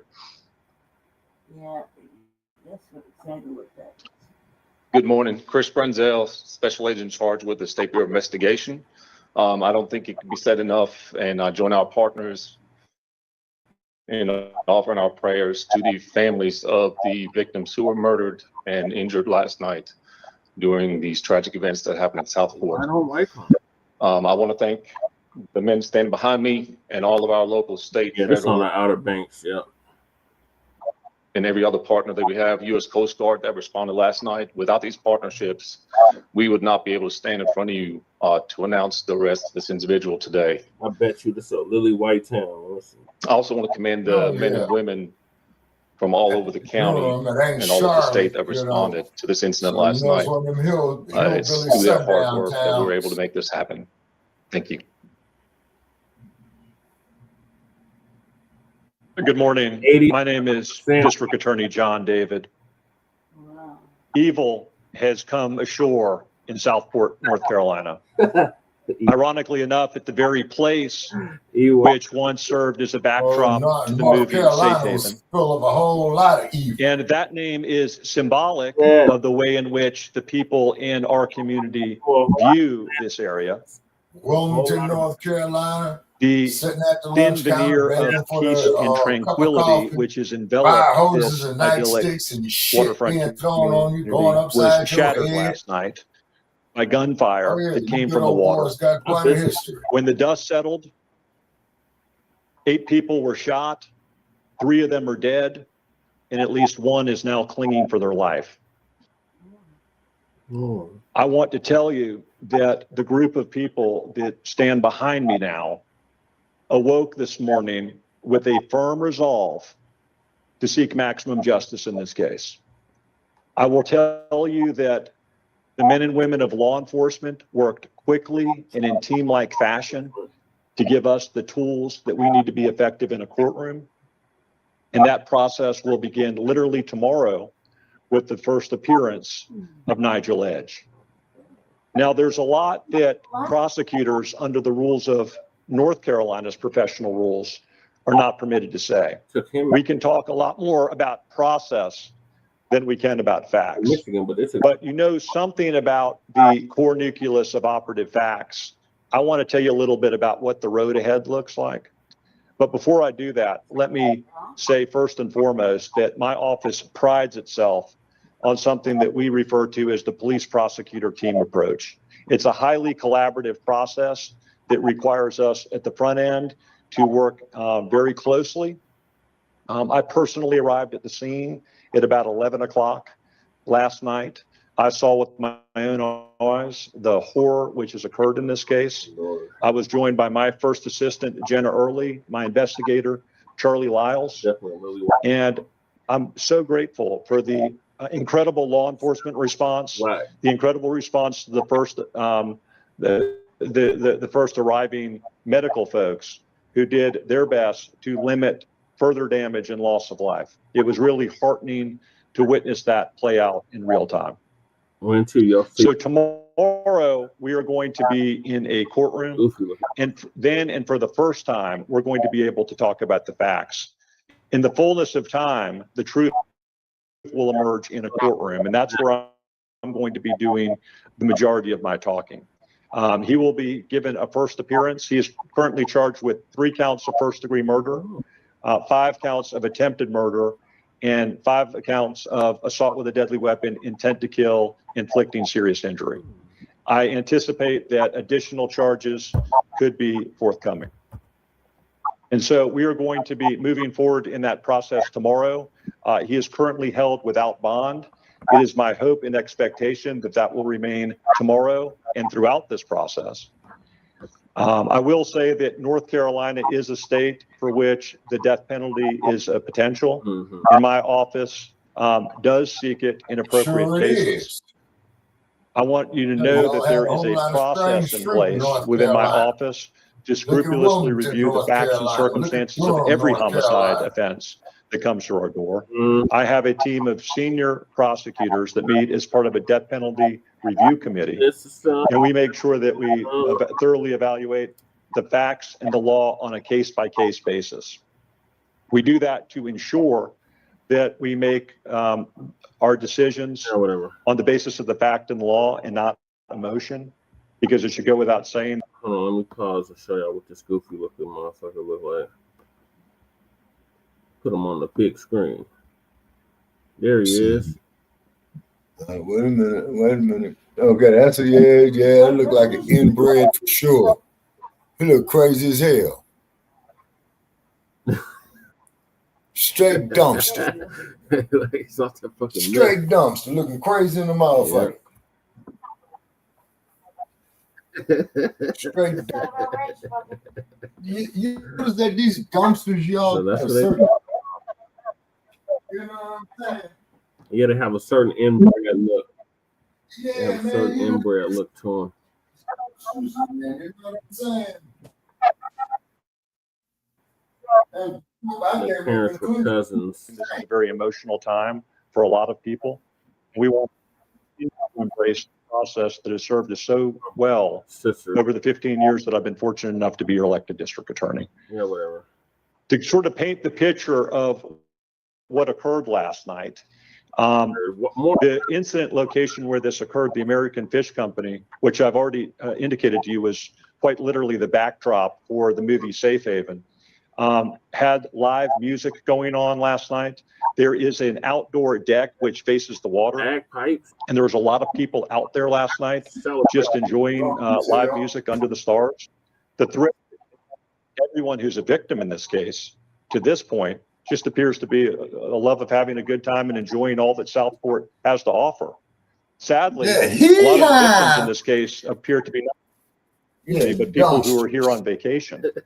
And just to anticipate one of the questions that I imagine that you have, that's one of the very reasons why when we took out these warrants early this morning, we used only initials for people's names rather than their full name.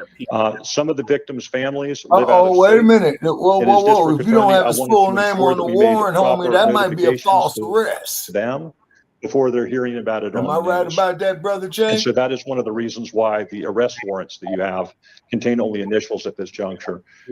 Tomorrow, I expect you're going to be hearing more about potentially the identity of some of the victims, and you're going to hear more of the facts that underlie the investigation.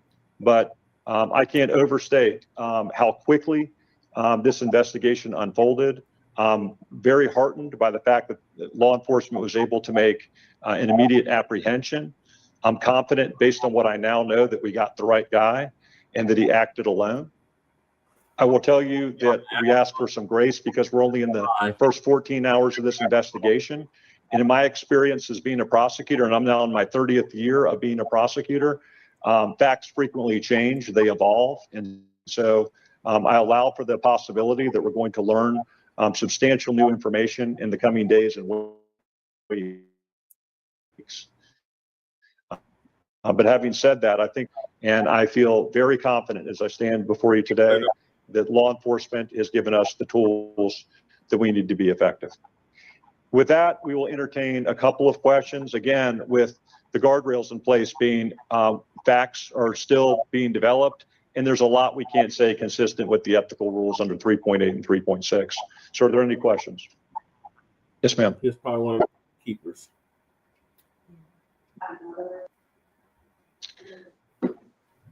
In fact, he did. Mr. Nile Edge actually changed his name some years ago. And so we are looking to identify, all of his past. And there's going to be questions about his past. Chief Morris already said that he's a resident of Oak Island, and he was well known to law enforcement. He wasn't quite as well known in the criminal court system. There are some minor contacts over the years, but nothing significant in his past, which lies. They're always known to law enforcement. Law enforcement just be allowing this shit to happen. They be on their radar. They don't do shit like that until they go do some shit like this, and then, oh, he acted alone. No, the fuck he didn't. Yeah. They never act alone. Exactly. As soon as they check his social media and all of that, they gonna find out he did not act alone. These must they never act alone, but they act alone with them. But when black people do something like this, oh, it's the whole black community. Oh, exactly. What's wrong with the community? But when these crackers do this mayo on mayo shit, oh, it's a lone wolf. They acted alone. Exactly. And all these motherfuckers got the same goddamn pattern. They see they pray, man. They sit there, they contemplate, man. They go get drunk, then they lock and load, man. Then they go execute. So shout out to Great Black Shark. Which gang do y'all believe he belonged to? Because I think he belongs to one of these gangs love right it. Yeah, the white supremacy gangs. Yeah. The order. So he either belonged to the order. The order is the most dangerous domestic terrorist organization. Black Legion. They like the Ku Klux Klan's brothers. Yep. He either belonged to The them Black or Legion. Linwood Biden. Those are Asians. Keystone United. Keystone United. Look at one of them Keystone United motherfuckers. Or the Prince of Vincent Keystone 211 crew. They out of here. They out of Colorado. Yeah, they involved in the Colorado prison system, the Aryan Circle. Yeah, it's probably Aryan Circle. That figure did not act low. Right. Or his European kindred. Mm-hmm. And they want us to sit up there and love these motherfuckers. Right. Folks from doing a Heil Hitler sign. Mm-hmm. Just like Elon Musk was. Founded in 1994 by Randall Lee. They in Canada, United States. Boy, they known for deep racial hatred and anti-Semitism and deal with them with violence. They made inroads with land acquisition, also a key player in the hate music scene. Yeah. Damn. Hits and all that type of shit. That's them. The Hammer Skins. Hammer Skins. I heard of the Hammer Skins. I think I seen that symbol out here in Vegas, man. A motherfucker on a motorcycle with that same bullshit right there with them two hammers. Mm-hmm. Yep, he's probably one of them members. Mm-hmm. Let's see where they at. Michigan and blood and honor. Neo-Nazis. Mm-hmm. Founded the Got same. got a goddamn SWAT sticker up there. Yeah, these muscles out of Europe, out of England. Mm-hmm. Yeah, so he more than likely belonged to one of those gangs. Yeah. Let's see. Well, what do y'all got to say about black on black crime? Boy, these here look like some wretched ass gang banging motherfuckers right here. You know what I'm saying? Yeah. Them motherfuckers was frightened. And they will lynch your black ass. For civil suits that he's instituted against people. And he's had some minor brushes with the law, but to this point, we're unaware of any significant criminal history. Again, they always have minor brushes with the law. Oh, would you go give you a slap on the wrist? Don't do it again. Yeah, exactly. That's what they mean by that. Yeah, we'll put you in solitary confinement, protective custody. We can state it's early on in the investigation, but as I stand before you today, I'm unaware of that. Yes, ma'am. Is gun crime like this, do you think it's kind of a one? Yeah, so the question is this common in our area? I'll tell you that violent crime is virtually non-existent in the city of Southport. This is an idyllic waterfront community that really enjoys a reputation. Yeah, I really believe that? No, I don't believe that for 1 minute. Hell no, man. That's straight sundown hillbilly ass town right there, and you better not be caught there after dark. Right. Down there with Andy Mayberry and Barney Fife. Mayberry, North Carolina. Nah, Mayberry. Oh, yeah. Down there in the great state, North Carolina. Big ass town. All them inbred, hybrid motherfuckers. Yeah. Hey, and we never did find out what happened with that story that came out of Kentucky when the sheriff went there and shot the judge. Oh, yeah. Yeah, the sheriff shot the judge, and it wasn't the deputy. Who. Sheriff shot the judge.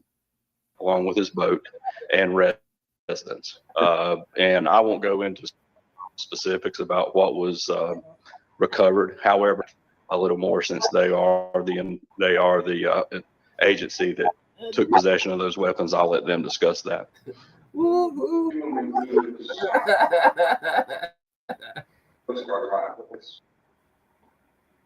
They killed me. Such a nice town.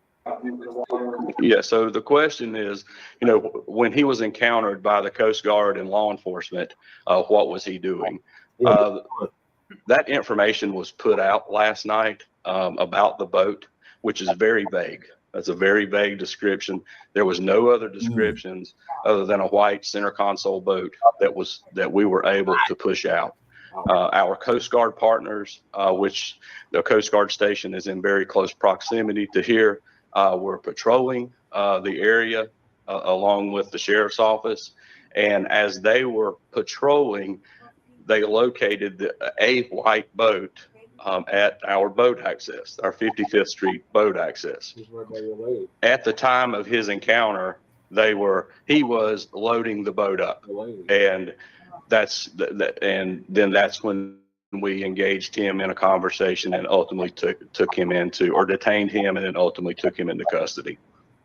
He lives on Oak Island, or is small? Yes, he is a resident that lives on the island. Yes, sir.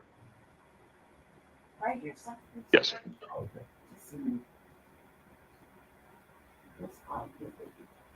Yeah, I'm not going to speak on that. I'll let Chief Coring or the SBI will defer that question to them. Thank you. Yes. No, I don't have that. Chief Coring would be more appropriate to answer that question. Chief, let me say something. Yes, wrap it up. Along. Or Todd, did you want to say something? You know, I think it's important to let you know why it is we have so many different law enforcement agencies at a local level assembled behind us. Brunswick County is the fastest growing of the 100 counties in North Carolina. We have 60 miles of coastline and 19 municipalities.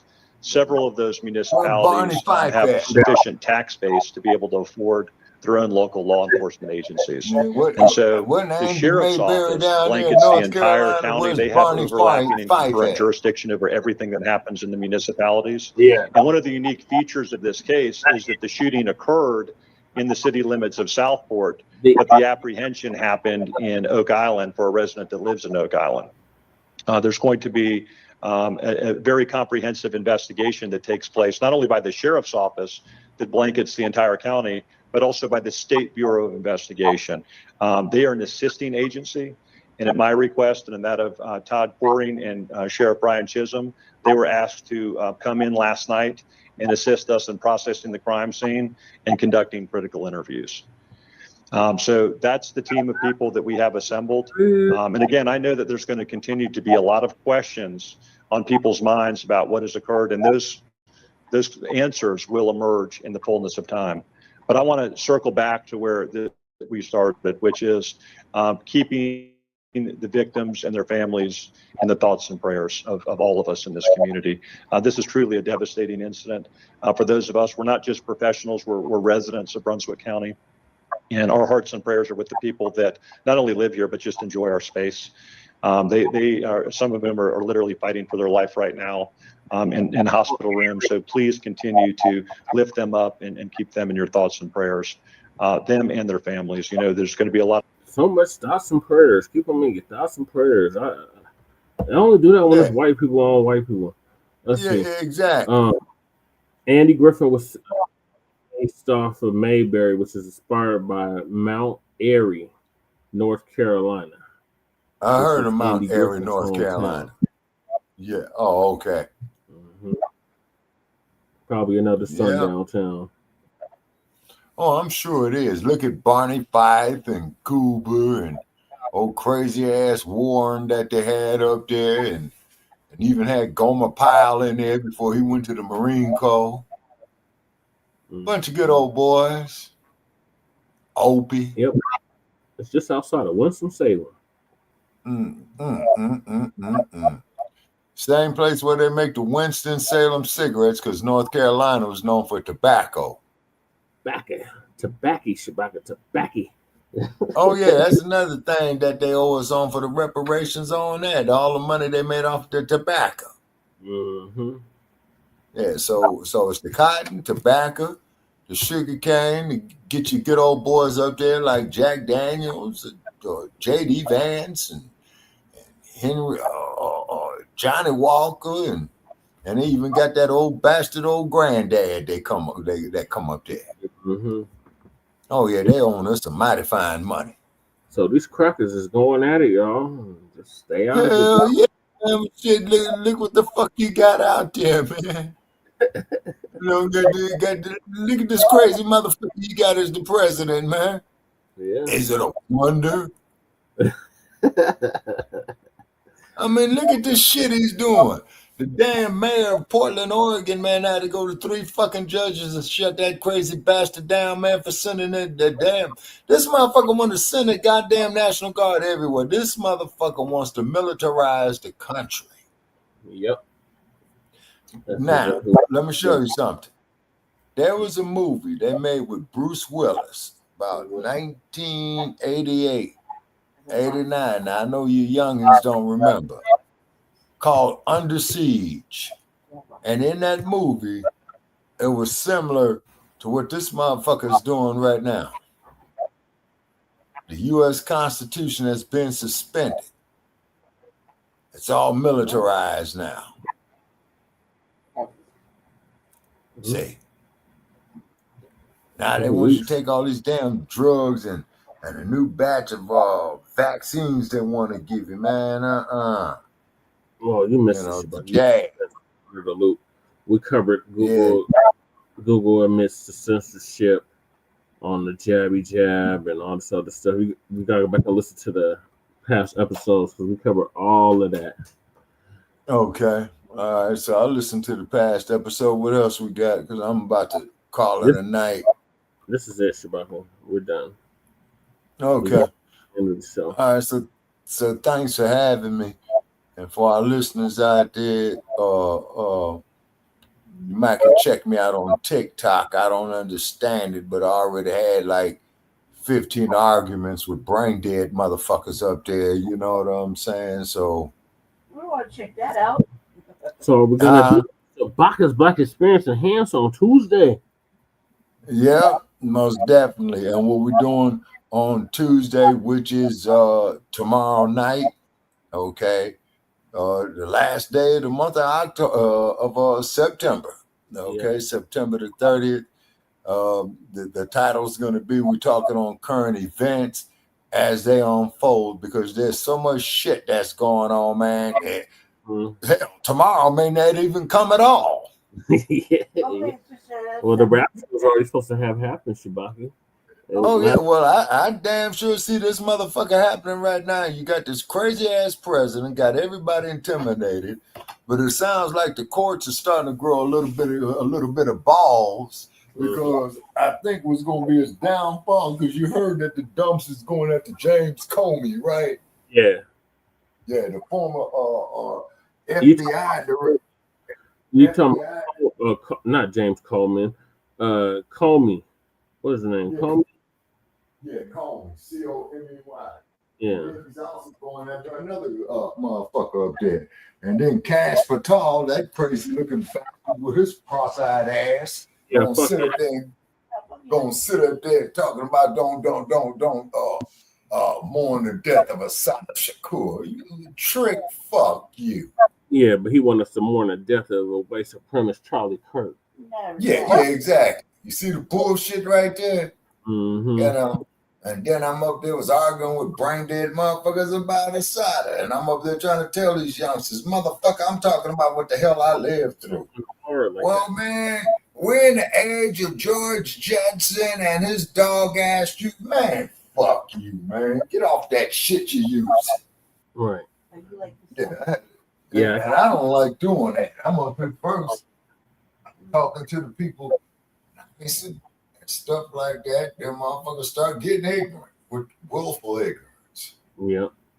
All right. Well, thank you for joining us, Shabaka. I'm about to end the show. Thank you, Shabaka. All right, okay. Yes, I was late. Okay, so we are going on to Bacchus Black Experience Enhanced here on StreamYard tomorrow, which is will be September the 30th at 6 p.m. All right. So we're going to bid you all a good night from Sin City. Raiders got their ass kicked and no good bastards. Great. They lost by 1 point and lost to the Chicago Bears. Yeah, got their asses kicked right here in Las Vegas. But, you know, the Chi is the hometown, so I don't mind it too much. But the Bears ain't looking good at all. Yeah. Not in the least, you know. Yeah. And then let's see, I got this notice. These motherfuckers gonna be inspecting fire alarms in a few hours. Oh no. Okay, folks. So I'm gonna bid everybody good night here from Sin City, Nevada. Come on, 7-Eleven. That's right. At 68 degrees. That's cold in the motherfucker shit. I gotta wear my damn coat and shit. All right. Y'all take care. All right. Good night. Mm-hmm. All right. Thank y'all for tuning in to season 5, episode 45, part 2 of the Front Line Blacc News. Join us tomorrow or later on today for part 3. In the meantime, make sure y'all like and subscribe to all of our platforms, Front Line Blacc News on YouTube and Facebook, The Revolutionary Agenda on YouTube and Facebook, and Shabaka's Black Experience Enhanced on Facebook and Twitter. And join us this Tuesday for a brand new episode of Shabaka's Black Experience Enhanced. Yay. Black is dangerous. So peace, love, light, reparations, separations, and delineations, and Black empowerment. Chan Krumah and Lady Chase signing out from the Mile High Income An illegal migrant flooded city. Soon to be arrested and deported city. Come on, Tom Holman, come to Denver, Colorado. No, you got to come back.